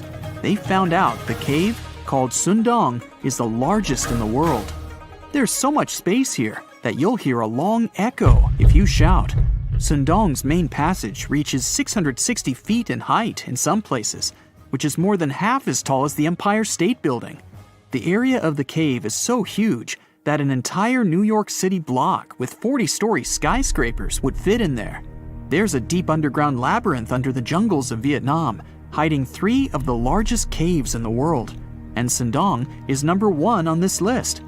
The vast space inside is filled with various plants, unique microclimates, and different landscapes. There's a real jungle growing underground. It became possible thanks to the collapsed ceiling in some places. It lets sunlight penetrate there from above. There are huge stalactites 250 feet high on the ceilings and walls, which is more than the length of a passenger Boeing. They've been here between hundreds of thousands and millions of years. Some limestone deposits are more than 450 million years old. It means they've existed since the time long before the dinosaurs. Besides the jungle, there are also many rivers in the cave. They were formed because of rainwater coming down from holes in the ceiling. These rivers are smooth and fast, like slides in a water park.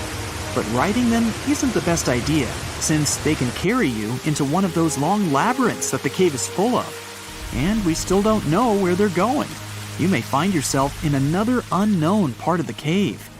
This is what happened in 2018. 3 divers accidentally discovered new areas in Sundong. The cave turned out to be much bigger than everyone thought. They dove into one of the cave's lakes and reached a depth of 256 feet. At the bottom, they found a separate tunnel. Divers lowered a fishing line with a lead weight there and found out that this place reaches a depth of 394 feet, and the tunnel is more than half a mile long. We still don't know the exact size of the tunnel. Sundong also connects to another huge cave. There are lots of things you can see in Sundong besides underground labyrinths and rivers. You can find spacious rooms with lakes, and you can walk for hours along dark mountain corridors. This place is strikingly beautiful, but dangerous at the same time. And the coolest thing is that you can take a walk here. Since 2013, Sundong Cave has been open to tourists. It's not just an easy walk to take some selfies though. The expedition to the cave lasts for several days. For the first day and a half, you'll explore the third largest cave in the world. And only after that, you'll reach Sundong. The path will take you through rivers, dense jungles, mountains, and rocks. You can meet many exotic birds, monkeys, and other animals. And according to many people, the way to the cave is even more impressive than the cave itself. When you reach your destination, you'll spend the next few days exploring Sundong. Together with other tourists, professional guides, and porters, you'll be sleeping in tents in different places in the cave every day. You'll see some stunning landscapes and, get ready for this, 400-million-year-old majestic fossils. There are also dark rooms with lakes that are good for swimming. Such adventurous expeditions become more popular every year. People who visited the cave call it the most amazing place they've ever seen. Another amazing cave is located in Indonesia, on the island of Flores. It's quite small, but holds amazing things inside. In 2003, a group of scientists discovered ancient artifacts here, including fossils of primitive tools, such as sharpened stones. Scientists realized that hundreds of thousands of years ago, this place was home to our distant ancestors. Then they found a very unusual female skeleton. That woman was only 3.5 feet tall. This is the height of the waistline of an average adult person. That woman had no problems with her spine or with the development of her bones, though. This and other skeletons found in the cave belong to some unknown human ancestors. Scientists called this species Homo floresiensis, or simply, Hobbit. The woman's weight was about 35 to 79 pounds. Analysis of the skull and bones showed she was about 30 years old. Hobbits probably lived on Earth between 190,000 and 50,000 years ago. There's a chance they met the ancestors of modern humans. The next cave is in Turkey. Imagine that you live in an old house and decide to make some repairs. You throw all the old stuff out of the rooms. The last place to sort out is your basement. You've hardly ever visited it and have no idea what's hidden there. But it's pretty spacious, so you decide to turn it into a room. You tear down the wall and discover the entrance to the cave. This is a tunnel that leads underground. You walk through the cave and see a real underground city. This happened in Turkey in 1963. One of the locals discovered a secret passage to a lost city in his basement. About 20,000 people could live there. There was enough space for livestock and food supplies. It's not just a maze of tunnels. There's a chapel, a school, stables, kitchens, walls, and other signs of civilization. The city was built in the Byzantine era, in the years 780 through 1180. It's not the only one down there and is connected to many underground tunnels and towns that stretch for several miles. Let's finish our journey in the strangest and most frightening cave. We're going to the southeast of Romania, near the Black Sea. Here, on a desolate wide plain, you can find a hole. This is a tunnel leading deep underground. The air inside the cave has high levels of hydrogen sulfide and carbon dioxide. Under normal conditions, the air we breathe contains around 20% oxygen, but it's only 10% here. You won't be able to breathe freely without an oxygen tank. The water and air here are poisoned. Almost no animals are able to live in such conditions, at least the ones we know about. And this cave is filled with 48 species of living organisms, 33 of which are new unknown species. Creeping things that live here can scare you. especially if you're afraid of bugs. Strange white snails and white spiders are crawling along the walls. An unknown species of leeches and transparent shrimp are swimming in the water. White millipedes with huge mustaches are creeping on the ground. Here you can also meet an unknown kind of scorpion with a transparent white body that doesn't look like any other kind of scorpion. Nothing here looks like ordinary animals at all. All creatures in the cave are white or transparent. They don't have eyes, but they have long paws and antennae whiskers that help to navigate in space. Plants can't live here without sunlight and clean air. This means that oxygen isn't produced in this place. So how do these creatures manage to survive? The answer is in the water. The surface of the lake and puddles here is covered with strangely moving foam. This substance is a living organism. It consists of 1 billion bacteria called autotrophs. Ordinary plants absorb carbon dioxide and use photosynthesis to produce oxygen. This cave is filled with carbon dioxide. Autotrophs absorb it and secrete tiny food particles. Bacteria feed on these particles. Larger organisms then feed on those bacteria, and so on. In the end, there's enough food for everyone. This process is called chemosynthesis. It's like photosynthesis, but uses water instead of sunlight in its chemical reactions. In this cave, evolution has created a completely unique biological system, separate from the rest of the world.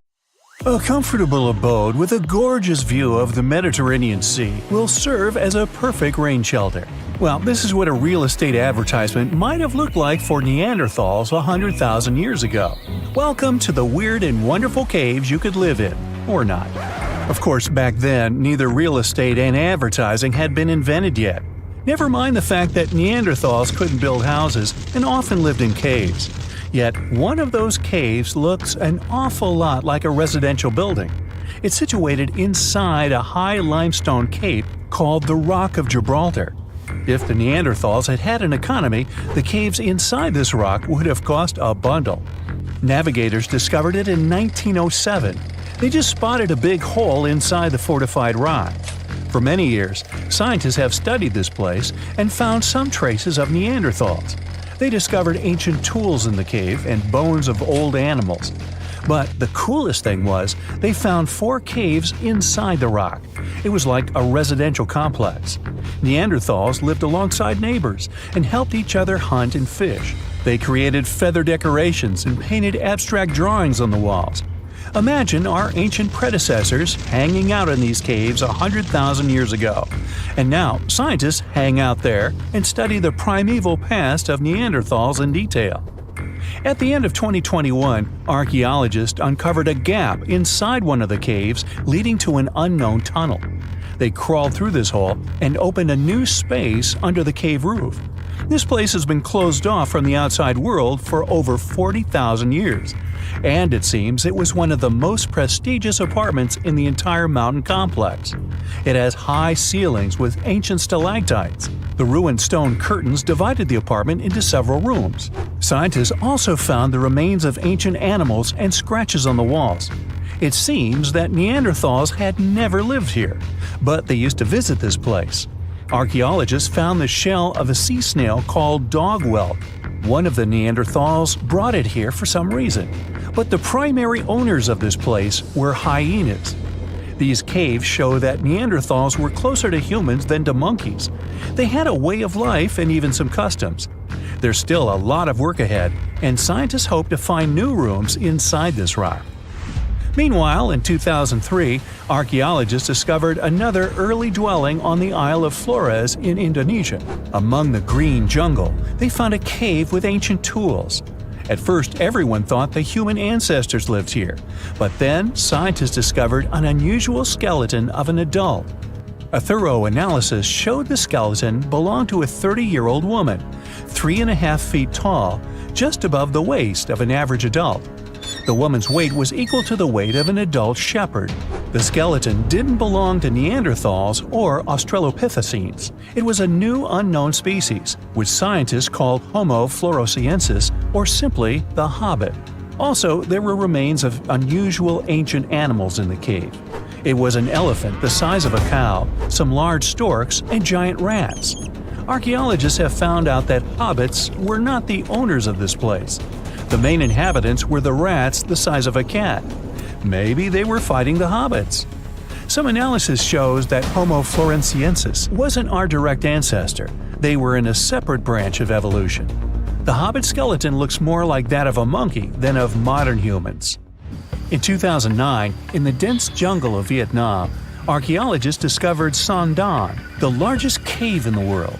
If you go inside the cave and shout, you'll hear your echo a long time. In some places, the height of this cave reaches half the height of the Empire State Building, and the total area is larger than one central block of New York.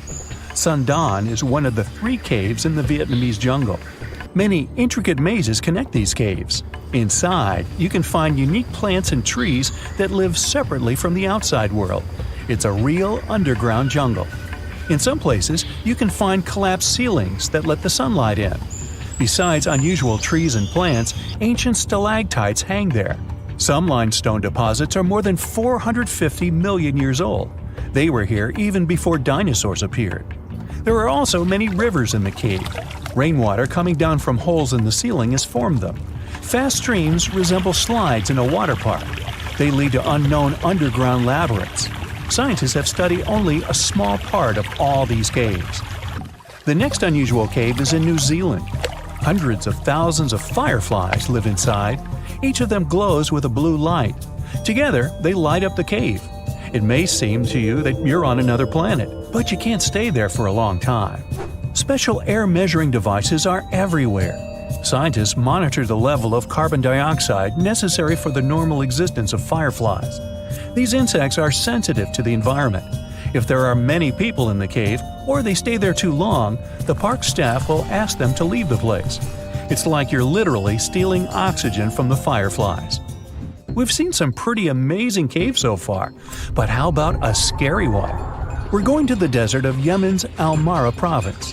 What we're looking for is not a cave, it's just a black hole in the ground, right in the middle of the desert. It's big, the size of a basketball court. It's not its size that could scare you, but what's inside. Scientists are still not sure what it is. From the depths of this black abyss, a disgusting smell of rotten eggs constantly comes out, and sometimes you can hear some strange, frightening sounds. The blackness of the giant hole in Yemen absorbs all the sun's rays, so you won't see what's there even with a powerful flashlight. People flew over this place by helicopter.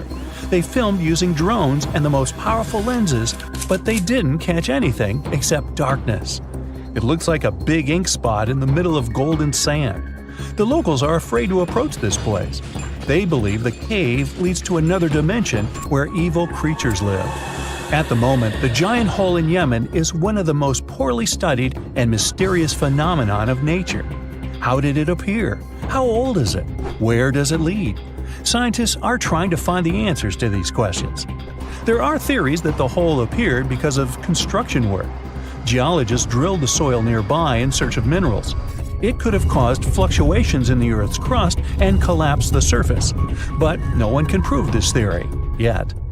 And now, imagine a place where sunlight has not penetrated for more than 5 million years. There's little oxygen, and it's cold and damp. Still, life is born in this place, not only microbes and bacteria, but also something bigger. The living conditions in this cave are very different from the usual ones, so, in a sense, this cave is like another planet. It's the Movil Cave in the southeast of Romania, near the Black Sea. The entrance is a small hole in the ground. Inside, a tunnel leads deep below the surface. The levels of hydrogen sulfide and carbon dioxide are above normal inside the cave. The air here is half as much oxygen as on the surface. People can't be here without an oxygen mask, but other creatures living here can. The cave is home to 48 species of living organisms. 33 of them are unknown. Here you can meet some unusual insects, white snails and white spiders, millipedes with huge whiskers, transparent shrimp, and unique species of leeches. They all live here thanks to the little bacteria autotrophs. They absorb carbon dioxide and release food particles. Bacteria feed on it. Other larger organisms feed on these bacteria, and some bigger organisms eat those little ones. In the end, everyone gets food. In this cave, evolution has created a biological system separate from the rest of the world. We're in the Caribbean, and these are the Taino people. Scientists have long believed that they were the first inhabitants of the Greater Antilles, and those people were roaming the Isles long before Columbus discovered this place. However, a recent discovery showed that there were some other peoples living there. These guys are called the Archaic people, and they are now known for being good at using stone tools. They've used a whole bunch of polished tools, such as hammers, axes, and whatsoever. We still haven't found out how they managed to invent and produce all those tools without special equipment. Scientists are now looking for a sort of necropolis, or a similar archaeological site, to find out more about these people. Another curious settlement was found a couple of years ago, not far away from Florida. This one is pre-Columbian too, but it seems that the dwellers there were more into fashion than crafting using stone tools. The scientists discovered a complex of 37 oyster shell rings. There were many households with these rings, and the locals would produce beads from the shells of marine creatures. By the way, long ago, beads weren't intended only for fashion, but they were also an important social instrument. People would sew them on their clothes to manifest their power or wealth.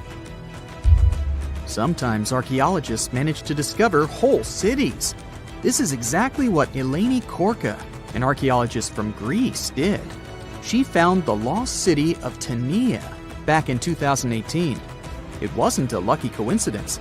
The whole search took as much as 34 years. By the way, Tania was even considered a mythical city. The city of Tania was a Trojan-founded city, and the ancient texts claimed it was incredibly wealthy. Well, seems like the texts were true. The archaeologists found around 200 coins on the site. Some jewelry was found there too. For instance, there was an iron ring with a seal. They also found a gold coin that was supposedly used to pay for a journey to the afterlife. Yeah, back then, people believed that it existed, and they needed to pay for a ticket to get there. The discovered clay, stones, and marble floors help us imagine what their dwellings looked like. And the archaeologists also found some vases there. One of the earliest examples of human-made art is located in the cave of Altamira in northern Spain.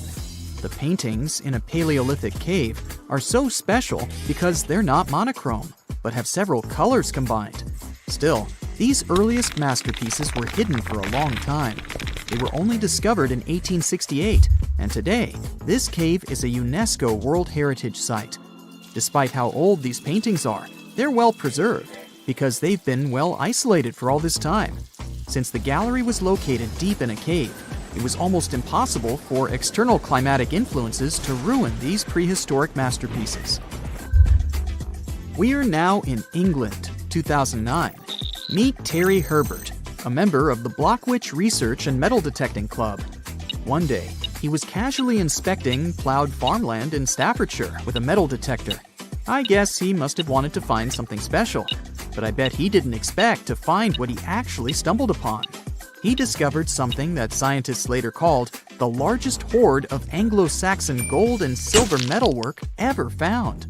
There's a list of items discovered, but if I start reading it to you, it's going to take me a really long time. To make a long story short, the archaeologists found 11 pounds of gold, 3 pounds of silver, and about 3,500 pieces of jewelry. No wonder this discovery is called the Staffordshire Hoard. The Birmingham Museum and the Art Gallery and Potteries Museum chipped in and bought the entire collection for over £3 million. Messages in a bottle are a famous cultural phenomenon we often see in movies, but it turns out this method of preserving letters is quite efficient. This is proven by the Dead Sea Scrolls. Back in the 1940s, Bedouin shepherds discovered 7 scrolls contained in clay jars in a cave. These scrolls were determined to be around 2,000 years old. But these manuscripts were only the beginning of a number of great discoveries. The Bedouins sold these manuscripts, but people continued finding more. The last discovery took place in 2021, and who knows, maybe there's more to find. Another piece of art recently found in a cave was a painted shell. This fossil was discovered in northern Italy, and scientists believe such fossils were collected by Neanderthals. This find is curious for a reason. Neanderthals are believed to have been quite primitive, but this shell proves the opposite. Back in 2004, Robert Muckle, an archaeology professor, heard about a peculiar site hidden in the forest of the North Shore Mountains of British Columbia. Robert knew that a few old cans and a saw blade had been found there. This place was believed to be a sort of logging camp, but a thorough excavation that took 14 years to complete revealed something different. Turns out, it wasn't a logging camp, but a long-lost Japanese settlement. The archaeologists found around 1,000 items, such as white and blue rice bowls, teapots, pocket watches, sake bottles, and buttons. The ceramics weren't that well preserved, so they only discovered hundreds of fragments. In one of his interviews, Robert mentioned that they also found remnants of a bathhouse. The community that lived there was pretty small, since there were only about 14 houses found.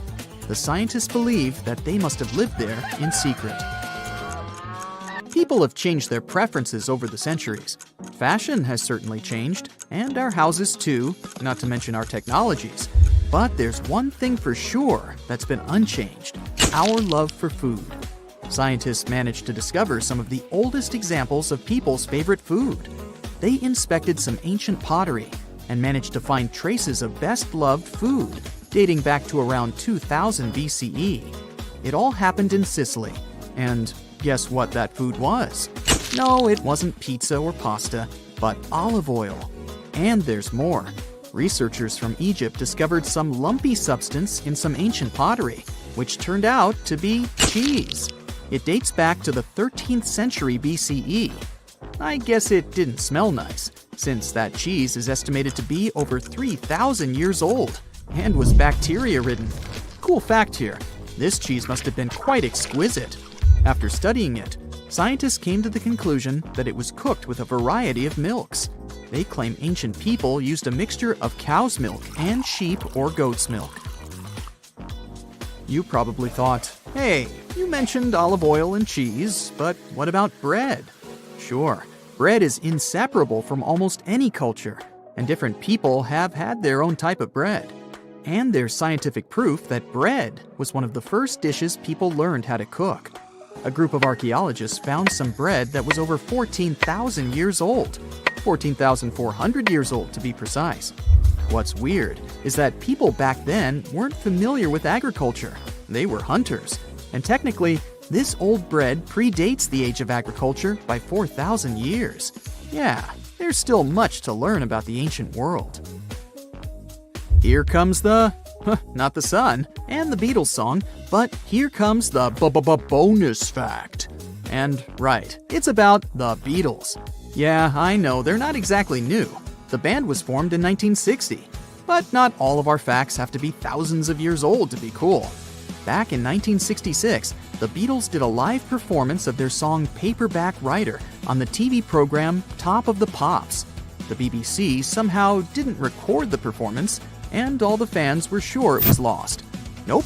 Turns out that David Chandler, a fan of the Beatles, recorded the show with his personal camera. It was long forgotten and stored in the attic for many years. The recording was rediscovered in 2019.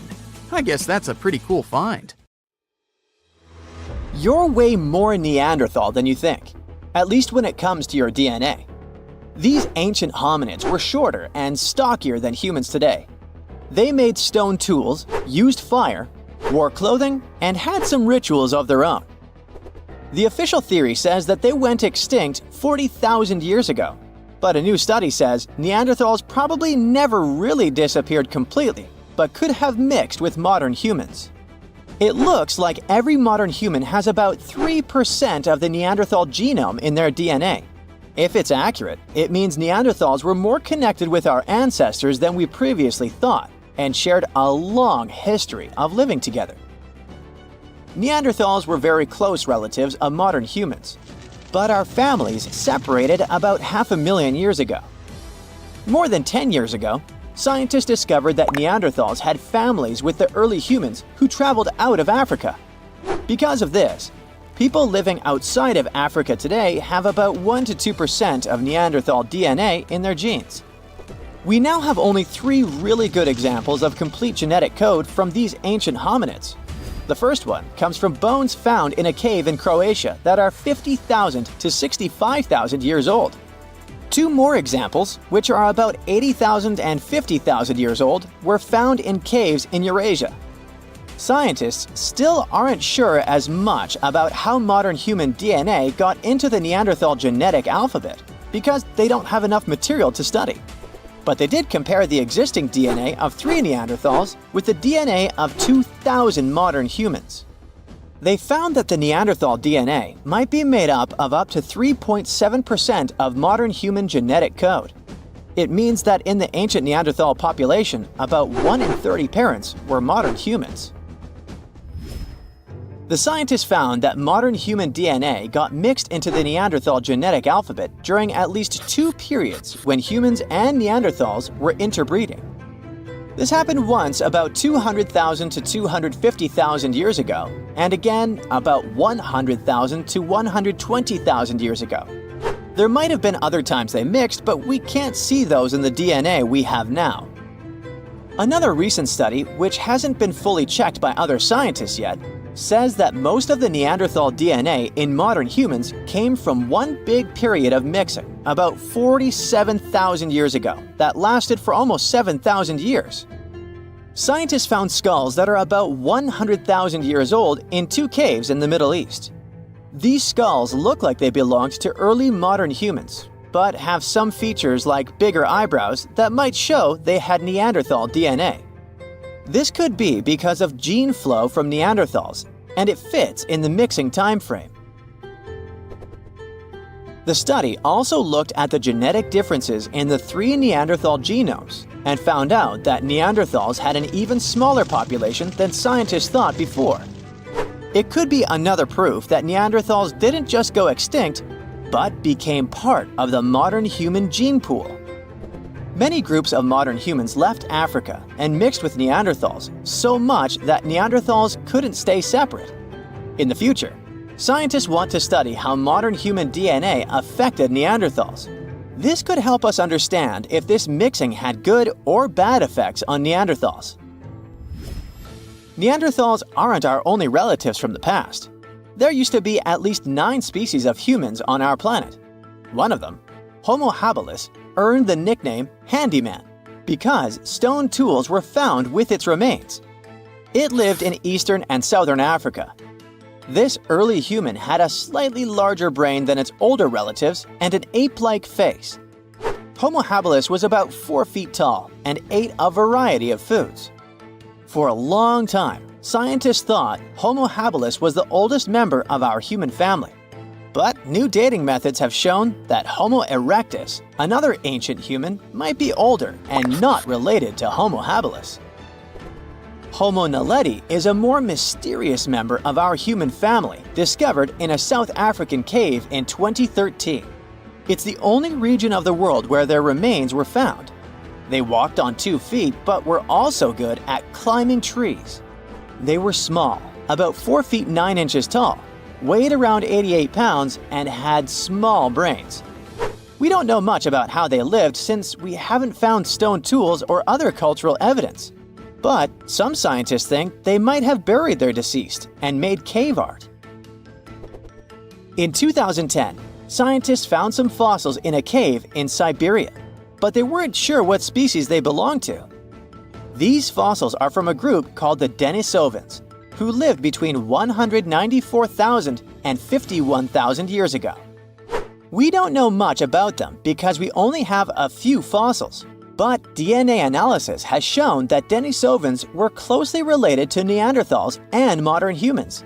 They even had families with early humans, especially in Southeast Asia. There aren't enough fossils to give Denisovans their own species name, but their genes are found in modern humans, which means they might be part of our own species. As scientists study more about Denisovans and fossils in Southeast Asia, we might understand better how different species fit into the Homo family tree. In 2003, they found fossils of a very small human-like species in a cave on the island of Flores in Indonesia. These tiny people lived between 100,000 and 50,000 years ago. They were only about 3 feet 6 inches tall. Scientists think they might have come from another species, Homo erectus, and became smaller over time because they lived on an island with limited food. Because of their small size, they're often nicknamed hobbits. Around 40,000 years ago, Homo sapiens, yep, that's us, were the last humans left out of many different kinds of human-like species that walked on 2 legs. So, the logical question is, what happened to the others? And what did we have to do with their disappearance? Some scientists think we survived because our offspring lived longer, or because we were better at handling changes in the weather. Others think we might have competed with other human species, or maybe mixed with them and shared genes. About 300,000 years ago, the first Homo sapiens lived in Africa. They didn't look exactly like us, but they were more similar to us than other early humans. They had tall, round skulls with almost straight foreheads. Unlike Neanderthals, they didn't have thick brows or jutting jaws like Homo naledi. They also had chins, which no other early humans had, though we still don't know why. Homo sapiens lived in bigger groups and had more genetic diversity compared to other early humans. This helped us in many ways, not just in staying healthy. Having big social networks across different places was like having a safety net. If we ran out of food or water, we could go to other groups we were connected to, and they would help us because we weren't strangers, we were family. These big networks also helped these early humans share new ideas and inventions. A big simulation showed that later species of humans could live in many different environments because of these wide networks and the ability to adapt. We know that Neanderthals were really smart, but Homo sapiens might have been just a little bit smarter. Small inventions like weaving and sewing needles could have given Homo sapiens an edge. Scientists have found evidence of weaving from 35,000 years ago and sewing needles from 30,000 years ago. Weaving lets you make things like baskets and nets to catch food. Sewing needles help you make better clothes and tents, which keep you and your youngsters warm and safe, which is very important for survival.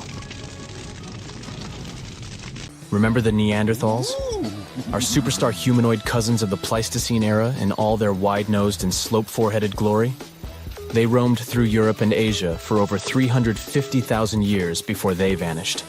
This was around the same time our ancestors, the Homo sapiens, decided to take a vacation from Africa and explore the world.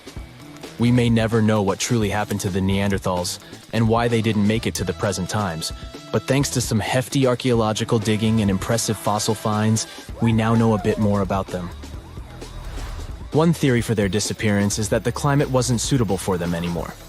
Supporters of this idea think Mother Nature turned on the Neanderthals and sent them packing.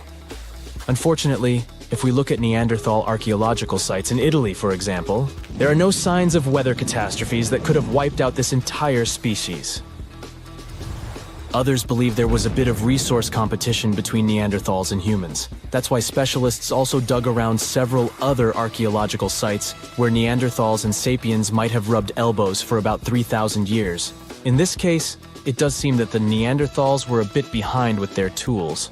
Their technology was like flip phones in the age of VR. But who knows if these two species ever crossed paths in that particular region? The evidence is still fuzzy. How they went extinct isn't the only information we're curious about when it comes to Neanderthals. Other scientists, for instance, are trying to decode some of the Neanderthal molecular barcodes to identify their specific traits, some of which you might share, believe it or not. Sure, Neanderthals as a whole species did, in fact, go extinct. But that's not to say remnants of their DNA can't be found in humans. Now, you know how things go when folks live near each other. Some genetic mixing was bound to happen. The evidence? A dash of Neanderthal DNA which was found in modern folks. Now, this is where the plot thickens. Scientists thought that since Neanderthals never lived in Africa, their DNA wouldn't be found in modern African populations. Well, it turns out that African people have about 0.5% Neanderthal DNA too. This doesn't mean our Neanderthal relatives simply teleported through African territories without leaving any trace behind. What this discovery actually implies is that early humans might have visited Europe, mixed their genetic material with that of Neanderthals, after which they returned to Africa. That's a lot of migration. How did we stumble upon that Neanderthal DNA these days, you might wonder? Well, scientists gathered thousands of people from all around the world. Participants came from places like East Asia, Europe, South Asia, America, and Africa. Percentages may vary, sure, but around 20% of the good old Neanderthal DNA is still found in US modern folks. Sure, the average Joe only carries about 2% of that caveman swagger. If you're from certain places or families that have a smidge more Neanderthal in their gene soup, you're looking at 3% tops. Is there anything in particular that we share with our long-gone humanoid cousins? As it turns out, our Neanderthal ancestors gifted us more than just their company for some thousands of years. They also passed down the incredible legacy of their noses. Well, you see, the Neanderthals were outfitted with some seriously high-rising sniffers. These weren't just cosmetic, they were also quite the asset in chilly climates. The icicle-dripping, teeth-chattering kind of cold where your breath could freeze before it leaves your lips. During those days, the Neanderthal noses worked as personal heaters, warming and humidifying the cold, dry air they inhaled. For that kind of extreme weather, these impressive nasal skyscrapers turned out to be quite handy. When our Homo sapiens ancestors decided to leave the sunny savannas of Africa for a spot of frostbite up in Eurasia, they bumped into the Neanderthals. This encounter resulted in not just an exchange of pleasantries, but also an exchange of genes that coded for larger noses. This newfound genetic nugget was discovered by scientists who dug deep into the DNA of over 6,000 volunteers. To complete the study, these scientists meticulously compared this genetic data to snapshots of the volunteers' faces. They measured the distances between various points on each face, such as the height of the volunteers' nose bridges.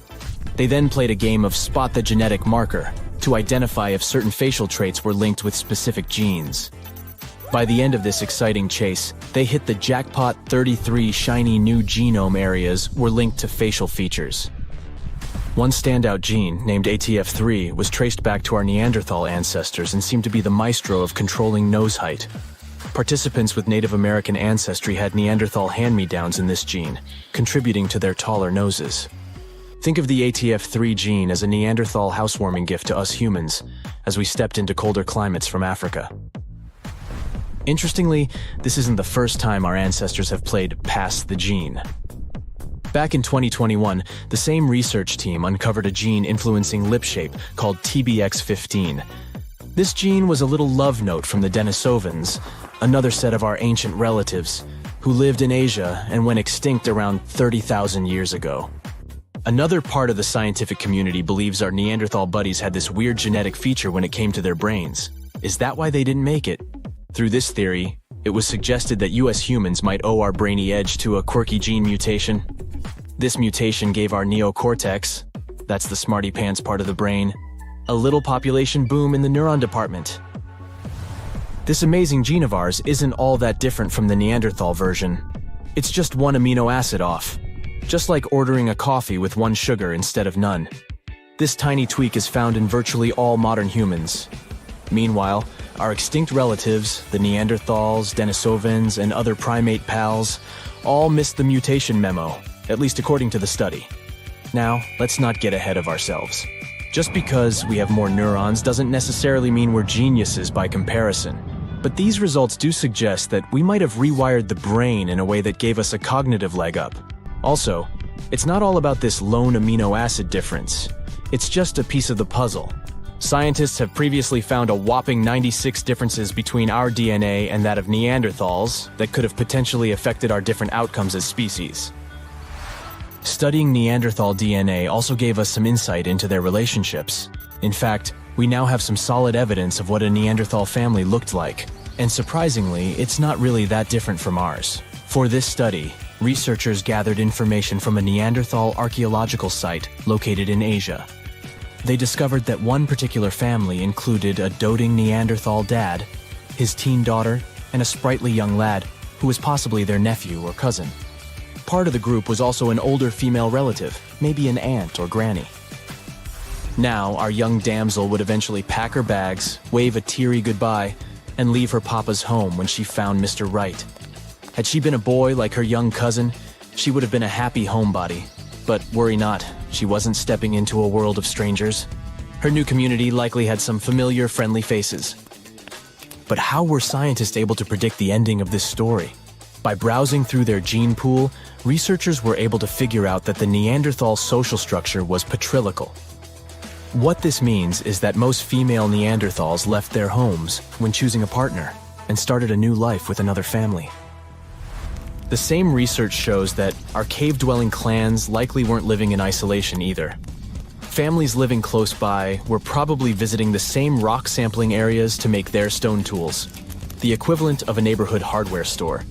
And when they weren't tooling around, they were busy hunting delicious meals like ibex, horses, bison, and other wandering critters. Scientists, however, were careful to add that this ancient family portrait might not represent the full spectrum of Neanderthal social life. They've kindly asked future archaeologists to get more Neanderthal DNAs on the Ancestry websites. 54,000 years ago, there was one interesting group that lived in caves. A father, daughter, and a couple of other members who were their close relatives. And the cool thing here is that they were the first Neanderthal family we know about.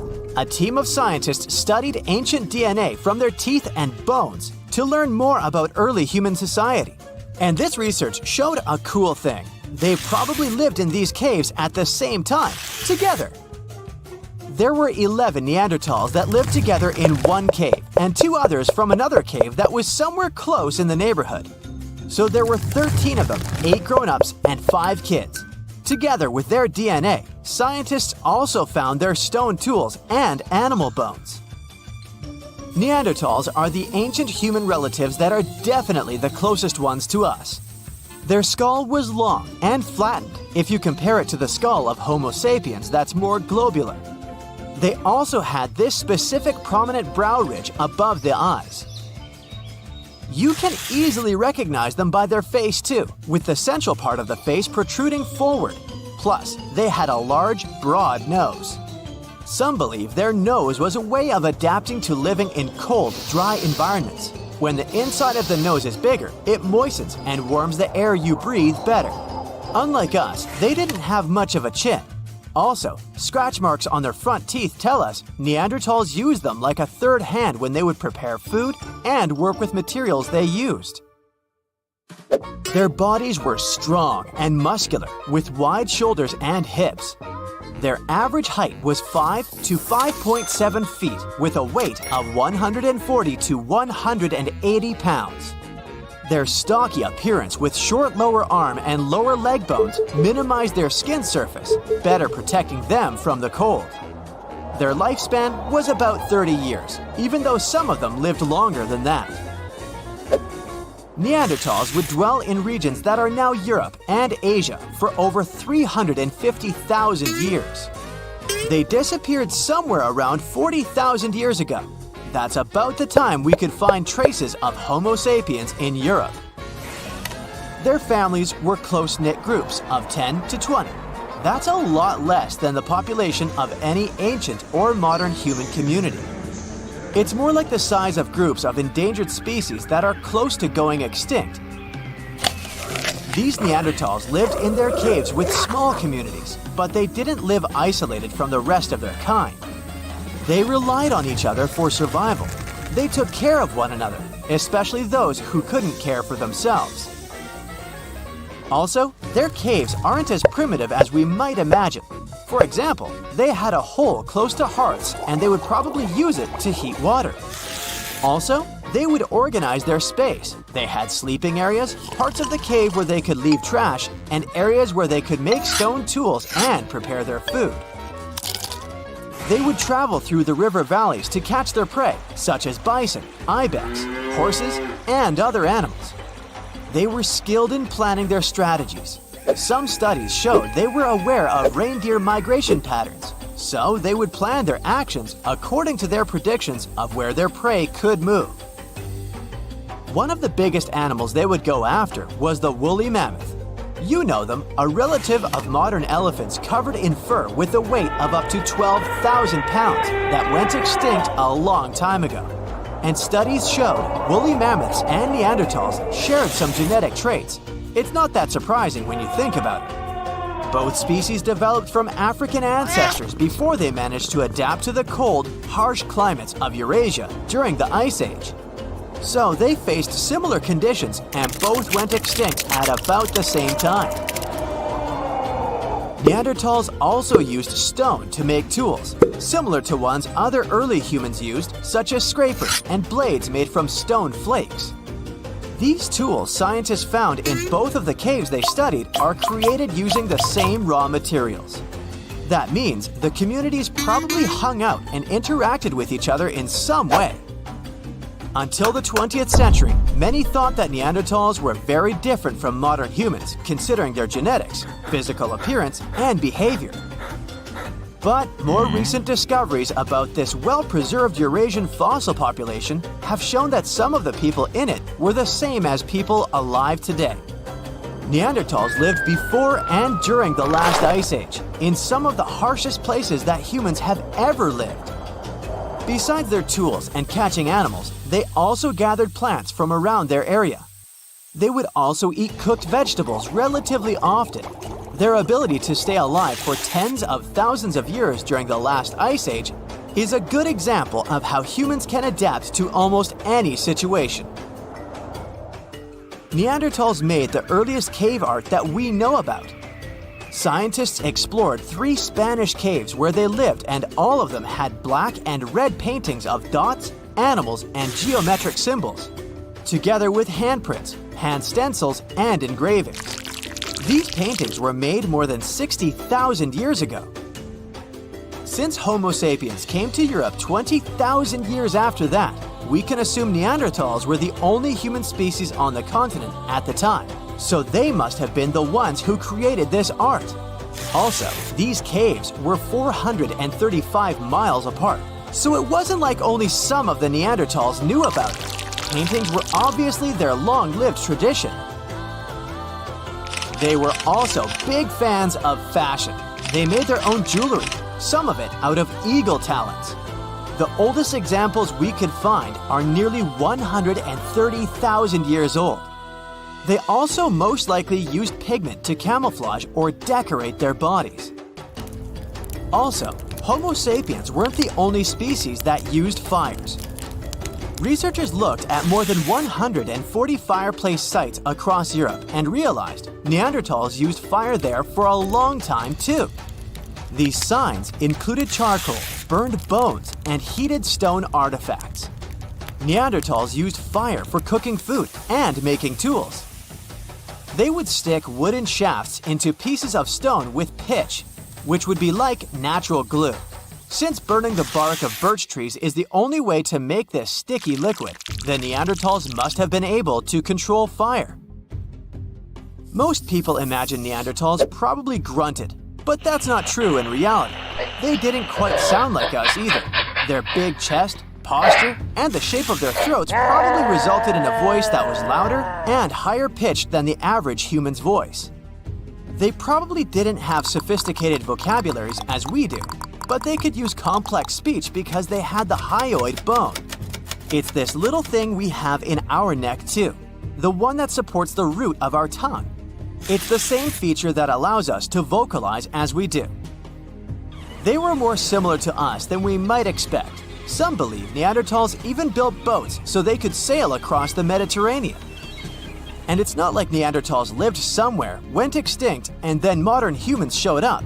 It seems these groups did meet around 100,000 years ago in the Arabian Peninsula or in the Middle East. That's when the first groups of modern humans were moving from Africa.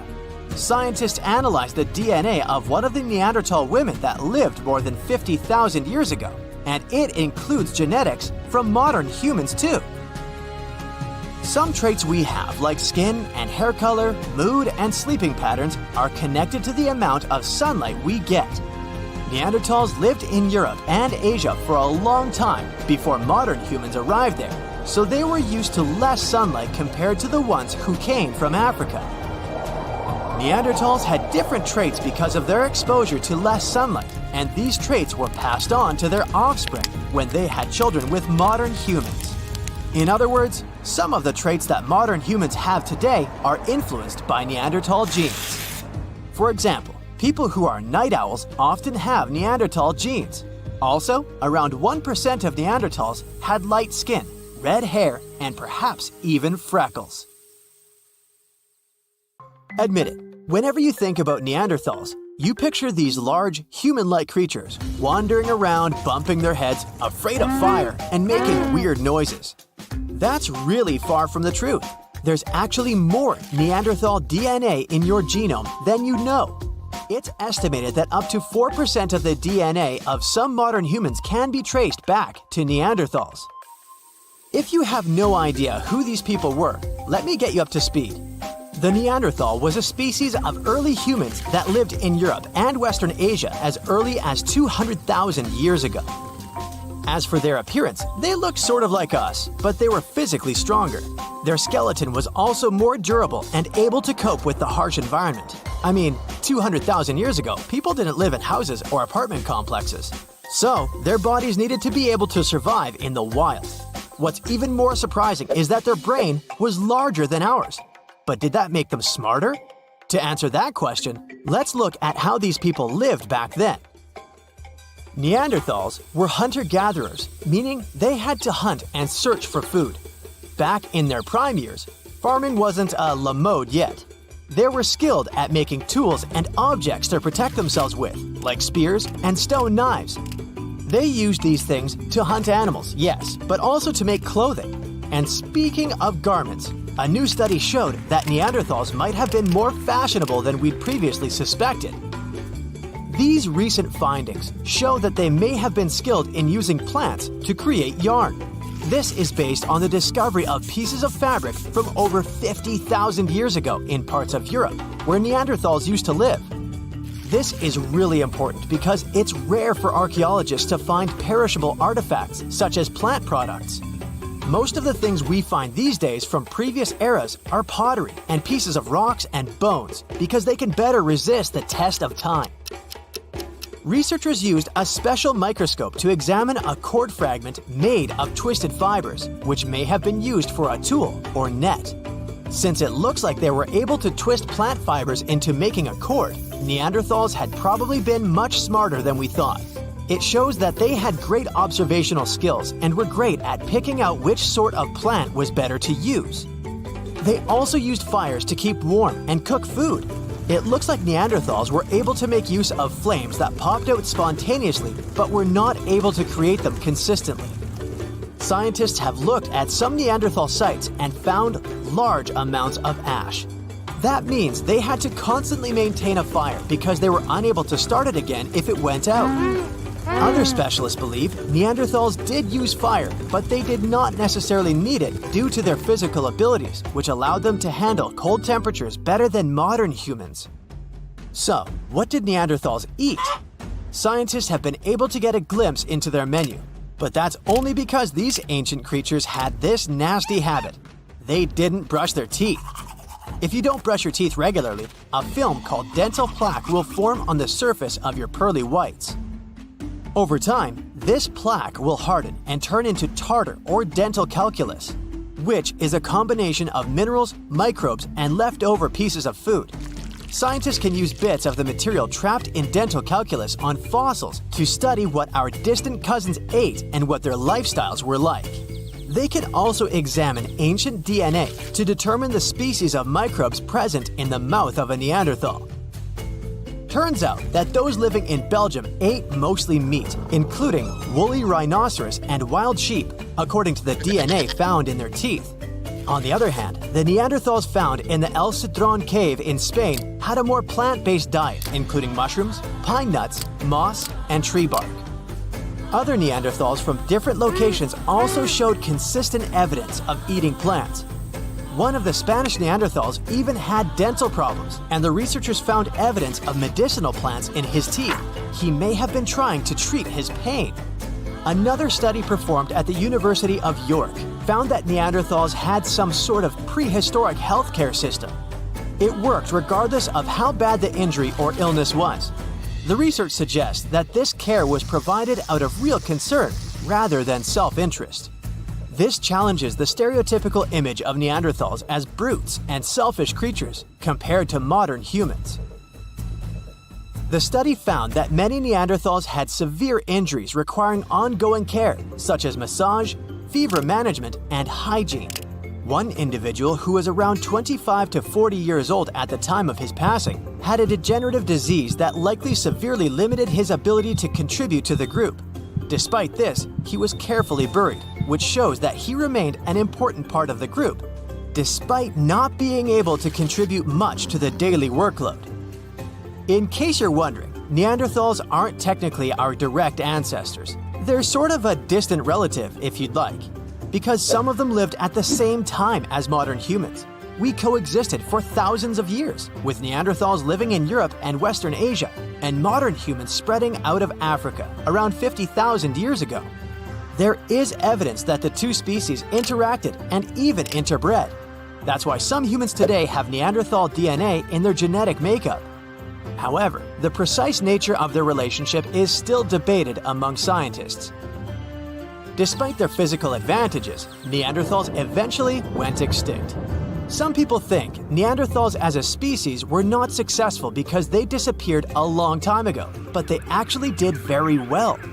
They lived in difficult conditions for a very long time, much longer than modern humans have been around.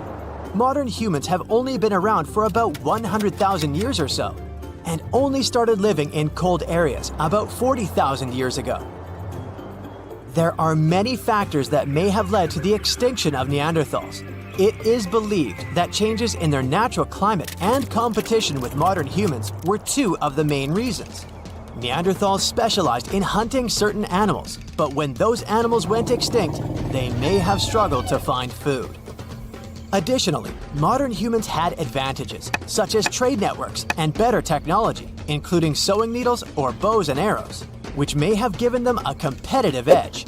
Although there is no evidence of direct conflict between the two species, it is known that they interacted. Some people even believe that Neanderthals did not fully go extinct, since their traces of their DNA can still be found in some people. So, what if the Neanderthals hadn't gone extinct? Charles Darwin pointed out that many of the unique traits of humans, like emotions, intelligence, language, and social behavior, can also be seen in some form in other animals.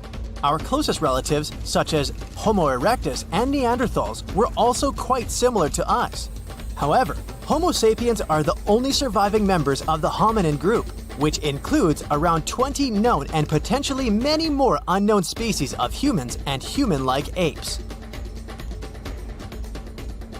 Even if the Neanderthals had survived, they would have probably integrated into society and evolved at the same time as modern humans did. One theory suggests that since they were outnumbered at one point by Homo sapiens, their traits would have eventually merged with ours. Those less advantageous, like their inability to produce fire, would have disappeared over generations. Other theories suggest that maybe they wouldn't have wanted anything to do with us.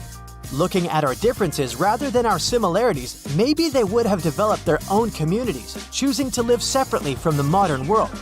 Either way, it's hard to predict how a species that disappeared so many years ago would behave today.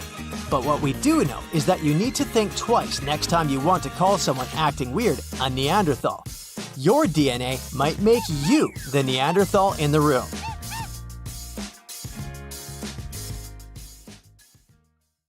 One iced frappuccino for me, please, and with a double shot. Now, I suspect this is something you'd never hear if you traveled 100,000 years ago to check out on your super great-great-great-grandparents. First off, you wouldn't hear anything resembling human speech for a simple reason. The early humans developed a capacity for language about 50,000 years ago. So, to talk to your ancestors, you'd need to use some of the oldest forms of human communication, including talking or making sounds, drawing or painting, dancing, acting, and using symbols. For example, if you made some weird noises like grunts or guttural sounds, it would mean you're trying to communicate with your peeps or warn them about something. Another reason why no one would grab iced frappuccino back then is that 100,000 years ago, Earth was going through a serious ice age. Who wants an icy, refreshing drink in the middle of winter? It wasn't quite a full-blown glacial period, but it was definitely way colder than it is now. The sea levels were low and there were glaciers everywhere, which made it super tough for our early human ancestors to get around. Some even kicked the bucket while trying to migrate to other areas, especially up in Northern America and Europe. Back in the day, when humans were still figuring out this whole survival thing, they chowed down on some pretty, fancy stuff. We're talking tartar steak, sashimi, you name it. Okay, I'm exaggerating a bit. It wasn't an iconic fresh dish, but raw meat. Not a Japanese cuisine staple, but a plain fish. There weren't Michelin restaurants serving fancy dishes and Gordon Ramsay recipes, but prehistoric foodies happily munched on nuts, seeds, and berries. And you know what? Their lifestyle is gaining popularity today. And there's even a so-called paleo diet. Paleo stands for the Paleolithic period. The idea is all about eating like our early human ancestors did. Some scientists believe that our genes haven't quite caught up to the modern diet that came from farming. Thanks to farming, we've got grains, legumes, and dairy galore. But it turns out that these changes in our diet happen faster than our bodies could keep up with it. 100,000 years ago, humans roaming around were basically just like us in terms of looks and DNA, but their houses were far from being modern. Actually, those were just caves. They couldn't even buy a mere bed in IKEA. Scientists in South Africa just discovered what they're calling the world's oldest bed. And no, it's not a fancy mattress with adjustable firmness settings. It's actually made of grass. Archaeologists stumbled upon mats of grass and sedge that were stacked half an inch thick on the floor of a rock shelter. And get this, the bedding is 77,000 years old. That's like 40,000 years older than the previous record holder.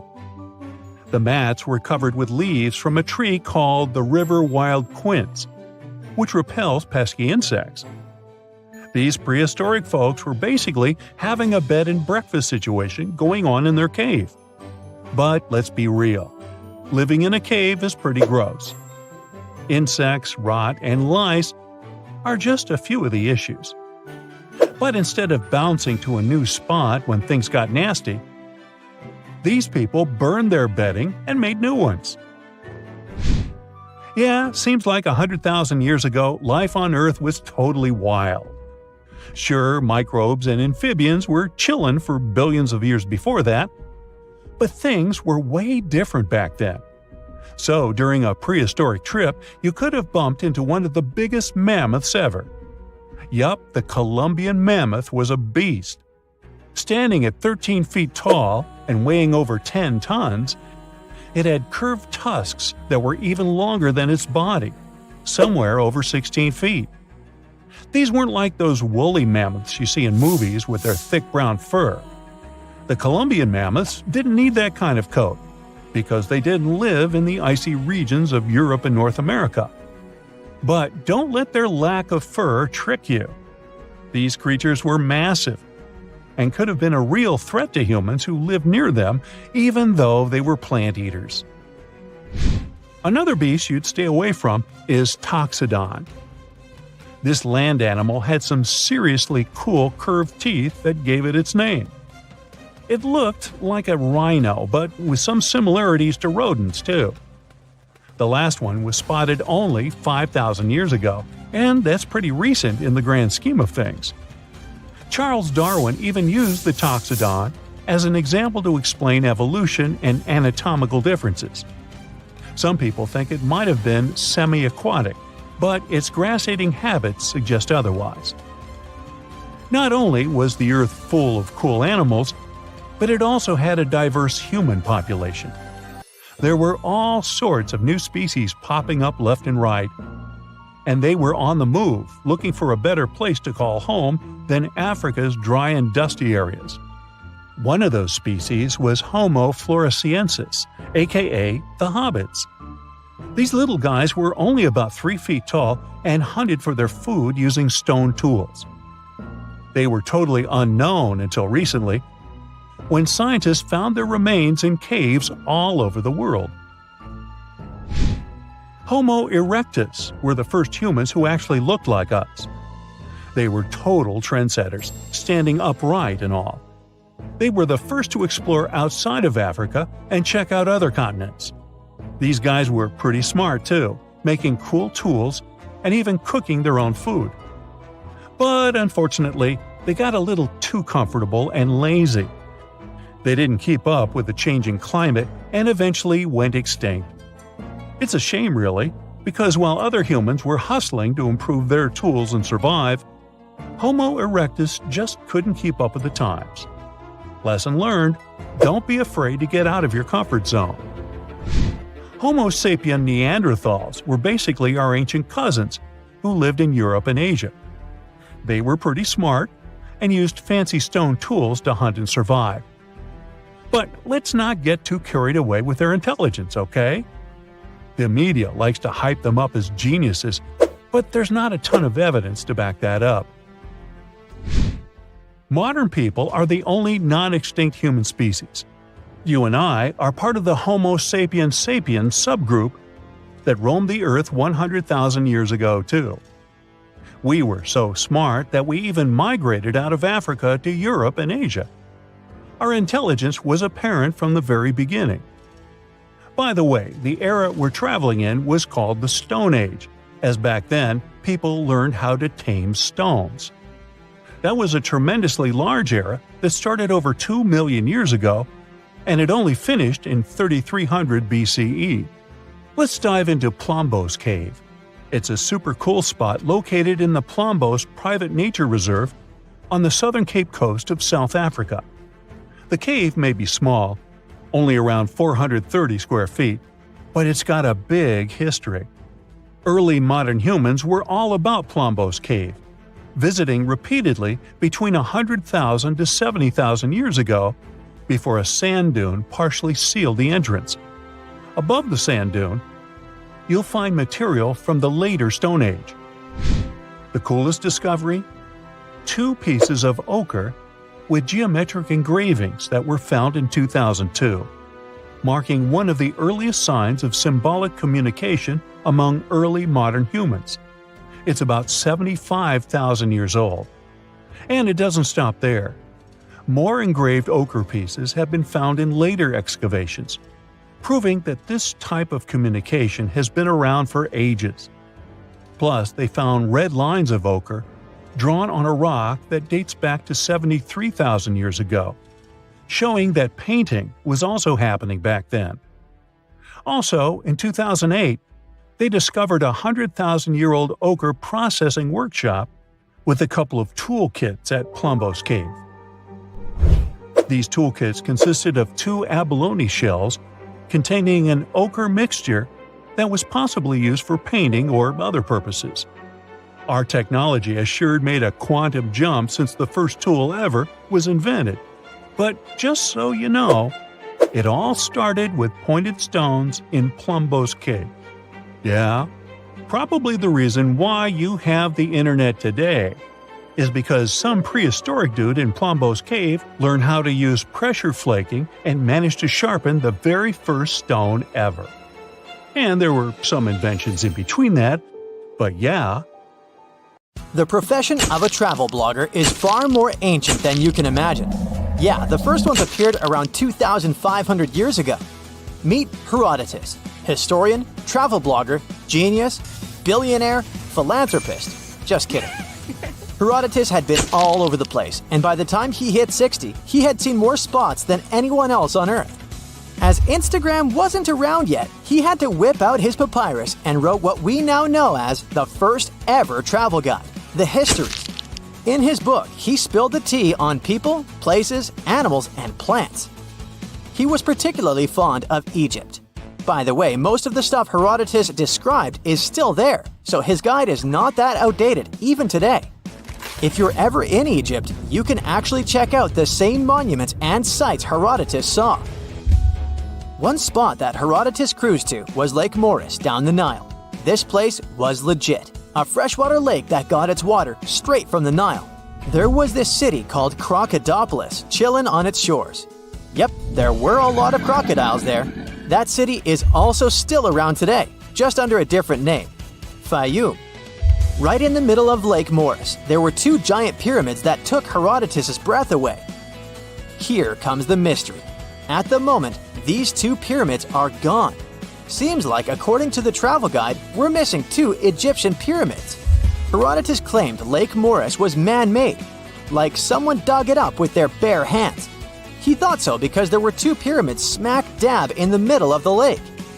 But let's face it, it would have been physically impossible to build something like that in a natural lake. I mean, the ancient Egyptians were pretty advanced, but they definitely didn't have scuba divers and all the essential equipment back then. The pyramids were 50 fathoms above the surface and another 50 fathoms below. Just to give you an idea, 1 fathom equals 6 feet, so those pyramids were around 600 feet tall. That's taller than the famous Pyramid of Giza. And while the Pyramid of Giza has a modest little capstone, these twin pyramids had statues of pharaohs chilling on top. That's why you've never heard of them, and there are only a couple of drawings depicting them. So what happened? Well, time is ruthless. Take the Great Labyrinth Herodotus mentioned, for example. Nowadays, it's just a pile of rubble and cobwebs. Even the once magnificent Lake Moeris has changed. The water there has turned salty, and now it's just a fraction of its original size. Sure, change is inevitable, but you would think pyramids would stand strong against the test of time, right? Their unique designs make them super durable. So where are these pyramids now? Well, chances are they never actually existed. We all know that some travel bloggers tend to exaggerate, right? Herodotus was no exception. While some people call him the father of history, others call him the father of lies. Ouch! Yeah, his books have false or unverified information sometimes. For example, he totally blew up the size of the Pyramid of Giza in his guidebook. He doubled its size. But hey, cut the guy some slack. In the pre-Google era when our travel blogger lived, fact-checking was pretty complicated, especially for Herodotus, who couldn't even read those funky Egyptian hieroglyphics. He had to rely on the locals for info. Those inconsistencies in Herodotus' book might be just one epic prank pulled by mischievous locals on a clueless tourist. Classic. However, there are actually some legit monuments at the site. The pedestals of Biamu are the leftover bases of two ginormous statues built by the ancient Egyptian pharaoh Amenemhat III. These ruins used to grace the shores of Lake Moeris, but now they chill in the Fayum Oasis, about 4 miles north of Fayum City. The first time these statues were mentioned was by, you guessed it right, the Greek historian Herodotus, who was around in the 5th century BCE. Remember the description? Herodotus said there were two pyramids that soared 50 fathoms above the water surface, and each pyramid had a massive statue sitting on the throne at the top. We have the statues, but not the pyramids. Weird, right? There's an explanation, though. Some scientists believe that Herodotus probably wrote about these statues during a time when the area was flooded. But hey, it's not just Herodotus who spun this tale. Diodorus the Sicilian and Pliny the Elder also jumped on the bandwagon, repeating similar claims about these colossal statues. However, let's not forget that Herodotus might have been a bit lazy. He never actually got up close and personal with the statues. He just saw them from across the lake. So picture this: hazy silhouettes in the distance and Herodotus' imagination running wild with their grandeur. The description matches, except for the height. While Lake Moeris pyramids seem to be a myth debunked, there's another mystery waiting to be unveiled. Some time ago, archaeology researcher Angela Mickle dropped a crazy discovery. She claimed to have found not one, but two lost pyramid sites in Egypt. The craziest part is that she didn't even have to leave her couch to find them. She basically found those pyramids online. After spending 10 years studying Google Earth, Angela managed to pinpoint these two areas along the Nile Basin. They're about 90 miles apart and both have some funky-shaped mounds. The first one is chilling by the Nile in Upper Egypt, just 12 miles away from Abu Sidoum. The second one, 90 miles north, has a 140 feet wide four-sided shape. The second site even has a massive triangular plateau that's a staggering 620 feet wide. Angela wrote on Google Earth Anomalies back in 2012, saying that the mound looked super flat on top and had a crazy symmetrical triangular shape that had been worn away over time. And the second site? It got this square center that's totally out of the ordinary for a mound this size. It almost looks like a pyramid when you see it from above. But not everyone is convinced. Some Egyptologists say these mounds are just geological features called buttes. Apparently, they're pretty common in the local Fayum Desert. These buttes form when sediment piles up and there's a stubborn layer that doesn't want to erode. So when the surrounding sediment washes away, that tough layer stays put and makes the hill all flat. Still, this one's just a theory as of now. By the way, Egyptian archaeologists just made one more incredible discovery. This time, it's not a theory, but an actual site. In January 2023, they found a complete residential city from the Roman era right in the heart of Luxor, a southern city in Egypt. This ancient city, dating back 1,800 years to the 2nd and 3rd centuries, is actually the oldest and most important city ever found on the eastern bank of Luxor. The archaeologists uncovered a bunch of awesome stuff during their excavations. They found several residential buildings, 2 pigeon towers that were used to house pigeons or doves, and even some metal workshops.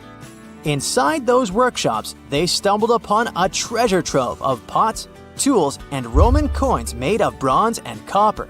It's like a real-life time capsule. This kind of find is pretty rare in Egypt. Usually, they come across temples and tombs during excavations, especially on Luxor's West Bank, where the famous Valley of the Queens and Valley of the Kings are located. But this time, it's all about this amazing residential city. And get this, back in April 2021, they announced the discovery of a lost golden city on Luxor's West Bank that's 3,000 years old. The archaeological team called it the largest ancient city ever found in Egypt. It's like they're uncovering hidden treasures left and right. What makes a giant, well, a giant? You know, big, enormous, you get it. Tough questions. It depends on who you ask. The ancient Greeks had cyclops, while ogres were spread out through all sorts of European folklore tales. The tallest person ever recorded was named Robert Pershing Wadlow, and he lived in the first half of the 20th century. He stood at an incredible 8 feet 11 inches tall, but had many medical issues throughout his life. Sadly, he only lived to celebrate his 22nd birthday. That's because Robert wasn't just tall. He had a condition affecting his human growth hormone, which didn't particularly make his life comfortable. Robert even had to wear leg braces in his adult years. During that same time, incredible discoveries were reported in North America.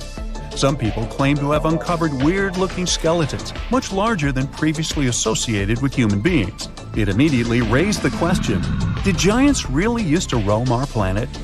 Our story begins with the idea of a mound builder race. Some scientists back in the day claimed that these massive earthworks in places like the Mississippi Valley, called the Grave Creek Mound or the Great Serpent Mound, were built by some sort of prehistoric type of human, much larger and stronger than us Homo sapiens are today. From around 1812 to the 1860s, almost everyone in America writing about history was covering this mound-building race. However, not everyone agreed with the theory.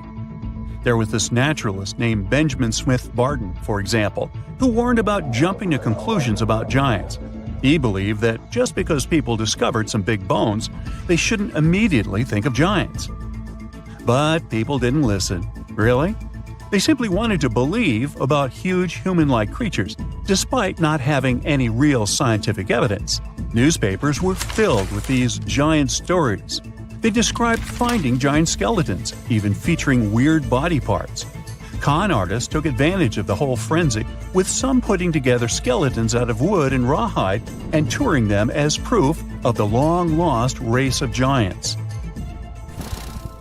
Eventually, in the 1930s, an anthropologist from the Smithsonian took it upon himself to debunk the whole mystery, and his conclusions were straightforward. All those giant skeletons that were supposedly uncovered were either hoaxes or simply animal bones that were wrongly identified as belonging to humans. He also said that those who claimed to have discovered ancient giant remains were just not that good with human anatomy. You would think that's how the story ended. Well, it didn't. You see, people became so convinced that giants existed that they simply could not let go. Sound familiar? Because the Smithsonian was investigating these claims, some people started thinking they were up to something shady. They cooked up this theory that the Smithsonian scientists were secretly getting rid of giant bones to hide the truth about giants. This whole story survived through the years and made it all the way to 2014. Is when this internet article said that the Smithsonian used to have tons of giant skeletons but destroyed them back in the early 1900s. And the drama continued. A famed publication even looked into the past of some of those Smithsonian scholars to try and pick apart their credibility. So the Institute had to do some damage control. They've since added new people on the team whose job is to figure out if those bones were correctly collected and studied. Now, it wasn't just North Americans that claimed to have stumbled upon giants. The French had their own discoveries too. Their story takes us back to 1890, when an anthropologist was digging around a Bronze Age site in Castelnau, France. What he found were 3 bone pieces that looked like they came from a giant human. The findings included a massive thigh bone, a shin bone, and a regular upper arm bone known as a humerus. Now, if we put all these bones together and calculate the proportions, they lead us to this towering figure, somewhere between 10 and 11 feet tall. However, in 2022, contemporary scientists took another look at those bones. They concluded they most likely belonged to a cave bear, not a human. It wasn't that unusual for people back in the day to confuse giant animal bones with those of humans. Now, the truth is, our ancestors were in fact taller than we are today, despite them not being technically giants. The average human body has changed a lot over thousands of years. We're not as big and strong as our ancestors were. In fact, we've been on a bit of a downsizing trend, especially in the last 10,000 years, and it's because of a mix of factors. Our genes, the world around us, and how we live our lives all play a role. Way back around 40,000 years ago, European men were towering at around 6 feet. They had a seriously tough life, though, hunting and gathering all day. That lifestyle required a good muscle structure, and their African roots might have given them that extra height, which came in handy in warm climates. Moving on to 10,000 years ago, we can already see a big change in European males. They went down to 5 feet 4 inches on average. What happened was the climate was shifting, and people were increasingly relying on agriculture to provide for their families. It wasn't all sunshine and comfort, though. Sometimes failed crops and a not-so-diverse food meant a pretty unhealthy diet. Plus, being around farm animals more and more introduced some new medical issues to the mix. We're now around 600 years ago when the shortness continued. And yes, we can still blame it on poor diet and health. However, there seems to be a change in recent years. Today, European males are reaching an average of 5 feet 9 inches. And sure, the fact that we're eating more veggies and getting regular checkups at the doctor did help a lot. But it's also because of industrialization and living in cities. This has brought people from different backgrounds together, which is a good thing. It decreases the chances of human passing on genes that could cause problems. So, it's a combination of better living and genetics that's making us taller. We shouldn't give up on ancient giants quite yet, though. You see, experts believe they recently discovered the remains of such a person who supposedly lived in ancient Egypt. Sometimes people can actually grow to large sizes due to a condition called gigantism, the same that made Robert Pershing Wadlow grow to such an impressive height. When some archaeologists were studying ancient Egyptian mummies, they came upon an interesting skeleton. What made it special was that they believed it might have belonged to a pharaoh, who would have been really tall, like 6 feet 6 inches tall. To put that in perspective, that's way taller than Ramses II, who was the tallest recorded Egyptian pharaoh and stood at about 5 feet 9 inches. These experts took a closer look at the newly found bones, especially the long ones, and found evidence of something called exuberant growth, which basically means this person's growth was off the charts. It's a clear sign of gigantism, they say. Now, this discovery is important because it makes this mummy the oldest case of gigantism in the world. No other Egyptian pharaohs were known to be giants. It's also fascinating because it tells us something about the health and nutrition of ancient Egyptian rulers. See, those pharaohs were probably better fed and healthier than regular people, which might explain why they could grow taller than the average person. Now, you might be wondering if being a giant had any drawbacks back then. Well, it's hard to say. I wasn't around then. Still, during those early dynasties in Egypt, they seemed to prefer shorter people, especially in royal service. There are a lot of ancient Egyptian stories featuring short-statured leaders and even higher spirits that locals looked up to. The reason why is still a mystery that we might never fully solve. But since this mummy was found in an elite tomb, it's possible that being a giant didn't have a social stigma attached to it at the time. Maybe he was, in fact, seen as special. Hold on to your hats, folks, because we're about to embark on an incredible journey. With the help of super smart scientists and their studies, we've asked AI to take us back a mind-blowing 2 billion years in time and show us what our awesome Earth looked like. So buckle up and let's find out. Once upon a time, way back when Earth was just a baby, around 4.5 billion years ago, hopping into a time machine and paying a visit would have been a big mistake. The whole place was a hot mess. First of all, the ground was still all gooey and molten, so landing your time machine would have been a major risk. Now, as soon as you tried to get out, you would see a completely different Earth compared to what we know today. The landscape is a patchwork of rugged mountains, sparkling seas, and vast stretches of land. Picture massive volcanoes erupting in fiery bursts, shooting gases and ash into the air. It's like a crazy fireworks show. And even if you had a fancy new machine that could hover and had special shields to handle the heat, you'd still have a hard time breathing. You see, the early Earth's atmosphere is a bit moody. Thick clouds hang in the sky, casting mysterious shadows on the land below. The air is as thin as a whisper and filled with all sorts of interesting gases like hydrogen and helium. Carbon dioxide swirls around, giving everything a vibrant green hue. Water vapor drifts through the air, creating a sense of humidity and a refreshing mist. Oh, and there might be a hint of ammonia and methane just to keep things interesting. Lots of cool gases, huh? But wait, there's something missing. Oxygen. So if you take a deep breath, you won't feel that familiar rush of air filling your lungs. On land, there are no lush forests or towering trees just yet. Instead, you find rugged, rocky terrains. Some of these ancient rocks bear the marks of intense forces, collisions and earthquakes that have shaped the land over millions of years. But amidst all this ancient beauty, something amazing is about to happen.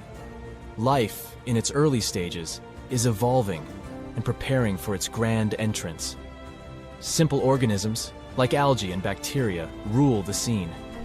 They thrive in the oceans, using the abundant carbon dioxide to grow and multiply. The waters are teeming with activity, with colorful, microscopic life forms buzzing around like a busy city. These tiny organisms are working hard, releasing oxygen as they go about their business. They're like little factories, slowly changing the composition of the atmosphere. So this is what the early Earth looked like, more or less. But why was it so nasty? And how could it have changed so much since then? You see, Earth's heat came from all sorts of crazy things happening during its formation. First off, there was some serious heat already packed into the objects that came together to make our planet. Then, as Earth grew bigger and stronger, its gravitational force got a major power boost. It pulled in more stuff, but it also gave Earth a massive bear hug, squeezing everything tightly. And you know what happens when things get squeezed? They heat up like a pressure cooker. This crazy heating had a huge impact on Earth's structure. Picture Earth as a mixed-up bag of rocks, metals, and minerals. But as things heated up, the rocks and metals got so toasty that they melted. And guess what? The denser metals sank to the center and became Earth's core, while the lighter rocky stuff floated up to become the crust and mantle. It was like Earth decided to unmix itself, creating separate layers. Scientists call this wild separation differentiation. But the heating didn't stop there. With all this mixing and moving around, Earth got even hotter. It was like turning up the heat in a giant planetary oven. All this crazy heat had some serious consequences. Earth's high temperature made everything super speedy. Tectonic plates were dancing like there was no tomorrow, making the surface super active and full of geological shenanigans. Oh, and that's not all. Earth also got showered by some serious cosmic visitors. Imagine this. While Earth was busy gathering up all sorts of space debris during its formation, the rest of the solar system was causing some major chaos.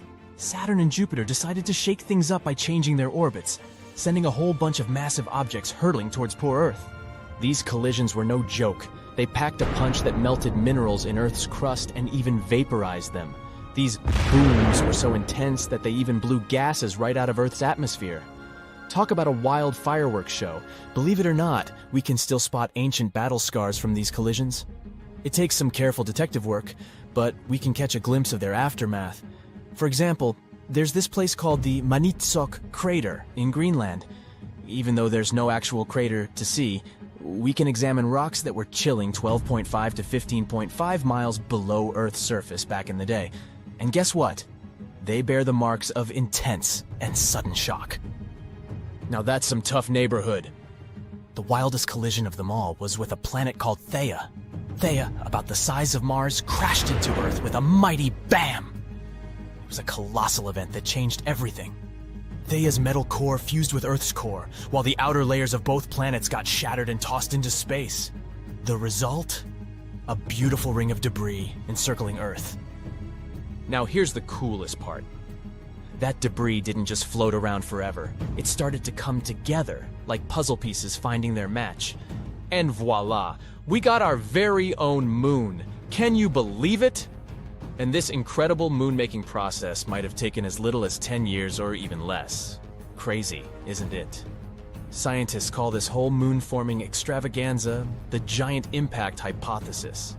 So next time you gaze at the moon in the night sky, remember that it's actually a huge chunk of our own planet.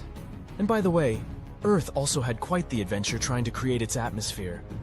In the beginning, our planet's first attempt at an atmosphere didn't go so well. It had a thin layer of hydrogen and helium that came along with all the stuff it gathered. But those gases were like sneaky escape artists and decided to float away into space. Bye-bye, gases! Luckily, Earth didn't give up. It went for a second round, and this time it was much more successful. Volcanic eruptions came to the rescue. They spewed out all kinds of gases like water vapor, carbon dioxide, and a whole bunch of other funky ones. Even meteorites and comets joined the party, bringing lots of water and nitrogen to the mix. Earth's atmosphere was becoming quite the party. But here's the funny thing. There was no oxygen to be found during the second experiment. Nope, not a single breath of it. The oxygen that was produced by the sun's rays splitting water molecules got gobbled up by chemical reactions faster than you can say, oxy-bummer. It wasn't until Earth's third experiment came along, life, that things started to change. Photosynthetic organisms took center stage and used all that carbon dioxide in the air to make their food. And guess what? They released oxygen as a sidekick. Eventually, the organisms started belting out so much oxygen that it overwhelmed the reactions, and it began to fill up the atmosphere. It took a while, though, and it wasn't until about 350 million years ago that we got the oxygen levels we have today. About 21% of the air we breathe. So, from fiery volcanoes to mysterious oceans, this glimpse into the past reveals an Earth vastly different from the one we know today. It's fascinating to explore the ancient landscapes and imagine the early stages of life taking shape. Thanks to AI, we can catch a glimpse of Earth's remarkable history and appreciate the wonders of our ever-changing planet. So, Stay tuned for more interesting journeys. In a frosty Canadian park, hidden deep beneath layers of thick ice, scientists discovered a bizarre skeleton they named the frozen dragon. The skeleton had been in the frozen ice for millions of years. It took experts decades to work out the species of this strange fossil. It was identified as a new genus of pterosaur. Pterosaurs were massive flying reptiles with wingspans of over 16 feet. Their heads were 3.5 times the size of their bodies. Pterosaurs lived 76 million years ago when they soared above the dinosaurs.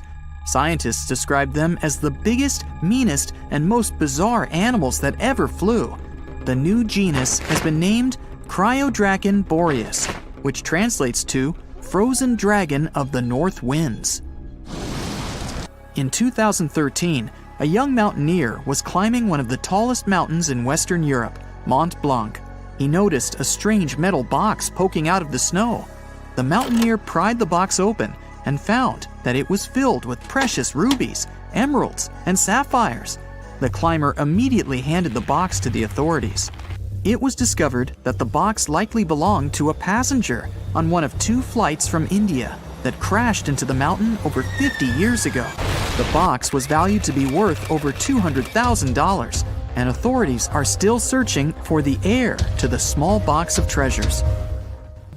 In northwest Siberia in 2007, a reindeer herder was on an outing with his sons when he noticed something strange in the ice. The man realized it was a frozen mammoth calf and immediately contacted the local museum.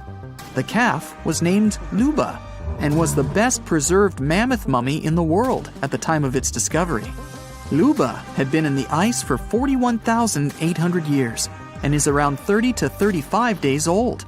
From trunk to tail, the mammoth calf is roughly the same size as a large calf. If you're interested in seeing for yourself, Luba travels to museums all around the world. On the frozen continent of Antarctica, covered in layers of ice and snow, is Mount Erebus, the frozen volcano. The volcano was discovered in the middle of an eruption in 1841 by explorers on an Arctic expedition. The volcano is over 12,000 feet tall and has been active for the last 1.3 million years. Deep within the middle of the volcano is a huge crater filled with large volumes of molten lava. The volcano has occasional explosions, which means it's classified as being in continuing eruption. However, these eruptions are nothing to worry about because they're generally rather small. Back in 1991, 2 hikers were traveling across the Italian Alps when they stumbled across a body that they presumed to belong to a recently lost hiker. The duo trudged back down the mountain to report their unfortunate findings. Once the remains were recovered, it was clear that the body was not recent at all. Scientists determined that the Iceman was more than 5,000 years old and named him Otzi. The discovery was unlike anything scientists had ever before seen because the body was so well preserved. For years, Otzi was studied by scientists who discovered that our ancestors have a lot more in common with us than we ever knew before. Otzi was covered in ink body art. Research done on the contents of his stomach revealed that his last meal was dry cured meat, similar to the bacon we eat today. Otzi has at least 19 relatives living today, somewhere in Central Europe. Scientists were researching ancient squirrel burrows in Siberia when they came across something interesting. One of the squirrels had hidden away precious seeds deep beneath the ground. The seeds had been encased in ice for 32,000 years. The seeds were for the flower Silene stenophilia, which had long since gone extinct. Amazingly, scientists were able to recover plant tissue from inside the seeds and grow an entire crop of flowers. They've since reintroduced the previously extinct flower to natural habitats all across the world.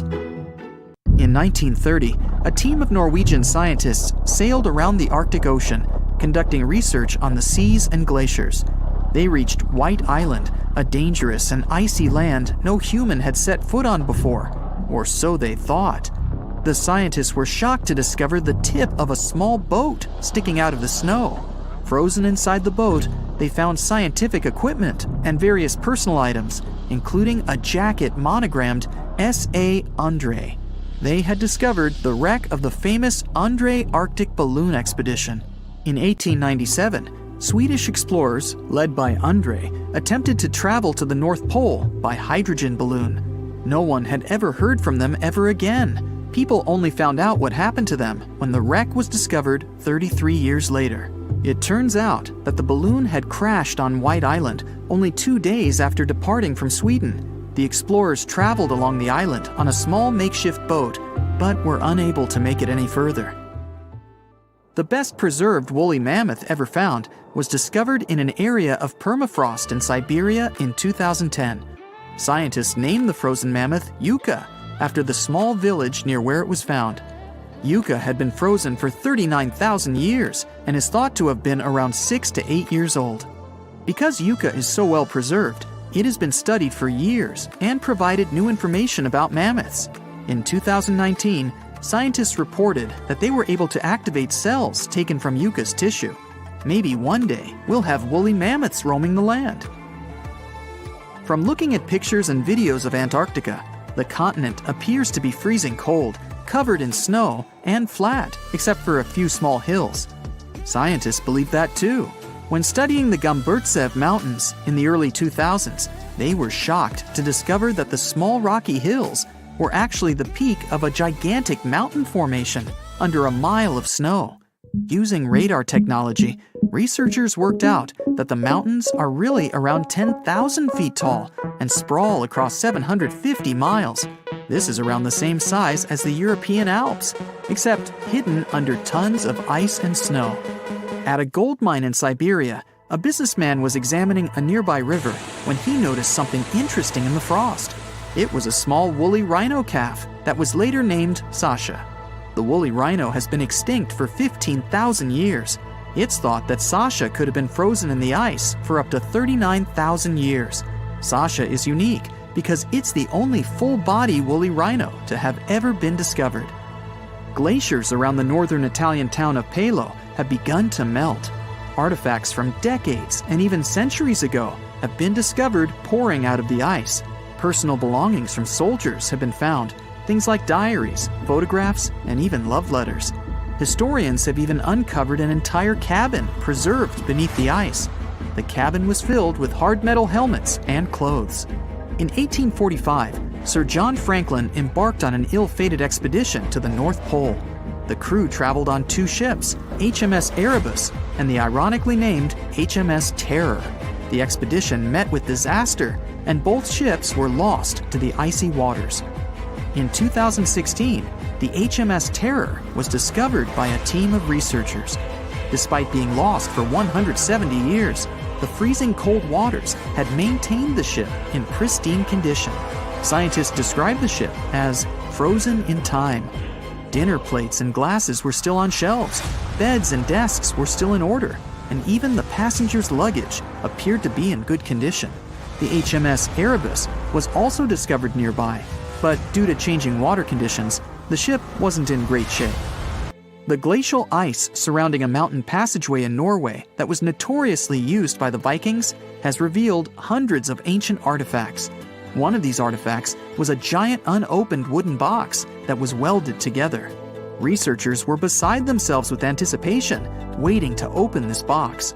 They believed it would be filled with Viking treasures or artifacts that would give us an insight into ancient society. When they opened the box, all that was inside was a plain old beeswax candle.